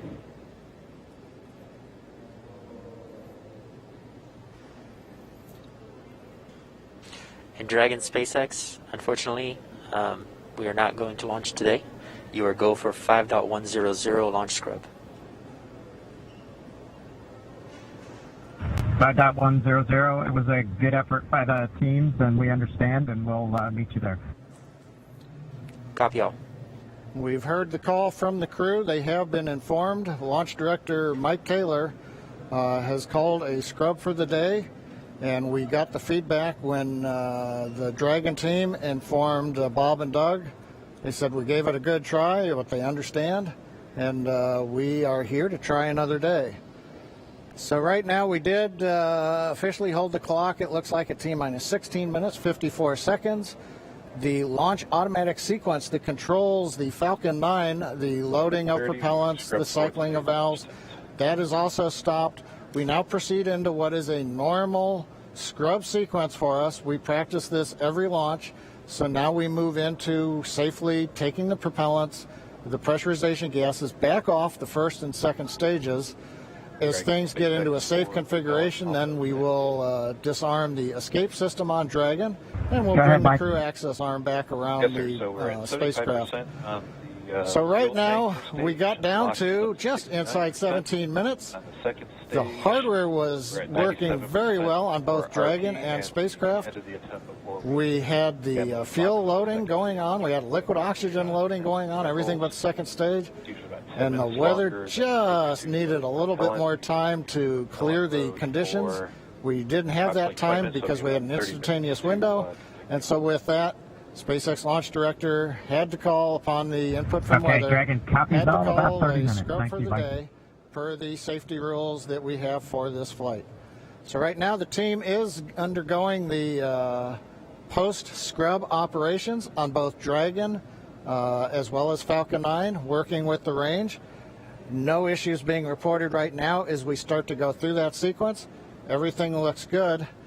And Dan, we had a good webcast going here until the very end. So we'll look at it as now we've had another great dry rehearsal. Last Saturday we did a dry one, I should say, and today we've done a wet dress rehearsal. But sorry, we just couldn't get there, Dan. Yeah, thanks, John I. And obviously, we can't control the weather. We came right down to the wire there, hoping we could just squeeze in between those cloud systems to get a launch today, but it wasn't to be. But it doesn't mean we're done. We're going to have another attempt coming up in just 3 days, so we're going to be doing this all over again, essentially, on Saturday, on the 30th. And that launch attempt is going to be coming at 3:22 p.m. Eastern Time, so a little bit earlier in the day. It's going to look largely the same to everything that we saw today, with the crew waking up, going through suit up, making their way to the pad. So we're going to feel a lot of deja vu, I think, on Saturday. Yep. But still exciting. Safety is always first, so if weather was not there for us today, hopefully Saturday it will be there for us, and we will have a safe launch on Saturday. Yeah, the initial weather report still had us at about, I think, a 40% possibility of violation. So weather a little bit better, but we're still going to be kind of rolling the dice. It is Florida in the spring and summer, so storms are always a possibility. Mm-hmm. One of the good things, though, the vehicle appeared to be in great health throughout the day, both Dragon and Falcon 9, so we didn't have to scrub for any technical issue. We're going to continue and follow along with Bob and Doug until they're out of that capsule, as, again, they had started loading fuel onto the Falcon 9 rocket, so they'll have to wait until all that fuel comes off. They'll disarm the launch escape system, which still stays armed because they're still sitting on a partially loaded rocket, and then once they're able to disarm that launch escape system, the crew arm will swing back out. They'll make their way once again back the way they came, and then it'll be back to crew quarters for Bob and Doug for a few more days.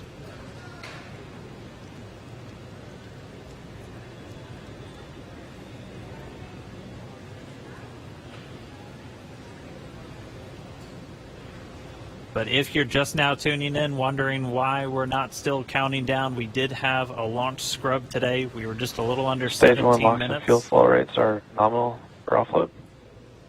Expecting about a 40-minute offload time. And so that call out, the LOX, the liquid oxygen fuel pumping out of the first stage of the Falcon 9, everything looking good with that. Expecting about 40 minutes for all that fuel to come off. So again, once that fuel comes off, Bob and Doug will be able to disarm the launch escape system, and that crew access arm will swing back out. They'll be able to make their way back down and then over to crew quarters. So unfortunate scrub today because of weather. That was the one thing we were tracking from the moment we started today, watching Bob and Doug get suited up for their launch. We did abort today's launch, or scrub today's launch, with a little under 17 minutes to go until our T0 time, which was 4:33. So that's going to move us to our next attempt, which is coming up on Saturday, and that time is going to be 3:22 p.m. Eastern time, so a little bit earlier in the day for Bob and Doug and for everybody else watching around the world. They're still going to have a 19-hour flight to station if that's when we launch, and a lot of the stuff that we saw today is going to look very similar, but we're just going to have to try again, cross our fingers, hope for a little bit better weather the next time. And again, this goes with every launch. We do track everything all the way down to T0 to make sure that everything is go, making sure that the range is go, weather is go. So this is standard procedure. We always tend to make sure that we have a backup day, launch day, in case we do have scrubs like today. So this is pretty normal and standard. Nothing to be worried about. Again, we do this for the safety of our vehicles, as well as today we had astronauts on our vehicle. So even bigger reason for us to make sure that we have safe weather for them to fly. And just a reminder for everyone still tuned in, it takes about 40 minutes for all of this propellant to come off of the Falcon 9. And while it is offloading, that launch escape system on Dragon, which is designed to pull the capsule away if there's any issue with the rocket or anything on the pad, that is still armed. So we're going to continue to stay with this until all the propellant's off, and then we'll see the launch escape system get disarmed. Bob and Doug will be able to open up their visors again. The crew access arm will swing back out and link up with Dragon, and they'll make their way off and then down the tower at the pad. But if you're just now tuning in, no launch today. We did have to scrub because of weather. We're going to be moving to our second attempt on Saturday, just a little bit earlier in the afternoon. Just going to continue to stand by as this propellant comes off. We heard a call that everything was going nominally or as expected so far. And then once all the propellant's off, we should see Bob and Doug make their way out of Dragon shortly after.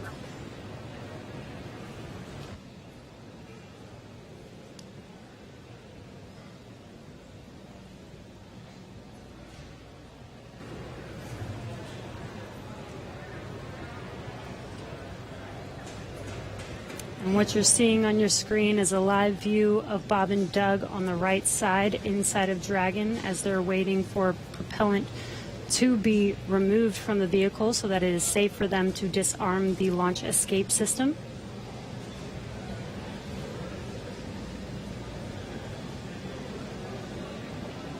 And this will take a bit of time, so we are going to stay live with you to watch this as they exit the vehicle eventually and come down from standing down on launch today.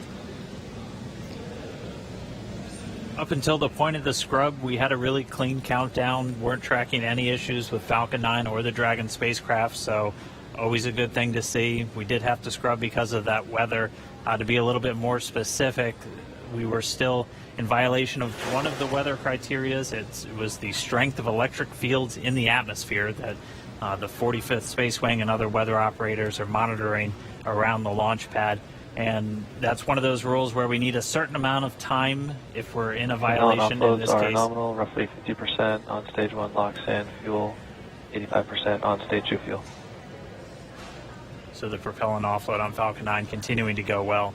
But we needed a little bit more time if we were going to be able to clear that launch weather constraint. And since we do have an instantaneous launch window today, we weren't able to make it. So we hope for better weather coming up on Saturday, where again our next launch attempt is going to be at 3:22 p.m. Eastern time, and we'll be able to go through everything. I mean, we saw them get suited up. They had a great ride out to the pad. All of their initial checks on both the suits with pressure checks and communication checks went well. Able to get the Dragon hatch closed, the launch escape system arm, and Falcon 9 started its fueling. Just not able to make a good weather window today. And as John I said earlier, it was just another great rehearsal today. I don't think you can get enough practice doing this. So when Saturday comes, or when the day that we can actually launch the vehicle, Bob and Doug and the NASA and SpaceX team are fully prepared with just an extra rehearsal on the belt now.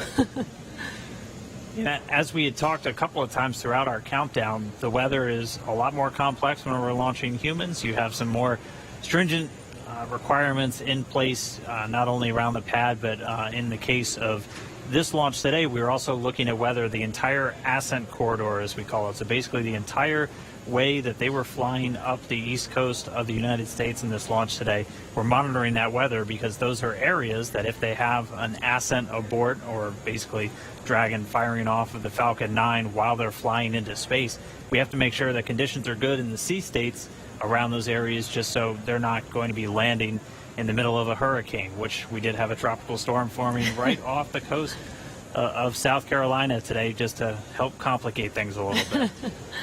And people might be asking, if we knew the weather was going to be a little iffy today, why continue to count down? Well, that is the reason why we do all these checks all the way to countdown. In Florida, the weather is, pretty sporadic. Sometimes a thunderstorm or hurricane will pass through. Within 20 minutes, it's gone, and we could have clear skies for a safe launch. We continued as scheduled. Standard procedure again to just continue to monitor weather all the way down to the last minutes of the count, and we see what happens. So today, unfortunately, we did scrub for weather, but we will attempt again this Saturday on May 30th.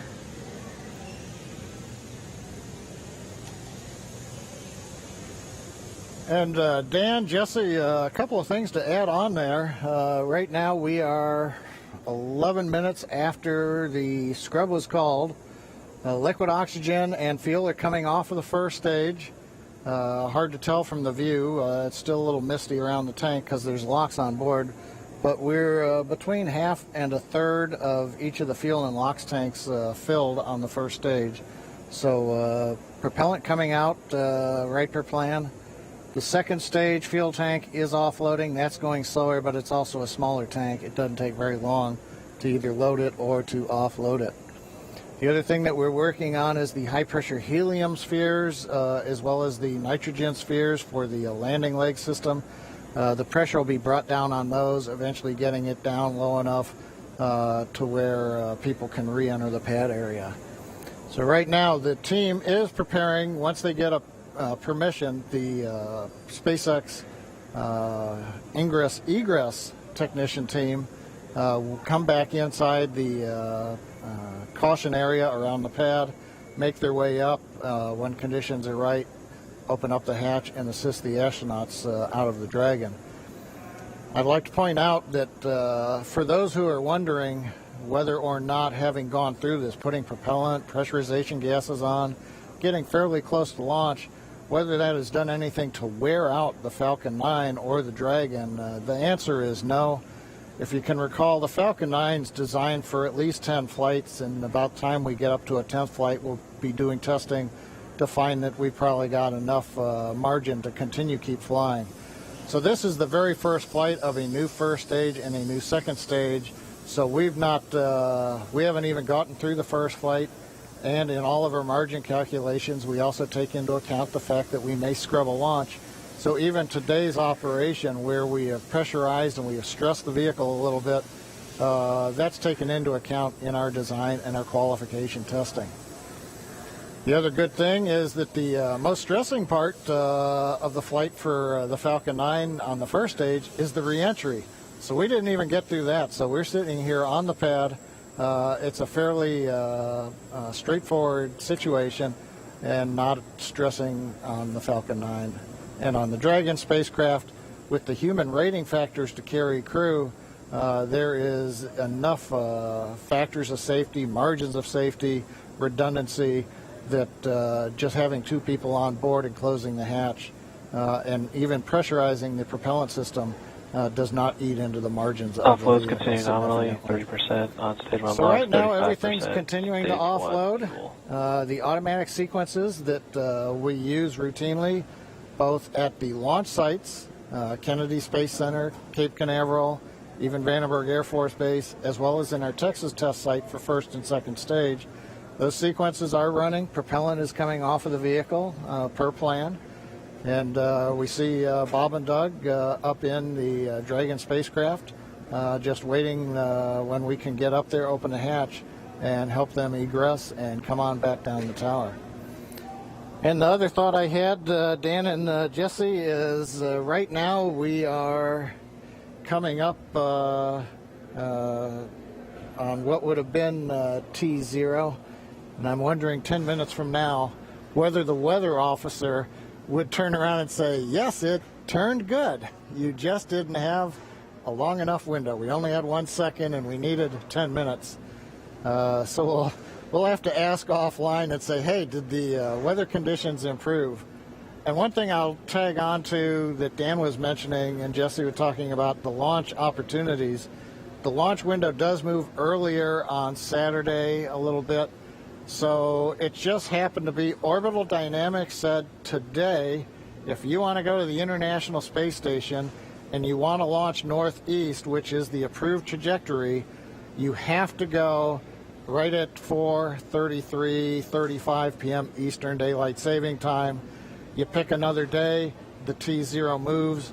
It's just luck of the draw. We might have been doing this at 8 in the morning when we were getting lightning, or we could have been doing it a few hours from now when conditions may have been acceptable. So in the end, we can all look at Isaac Newton and Johannes Kepler for orbital dynamics telling us when do we launch, and that stuck us right in the middle of a period of bad weather. So there's my science lesson for today, Dan and Jesse. Appreciate that, John. That helps soften the blow of just moving past that T-0 time. But for anybody, if you're just now tuning in, wondering why Falcon 9 is still sitting there on the pad as we move past that T0, we did have a scrub for weather today, just not able to clear all of those constraints. We keep a very close eye on the weather around the pad and their whole way Dragon uphill. SpaceX for weather.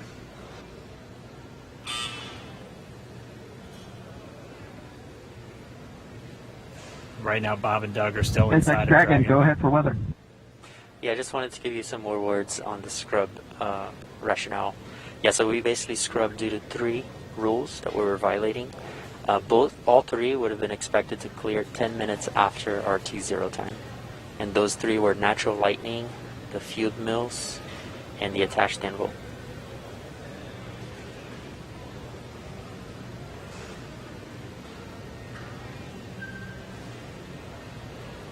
Yeah, we copy, Jay. We appreciate that update. We can see some raindrops on the windows, and just figured that whatever it was too close to the launch pad at the time we needed it not to be. So we appreciate that and understand that everybody's probably a little bit bummed out. It's just part of the deal. Everybody was ready today, and we appreciate that, and the ship was great. And we'll do it again, I think, on Saturday. Copy all, and yeah, we concur. And appreciate your resilience sitting there in the vehicle for us. We got the easy job. Nothing better than being prime crew on a new spaceship.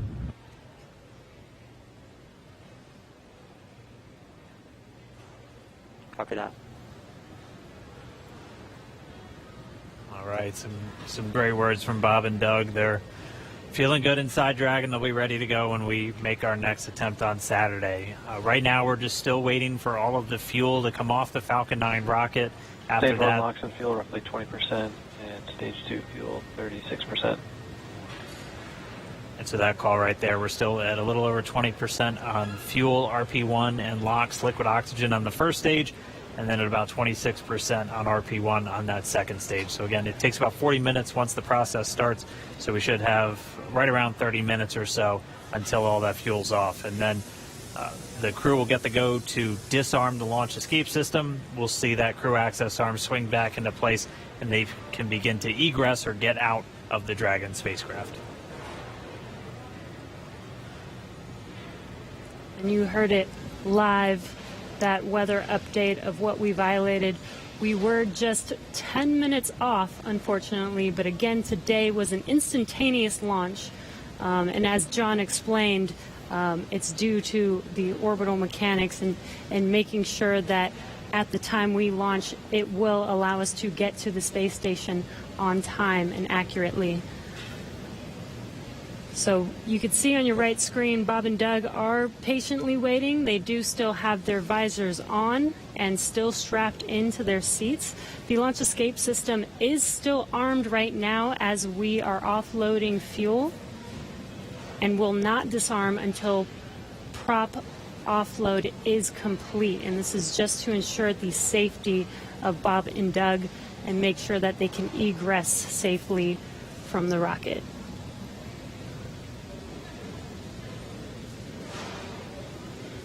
And just a reminder, today, just this first attempt, we're going to be right back here looking like on Saturday for attempt number 2.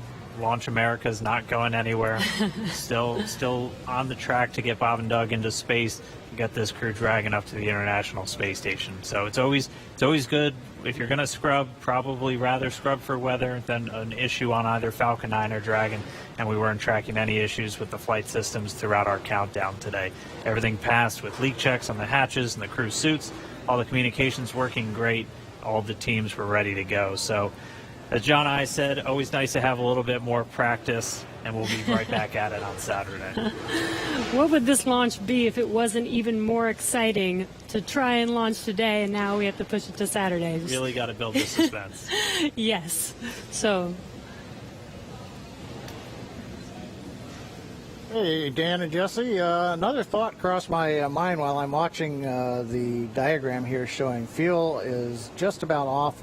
First and second stage, we're down under 10%. LOX is also just about off of first stage. 10%. Yep, we're getting the announcement. Fuels roughly 20%. Stage 2 fuels at 20%. Stage 1 LOX is under 10%.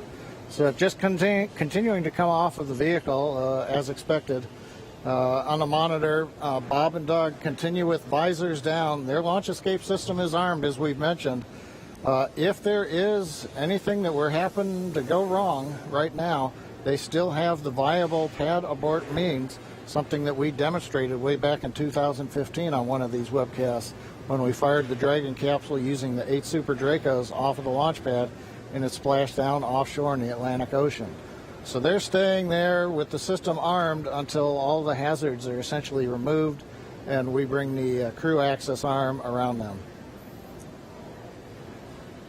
We're standing by a minute. We're going to listen to Launch Director talking to the weather officer.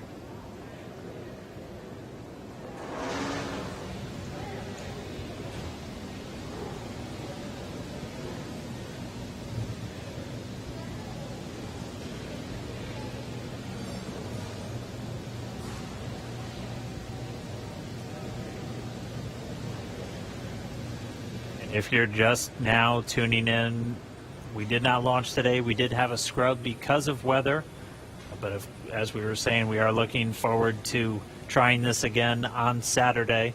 Our launch time on Saturday will be another instantaneous window, so we'll have to have the weather cooperate again, and that launch time will be at 3:22 p.m. Eastern. I think our last weather update put us at about 40% probability of violation. John and I can check me real quick. Yeah, Dan, what I saw coming out of the Air Force was 40% probability of violation, I believe. It's always tough because they report in terms of violation, and the optimists have to subtract that from 100% to go, hey, 60% chance, I'll plan my picnic. We were listening, the SpaceX launch director, Mike Taylor, was talking to the launch weather officer asking about the 3 criteria that scrubbed us today. It sounds like in another minute or two, the lightning and the attached anvil cloud rules will clear. The field mill rule, charge in the atmosphere, is still bouncing around, and so, hey, we may need several more minutes before that one would clear. So we'd need even longer than 10 minutes in the window today, it looks like, for all the rules to clear.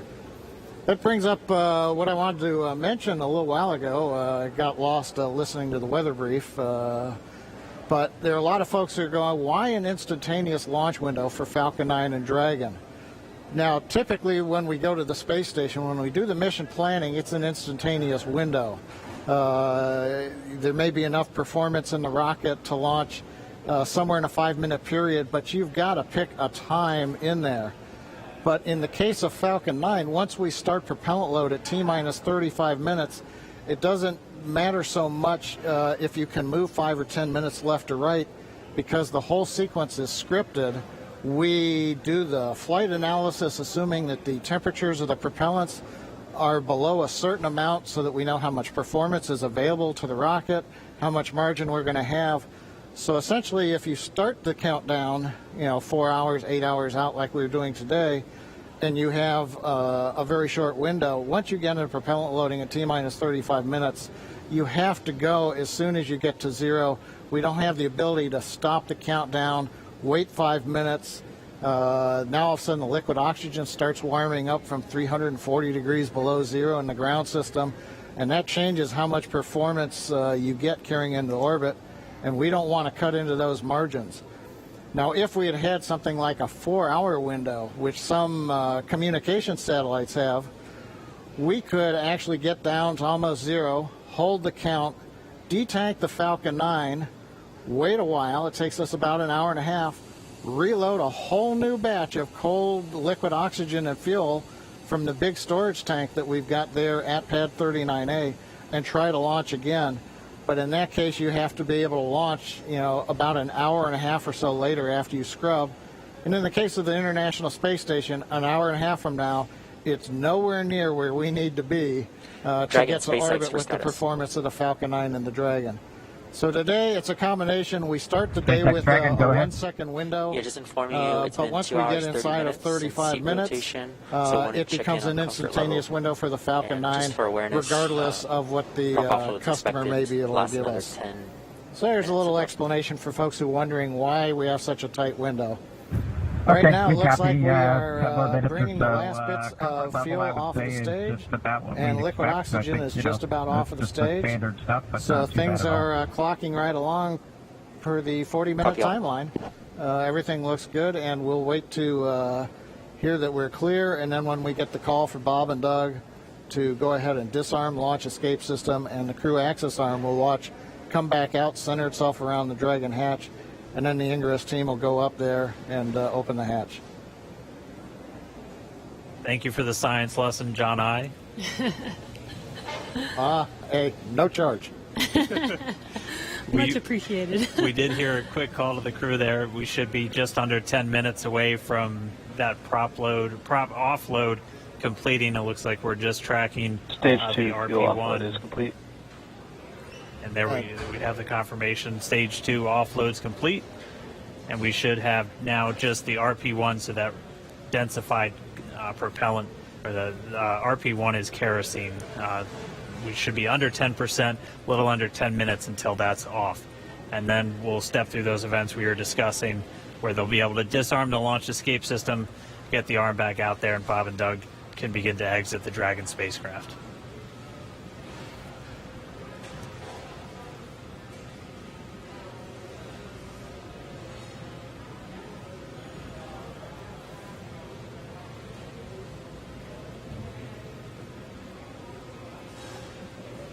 Still not the friendliest skies in the background. That is Florida, though. The weather is constantly changing over there, which is why we always have to keep an eye on it through every single launch that we have out there. Bob and Doug are patiently waiting. As you can see, that is a live view of them on the Crew Dragon vehicle as they're waiting prop offload to complete. Second stage prop offload is complete. We are just waiting on first stage to complete. Stage 1 box offload is complete. Waiting on stage 1 fuel roughly 5 minutes or so. And again, the launch escape system is still armed. We are waiting for a prop offload to complete before they disarm that, and then they will be able to egress from the Crew Dragon vehicle. just heard we should be just under 5 minutes away from the last of that fuel coming out of the Falcon 9 first stage. And then we'll see those events start to pick back up, and we'll see the crew arm swing back out. They've been in those seats for a couple hours now. They typically get inside of Dragon a little over 2.5 hours ahead of launch. So they've been strapped into these seats for quite a while. They are custom sized though, so they're as comfortable and as snug as possible. Obviously, since they're going to be in them for a really long time, but most importantly, when you're doing that splashdown at the very end of the mission, it's your car seat, and splashing down or landing on land is not the most gentle of procedures in a capsule. So just really making sure that they're snug inside of that Dragon capsule. But we should be a little under 5 minutes away from the prop offload being completed. And as Dan mentioned, those suits are custom made, but the seats are also custom fit for each astronaut as well. They do remain on Crew Dragon for this mission for almost 24 hours so we do want to make sure that they are comfortable and make sure that the suits and the seats are comfortable enough for them to stay in that position for a while. I believe when they get into orbit, they are allowed to get out of their seats and get a little bit more comfortable, but it's a long ride for them. Yeah, once they do get on orbit, they are able to get out of the seats and actually out of their suits too, since for this flight path today, it was going to take them about 19 hours. So Bob and Doug would actually have had about 8 hours to sleep on board the Dragon capsule. So we weren't able to launch today, though. The rendezvous on Saturday should be very similar to what we would have had if we launched today, where it'll take them about 19 hours to get to the International Space Station. So they'll launch, and they'll have a number of different events that we'll be able to walk you through, including manual piloting of Dragon and just really putting the spacecraft through all of the paces before it arrives at the International Space Station. Because, again, this is a test flight. And this is this last test before we certify the Dragon spacecraft for regular crewed flights, which will just be bringing up those long duration, 6-month, maybe even a year-long missions. Right. And it should be a very exciting test flight because it's pretty much like an actual mission. When Bob and Doug get on the station, they will be performing some research while they're up there and performing tests and doing some final things for this demonstration mission. But, I mean, just for right now, we are just going to continue to stay with them until we see them come out of Dragon, because the launch escape system's still armed while we wait for this propellant offload to complete. That's just done as a safety measure. Anytime you have rocket propellants beneath you, you want to make sure that we have a good way for them to get out of the way. And so we should be within just a couple of minutes for that final bit of RP1 coming off the first stage, and then we'll hear the crew get the go to disarm that launch escape system. We'll see the crew access arm swing back in. But if you're just tuning in, expecting them to be in space, we did have a scrub today due to weather. Our next launch attempt is going to be this Saturday, May 30th at 3:22 p.m. Eastern Time. And just like we did today, we're going to be bringing you every single step of the way. It's going to look a little familiar if you watched all of today's, but it's going to be just as exciting. I can imagine it might even be more exciting with all the anticipation that we've hyped this launch up for, with already going through it all today. But again, the more practice we have, the better off we will be. Hopefully next launch attempt we will have a flawless launch and actually be able to lift off with good weather. Yeah, weather is going to be the big thing that we'll continue to watch. That was the culprit today for our scrub. And our initial weather reports already looking at about a 40% probability of violation. So as John and I was saying, the optimists in us have to say that's 60% good. So we're going to look at the good side of this, and that's roughly what we were in the days leading up to this. We won't have a rogue tropical storm forming off of South Carolina on us on Saturday, but Florida weather will always be dynamic, so we'll just continue to track and hopefully get a good chance hit that window on Saturday. And just a reminder, everything else on the vehicle and for the mission was looking good today. It was just the weather, which, as John I said earlier, and Lauren even referred to him mentioning this, weather is the one thing that we actually cannot control on our missions. So unfortunately, it did cause us to scrub today, but the vehicles are healthy. Bob and Doug were ready. And they should be ready to go again with the next launch attempt on Saturday.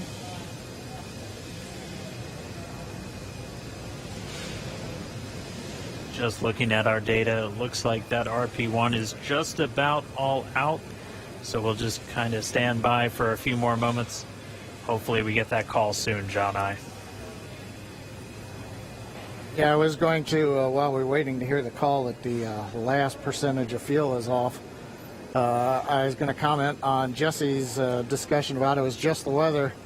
I think during this countdown, there were more words said about the weather than everything else. Uh-huh. I'm listening right now to a weather discussion in the background.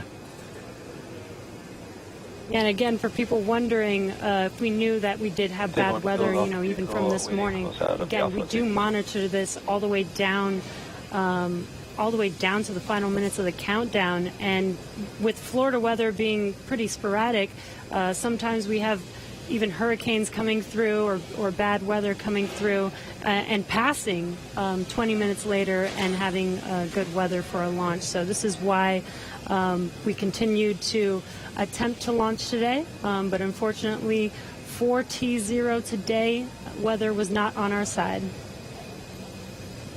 Yeah, and Jesse, this is John again. I dropped off to listen to a weather discussion. They were just giving the times. The lightning rule went green, so we could have gone without a lightning concern.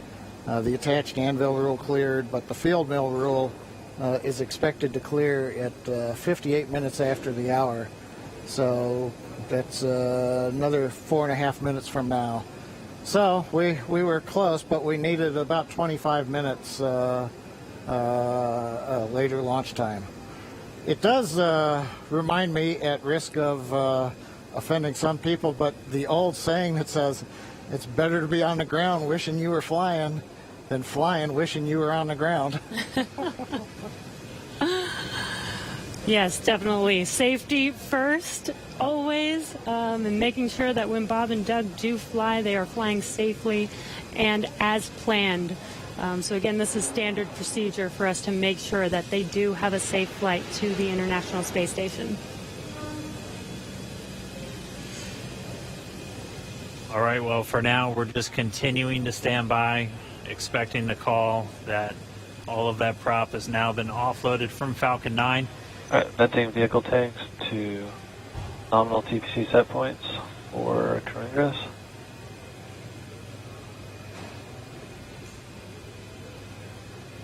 At this moment, the launch escape system still armed. Once the prop offload is complete, that'll be the next step in our procedures to have Bob and Doug begin to make their way out of Dragon.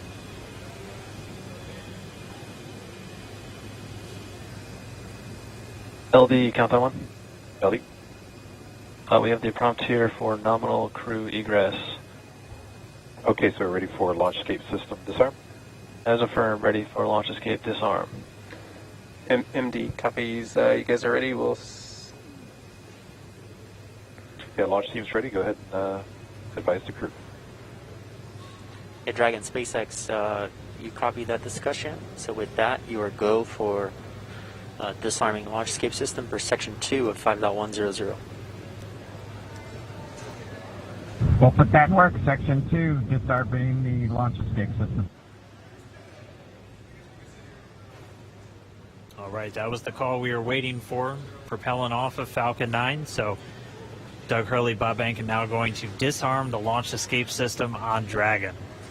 And once that's disarmed, those 8 Super Draco engines will be out of the mix. SpaceX Dragon launch escape system has been disarmed into Alpha Decimal 3. Copy that. We concur. And showing then confirm the launch escape system has been disarmed. And Dragon SpaceX, with that confirmation, you are go to open your visors and proceed to section 3. We'll open the visors and go to section 3.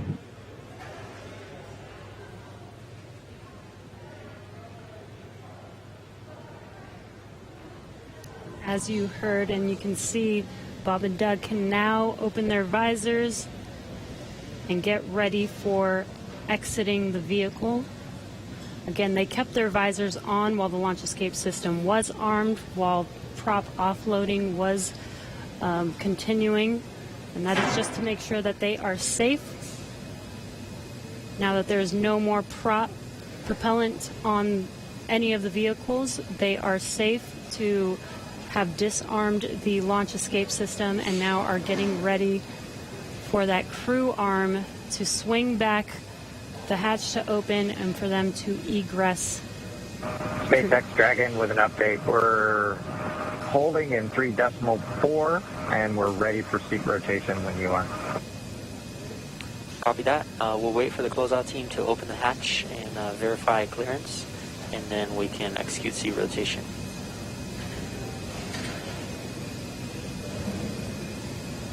Dragon cap.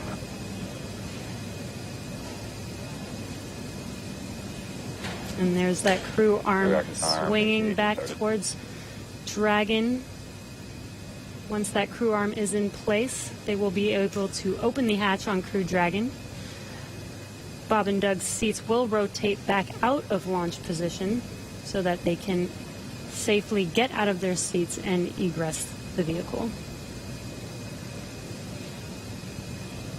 And we heard they'll have what they call nominal egress, so just the normal procedures for getting them out of the capsule. That means the same closeout team that was there to get them in will be able to assist as they come out. They'll arrive and get that hatch open, and then they'll be able to rotate the seats. That'll rotate Bob and Doug pretty much forward, where they'll be in the original position that the seats were configured when they made their way into Dragon. It just gets them a little bit out and under the displays and makes getting in and out of the capsule a little bit easier. They've been in those seats for about 3 hours at this point, so definitely a long day for the crew. As they woke up about 6 hours prior to our T-0, had their breakfast, which we confirmed was steak and eggs, at least for Doug Hurley. And then they proceeded through all of the suit up and the trip to the pad, making their way inside Dragon, where they've been for about the last 3 hours at this point. We were on track for an on-time liftoff right at 4:33 p.m. Eastern Time, but did have to scrub a little under 17 minutes before launch due to weather. So for now, we've offloaded all of the propellant off of Falcon 9. The launch escape system has been disarmed. That crew access arm is back right up next to Dragon, as you can see in that view on the left. Pretty soon we'll see the teams arrive to get the hatch open, get Bob and Doug out, and they'll make their way back to crew quarters and their quarantine. It is important to note that throughout the entire process of them getting into Dragon, suiting up all of those different steps, they maintain that same quarantine that they've been in since for about 2 weeks now, and that is specifically for events like today, where we have to scrub and just go to another day. So we don't want to break that quarantine once we're putting them into that launch vehicle. And that's a standard quarantine that we have for any crew members flying to the International Space Station. The current COVID-19 pandemic obviously puts a little bit of extra pressure and a little bit of an extra spotlight on that, but they're following a lot of the same procedures that we have in place just to keep crew members healthy before they go and spend several months in space in an enclosed environment with just a couple of other people. Right, and it's a little bit more difficult to get them help on the space station, right? So we want to make sure that when they do head up to the space station, that they are fully healthy. So this, again, is standard procedure, not just because of this pandemic that's going on. This is a standard procedure for astronauts to quarantine prior to heading to the station. And as Dan mentioned, this is a standard procedure to exit the vehicle as well. We did scrub today, but this is not an emergency state. This is standard procedure. This is something that is practiced and rehearsed and made sure that we do follow our standard procedures to make sure that everything is still safe. Bob and Doug exit safely and go back into quarantine and get ready for our next launch attempt. Looks like they're getting a chance to stretch their legs, though. Yeah. Yeah, Dan, Jesse, I'm monitoring along in the scrub procedure right now. They're getting the goes to get the folks back to the pad, the crew that'll open the hatch. So they have notified the team chief, launch engineering, to return to the pad. As a reminder, around the pad, the Air Force and NASA set up roadblocks to make sure nobody gets into the hazard area. So they will head to the roadblocks, they'll pull them open so that they can drive to the pad. So launch director, I think, is estimating it's still about 15 minutes for the crew to drive all the way down out to 39A, get up the tower, and then begin operations on the hatch. They have confirmed that the purge of the Dragon service section, which is nitrogen during the countdown to avoid an oxygen leak, that is back on air now. The crew access arm is on air, so they're ready for the egress team to get up into the tower. But it's going to take them a little bit still, I think, to drive down the road in the vehicles and go up the elevator. But everything continuing to run per a normal scrub countdown, which we have had the opportunity to practice with the crew in, for example, the dry dress rehearsal last Saturday after we had done the static fire of the Falcon 9 the day before.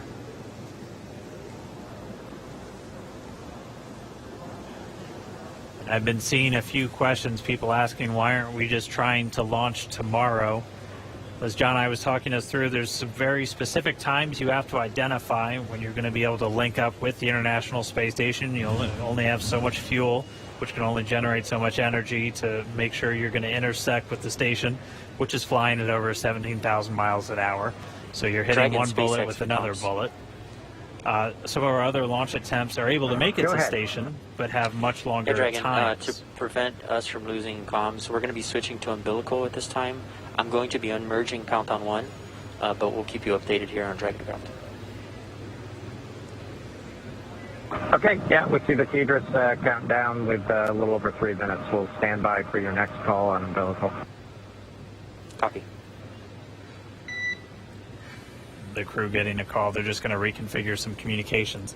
But as to why we're not launching, say, tomorrow... And core and Countdown 1 loops are merged.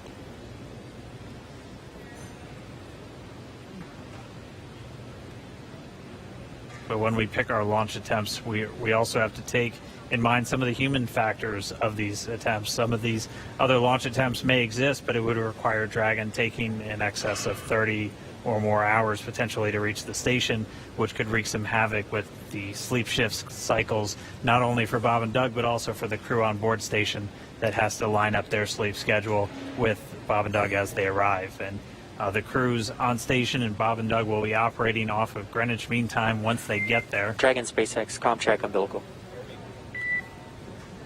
SpaceX Dragon loud and clear on umbilical. Copy, have you the same. Still getting good comm between the crew and the core here in Hawthorne. But really, just to sum it up, we pick our launch attempts for a number of reasons, not just can we make it to the station, but just how long is it going to take to get there. And that's why Saturday is going to be our best option. We're going to be targeting that one at 3:22 p.m. Eastern Time for our next attempt. And it'll be a little over 19, maybe a little over 20 hours until we actually arrive at the space station, if we're able to get off the ground on Saturday.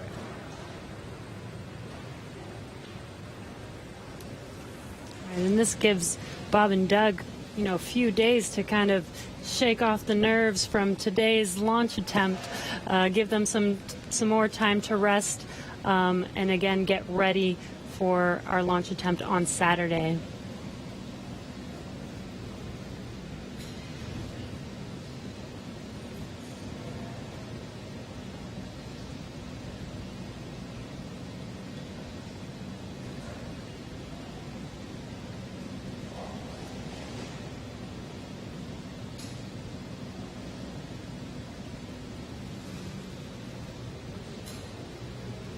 And if you're just now joining us, we did scrub our Demonstration 2 mission today.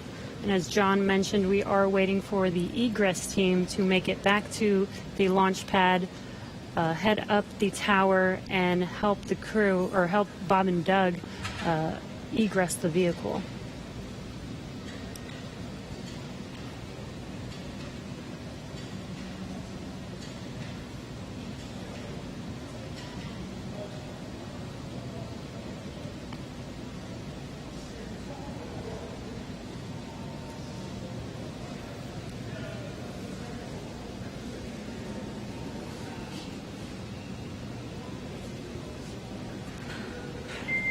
Dragon SpaceX for closeout team status. Go ahead. Yeah, the closeout team has arrived at the pad and they are proceeding to the White Room. Copy that. You heard that call out. The egress team is at the pad and are proceeding to meet Bob and Doug in the White Room, where they can open the hatch and help them exit the vehicle. But we'll continue to stick with Bob and Doug until we see that hatch get open and them start to make their way out.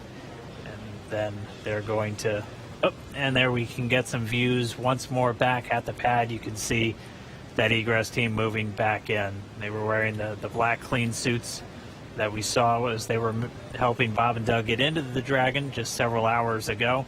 They're now going to get on the elevator, make their way back up, down the crew access arm, and then we'll get that Dragon side hatch opened. And as we saw earlier, this is a very tall structure, but that elevator is pretty quick there. So we saw them enter the bottom of the tower. It should be a very short time before they make it to the top and are able to get to the White Room and open the hatch for Bob and Doug.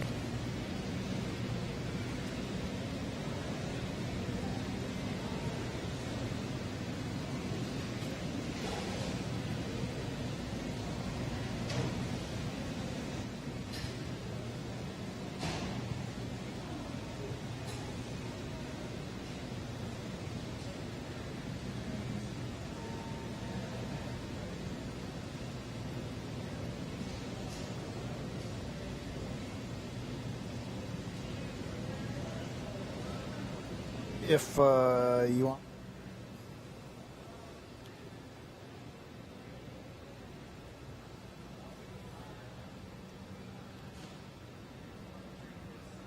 And it should just be a few more moments. We'll see that closeout team make their way back into the crew access arm and down the hatchway. And again, if you are just now tuning in, we did have that scrub just about a little under 17 minutes before launch. Our next launch attempt is going to be this Saturday, May 30th. At launch time, it's going to be another instantaneous launch time. It's going to be 3:22 p.m. Eastern time over there in Florida. And assuming an on-time launch, it'll be a pretty similar flight that we were looking at today, where it'll be roughly about 19 hours before they make that initial contact to the International Space Station. They'll get on orbit and execute a series of 5 different burns to gradually raise their orbit until they're just a few hundred meters below the station and maybe a few kilometers behind. And then they'll do all of the final approach initiation maneuvers. And by that point, the team here in Hawthorne will be working very closely with the team down in Houston in the International Space Station Flight Control Room. Weather for Saturday, still not ideal, but it's roughly what we started out with today, where we have about a 40% chance, possibility of violation, and it'll be tracking a lot of the same issues with cumulus clouds and potential precipitation. We'll also be keeping an eye on all of the downrange weather. It looks like we're seeing some people start to make their way into the crew access arm now, so we should see them get that Dragon side hatch open in just a few minutes. But as a reminder, we'll be looking at weather around the launch pad and weather downrange in their flight path on the way to orbit, and that's always checked just in case they have to do any kind of emergency maneuver and land down in the Atlantic Ocean. We will be making sure that the weather is at acceptable levels all the way until they're into space. So you can see the team coming down now. Should see the hatch open momentarily, and then we can begin to get Bob and Doug out of the Dragon spacecraft.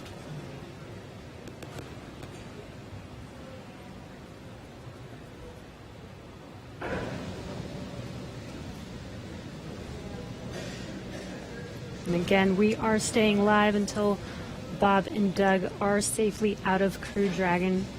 You can see on your left-hand screen the team getting ready to open the hatch for them and help them out of their seats.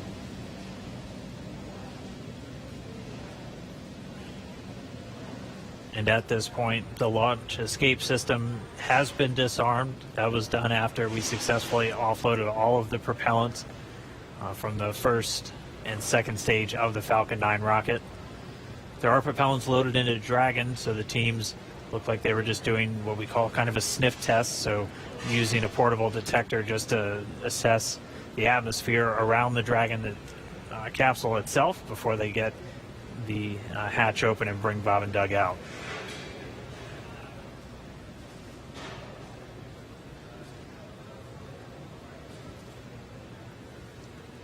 All of this is standard safety procedures for egressing the vehicle. This is to ensure the safety of the crew as well as Bob and Doug. Dragon SpaceX for status. Go ahead. Yeah, the closeout team is at the White Room. They are configuring the crew arm for egress, expected to take no earlier than 10 minutes. Okay, 10 minutes. Thank you.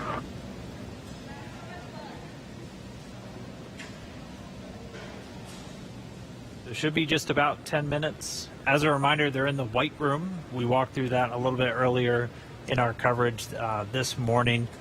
The White Room name simply because of its color, and that's something that started all the way back during earlier Gemini missions. And that is literally the last place on planet Earth where astronauts are standing before they get loaded into this vehicle. It has an environmental control apparatus and a seal that it can put right up against the Dragon spacecraft just to keep all of that dust, dirt, and Florida humidity And Dragon out of the SpaceX, capsule. we're right at 3 hours in seat rotation. I just wanted to check in with you on comfort levels. I'd say no changes, Jay. It hasn't been too bad at all.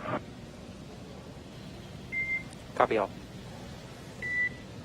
And obviously at this point, with the launch escape system disarmed, we have loosened up straps and gotten our feet out of the straps on the bottom of the seat, so it's a little more comfortable anyway.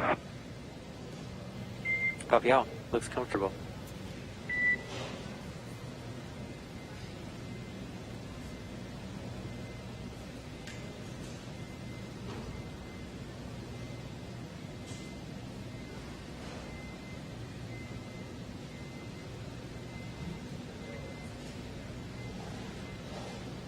Right now, the closeout team just going to take a couple of minutes to configure the White Room. They'll set up a seal between it and the Dragon spacecraft just to make sure we're not letting anything from the surrounding environment get into that spacecraft, which is kept very pristine, obviously, for the crew members once they're inside. They have a small bridge that just connects the crew arm to the capsule itself. Just making sure they have a nice clear path for their entrance and exit from the spacecraft. So it should just be a few more minutes. We'll see that hatch get opened, and then our crew members can start to make their way out. And you heard seat rotation. They rotate the seats prior to their actual flight to where they're a little bit more parallel to the ground, and that just puts them directly in front of those displays. We'll see them rotate down, just giving them easy access to get out of the capsule.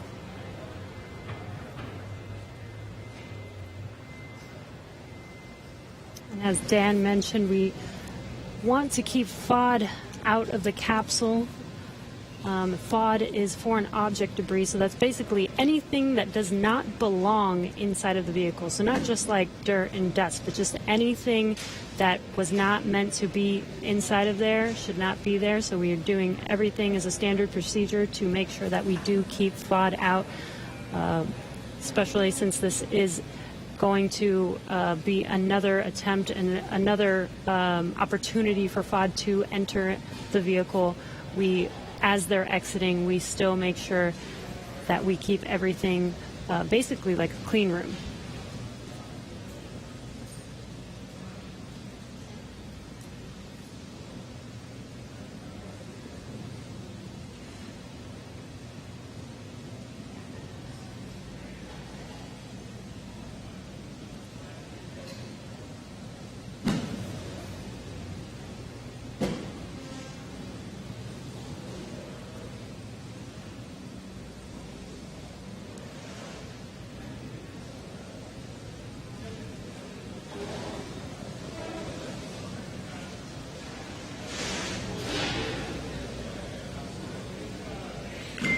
Dragon SpaceX, you may hear some vehicle venting in about 20 seconds. Copy.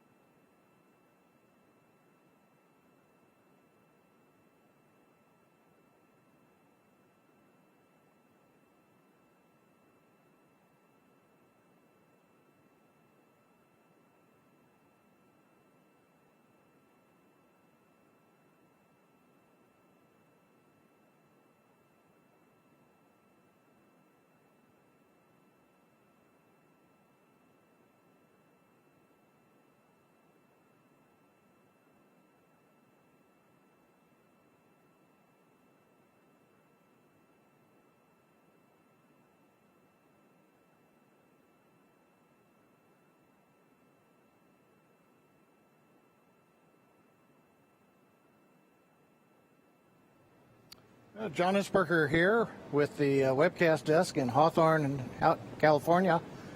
We are continuing to wait for the crew to open the side hatch. We've got the camera showing astronauts Doug Hurley, Bob Behnken inside. Visors are up. They've gotten their feet out of the restraints. Gloves are off in case of Doug, it looks like. And the team is just outside the hatch. They're going through the sequence right now, make sure pressure checks are all good, make sure there are no concerns with gases, be it the propellants of the vehicle or just nitrogen gas that we use as a purge. Currently, we are coming up on about 50 minutes after the Plan T0. To just reiterate what Dan and Jesse have been talking about earlier, we had a good countdown. I had a lot of fun saying there were no issues on Falcon 9 or Dragon of a technical sort. The range was ready to support. The downrange weather looked good in case Dragon had to make a unplanned abort splashdown in an escape maneuver somewhere in the Atlantic. And we even had the, once we get on orbit, in case Dragon had to re-enter and come back early, the weather was good in the Pacific in case it had to come down.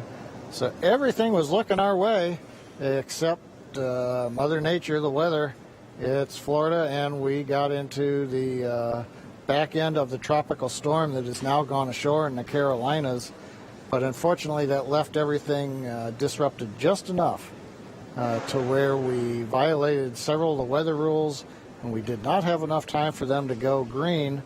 Green meaning where the range says conditions are clear and you are all right to launch. We were still red on those rules.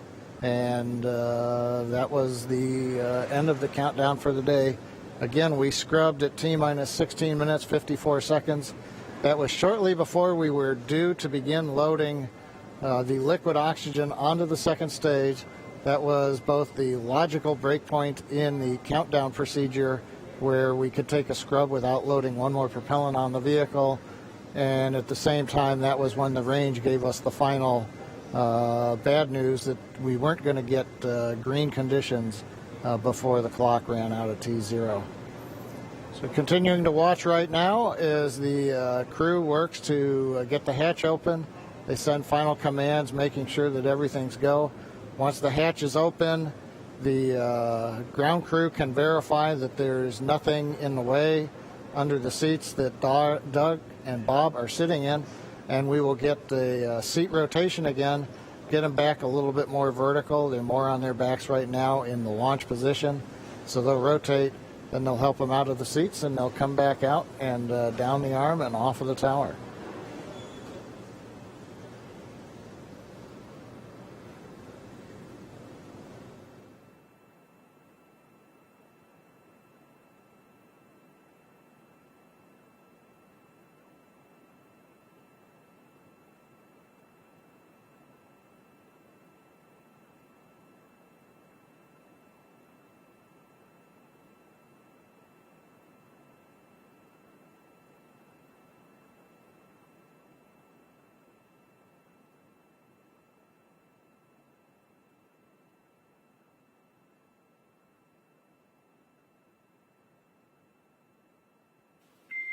Dragon SpaceX, for status, it looks like the closeout team is inflating the hatch seal, the arm seal right now. Okay, yeah, we can see some folks outside the window.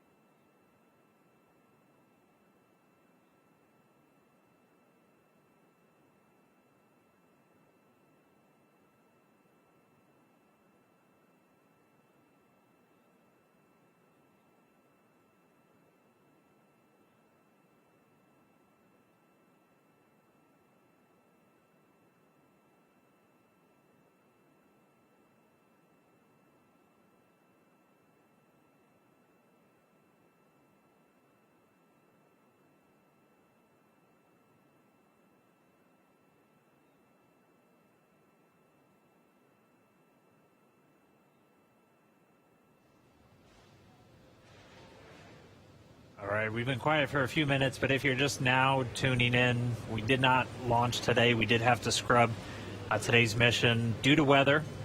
We were just under 17 minutes away from our T0 time at 4:33 Eastern when the call was made. We were still in violation of a few of the weather constraints that just are really there to inform teams when it's safe to launch. So we're looking at weather both around the pad and weather all the way on the way to orbit for them. So we did have to scrub. Since then, we've been able to get all of the propellant off of Falcon 9. The launch escape system has been disarmed. And right now, the closeout teams are there in the white room, so right at the end of that crew access arm. They're configuring the big seal that goes around the Dragon capsule just to make sure its environment is isolated from all that nasty Florida weather. And then they'll be able to get the hatch open, and we'll get Bob and Doug back out.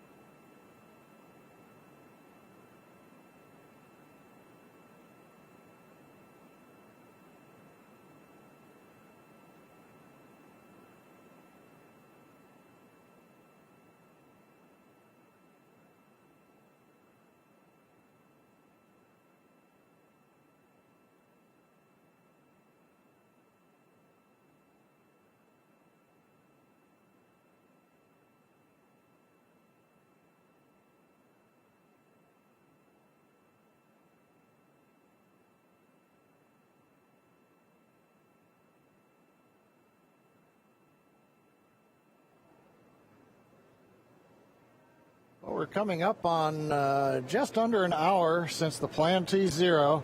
Again, if you're just joining us, well, we've been here summing up for a while. Dragon SpaceX for status. Stand by for status check. Go ahead, Jay. Yeah, closeout team's still working to do the hatch seal inflation. Expect another 5 to 10 minutes.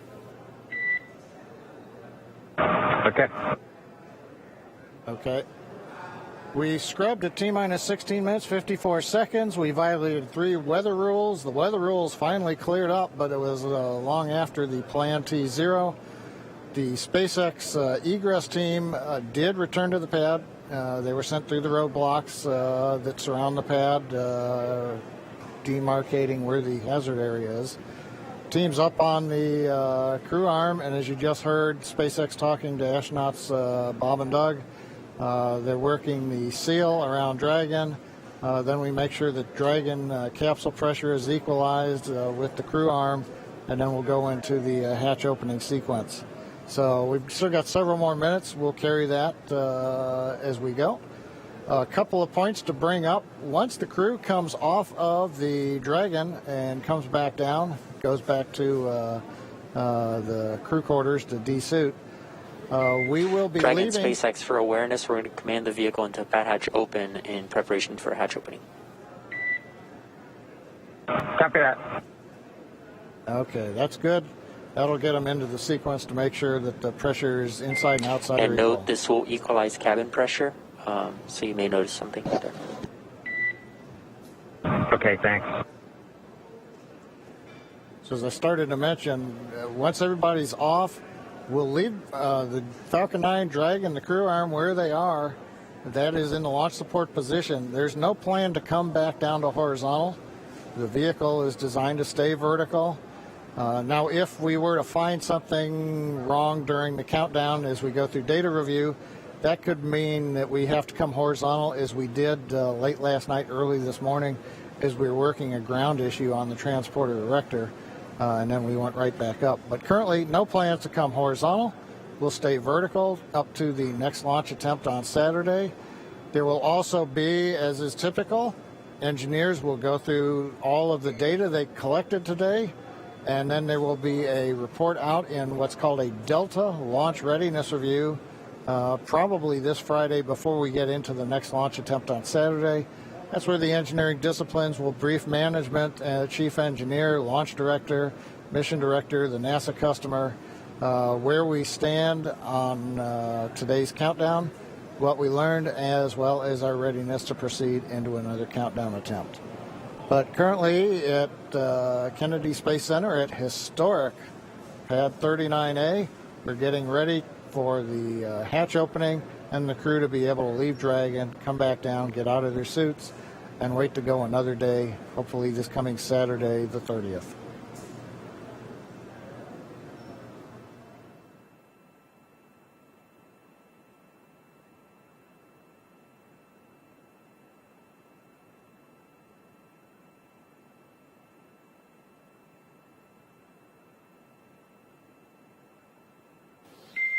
And Dragon SpaceX, sure you see vehicles in pad hatch open.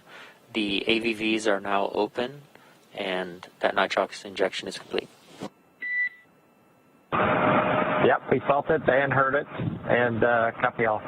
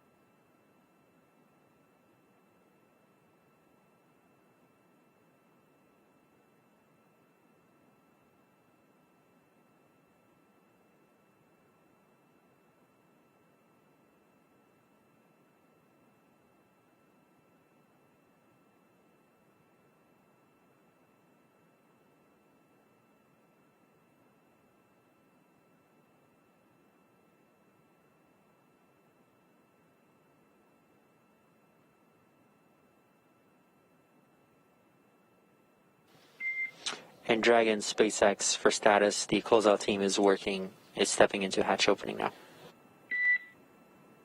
Copy.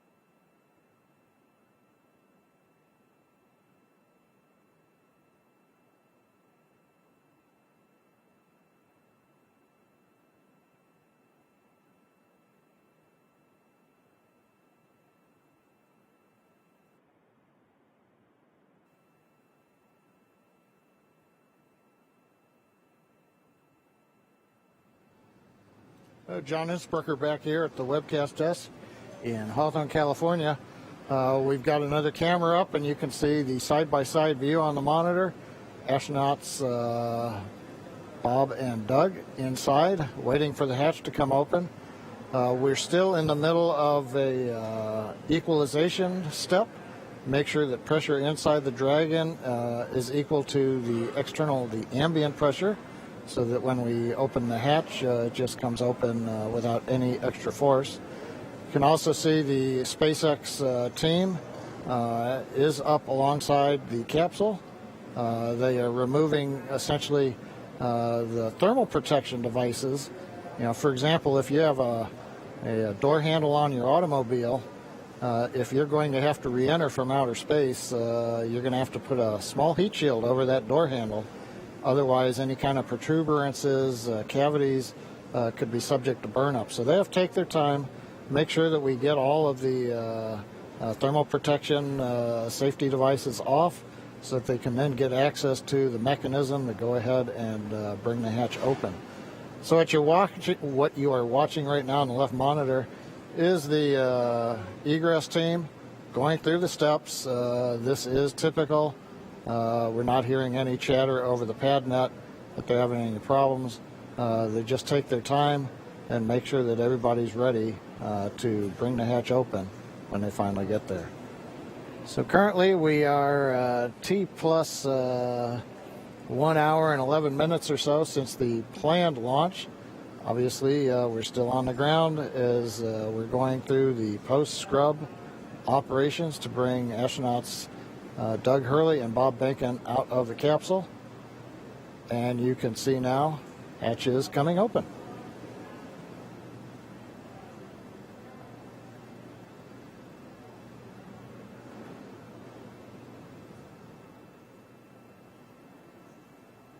There's a view from the camera inside the capsule. You can see the hatch area. Crew gave a quick wave to the ground crew when it came open. And right now they should be inspecting the area underneath the seats so that we can command the seats to rotate back into the ingress-egress position, make it a little easier on Bob and Doug to get in and out of the seats.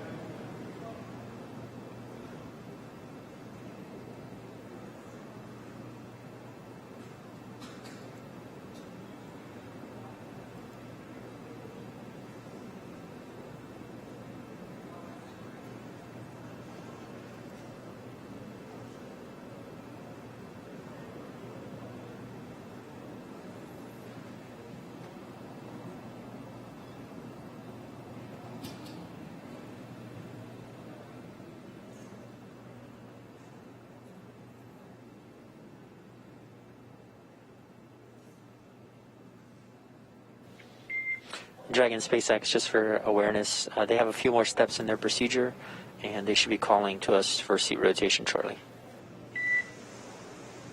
Okay, copy that. Yep, we see them working on that. And just as a lead into that, we are ready for the seat rotation. So just let us know when you're ready to start. We'll go.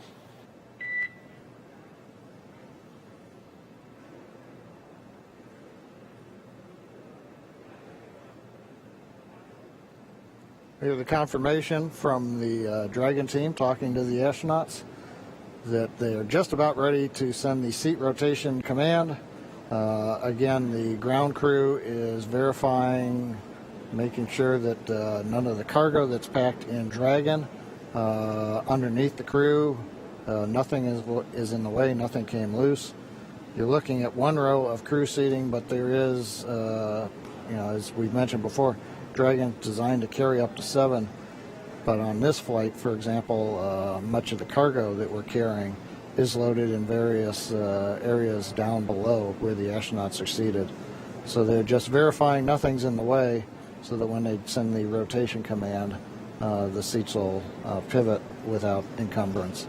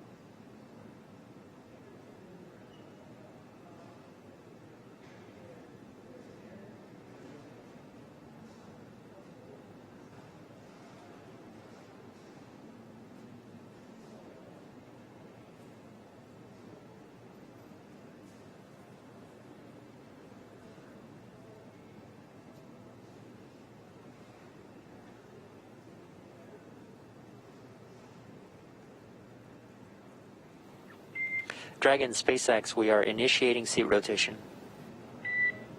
Dragon copies, we're ready.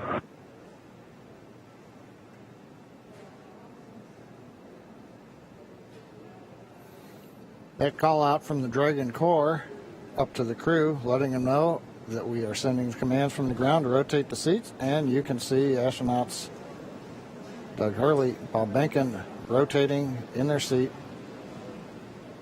back to a more comfortable position to get in and out of the capsule.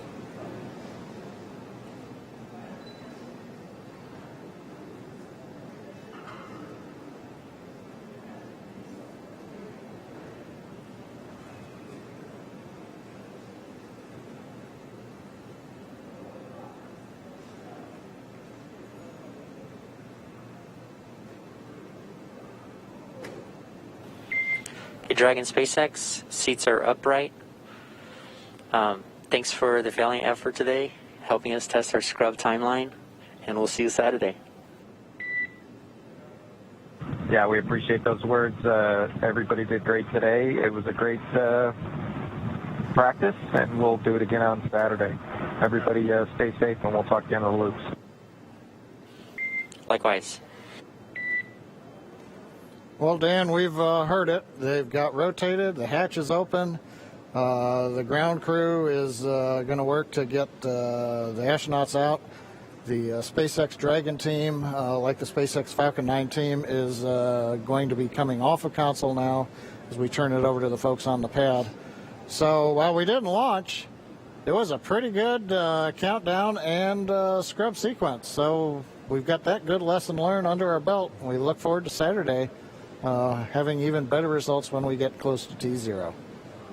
That's right. Always great when we don't have any issues with the capsule or the rocket, which we didn't today. Just had to fight that weather. And we'll be doing the same on Saturday. We are looking at about a 50% probability of violation. That's about where we were today. We did see it was all just a matter of trying to line up correctly. And didn't make it today, but we're going to try again on Saturday. Right, and it sounds like we were just about half an hour away from making the launch attempt today with weather, with 50% weather chance on Saturday. Hopefully we have a better day at T0 for liftoff. But we're definitely going to all be back. Jesse, myself, and John I will be here in Hawthorne to take you along every step of the way. We hope everyone else tunes in also, because this is really going to be a monumental moment. We're now going to look towards Saturday for America once again launching U.S. astronauts on American rockets from American soil. With them getting out of the capsule, though, that's going to do it for us here at Hawthorne. We're going to send you back down to Florida for one last check-in with our teams there. So over to you, Marie, Lauren, Leland, if you're still sticking around, and we're going to be looking forward to Saturday. All right, thanks a lot, Dan. Yeah, we're just all sitting here. We watched Bob Behnken just climb out of his seat. Looks like he is out of Crew Dragon now, and Doug Hurley following suit. No pun intended. There we see Bob in the foreground and Doug climbing out of Crew Dragon in the background. Pad closeout team looks like helping them out. So any minute they're going to be basically just reversing course, coming back the way from whence they came. Leland, I know you had a scrub years back. Yeah, Marie, in 2008, we were having breakfast. I never scrubbed while I was in the vehicle, but we were having breakfast, and we got a call from the flight director saying that we had these engine cutoff sensors that were bad. 2 were bad, and the flight rules say that you should have to have 3 of 4 to fly. And so we all said we're not going to fly unless we have them. And I think we all need to know that the flight rules are there to protect, our astronauts and their families. And we got very close today. We sometimes get that launch fever that we want to go ahead and just try it anyway. But we have these rules for a reason, and it's really important to stick to the rules, even in the heat of battle, even with dignitaries here. It's just the way that we have to do it as operators. It's also a good wet dress exercise. Went through, exercised all the systems nearly to T0, which is incredible. I believe this may have been the first time Bob and Doug are sitting on top of in our vehicle with a fueled rocket. So that's pretty cool. Yeah, for sure.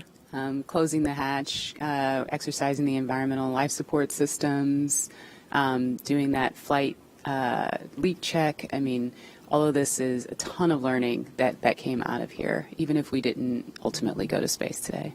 Absolutely. So we're getting a cool view that we wouldn't have seen if they'd launched. They're making their way back down the crew access arm.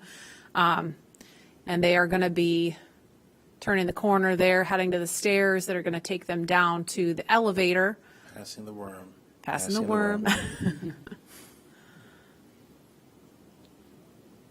So, yep, they're heading down the stairs now. It's going to take them down to the 255-foot level, and then they're going to be getting in the elevator, take them down to the ground level. And we'll do it again on Saturday. It's actually very reassuring that all systems were go. You know, there was no problems with the vehicle at all, as Lauren, as you said, and it was just some weather. And I think if we have that same performance on Saturday, and the weather gods give us some good juju there, we'll be good to go. Yes, please. I mean, we were so close today. It hurt my heart. If we had 10 more minutes, it sounded like we probably would have made it, but just was not to be today. And of course, we're going to always do what is the safest thing for the crew. And as they head into the elevator there, we do want to go over to Operations and Support Building 2 now, where the NASA Administrator, Jim Bridenstine, is standing by. He would like to provide his own thoughts now. We'll go to him. Well, thank you, Marie. I know there's a lot of disappointment today. The weather got us. But I also want to say it was a great day for NASA. It was a great day for SpaceX. I think our teams worked together in a really impressive way, making good decisions all along. So here in this particular case, we had just simply too much electricity in the atmosphere. There wasn't really a lightning storm or anything like that, but there was a concern that if we did launch, it could actually trigger lightning. And so we made the right decision. We had the parameters set ahead of time. The teams worked together. And in the end, the right decision was made. I will tell you, I've done a lot of interviews over the last 2 days. And in those interviews, I get asked over and over again, is there undue pressure here? People say to me, with all of the attention of the world on this launch, with all of the VIPs coming, are you going to feel pressure on this launch? And I will tell you, as I've told our teams, under no circumstances should anybody feel pressure. If we are not ready to go, we simply do not go. And I will tell you, I am proud, so proud of our teams working together to make the right decision in this particular case. We have a lot to look forward to in just a few short days. On Saturday afternoon, we're going to do it again. Here's what we know. We are going to launch American astronauts on American rockets from American soil. We're going to do that. We're very close. I also want to say that this was an important milestone just today. We did a wet dress rehearsal. We haven't done a wet dress rehearsal with our astronauts full gear before. We've done a dry dress rehearsal. Now we've done a wet dress. So we learn a lot every time we do these things. This is no different. And we get a lot of great data from doing what we just did. So today was a good day for NASA. It was a good day for SpaceX. And we've got a lot to look forward to. So I want to say congratulations to both of the teams. And let's go. Let's go get this done. I know we're up for it. Saturday is going to be a great day. And here we go again. So thank you to everybody for all the great work. Marie, back to you. All right, thank you so much. Those were some great insights from Jim Bridenstine, the NASA administrator. The crew's making their way back to astronaut crew quarters, where they're going to remain in quarantine until Saturday. They've been in quarantine for 2 weeks, and there they will stay to keep them safe and healthy for our next launch attempt. Again, we had to stand down from launch today because of unfavorable weather conditions around Launch Complex 39A, but we're going to be ready to do this again Saturday, May 30th. The new launch time will be 3:22 p.m. And our coverage will begin live here on NASA TV at 11 o'clock in the morning Eastern Time, Saturday.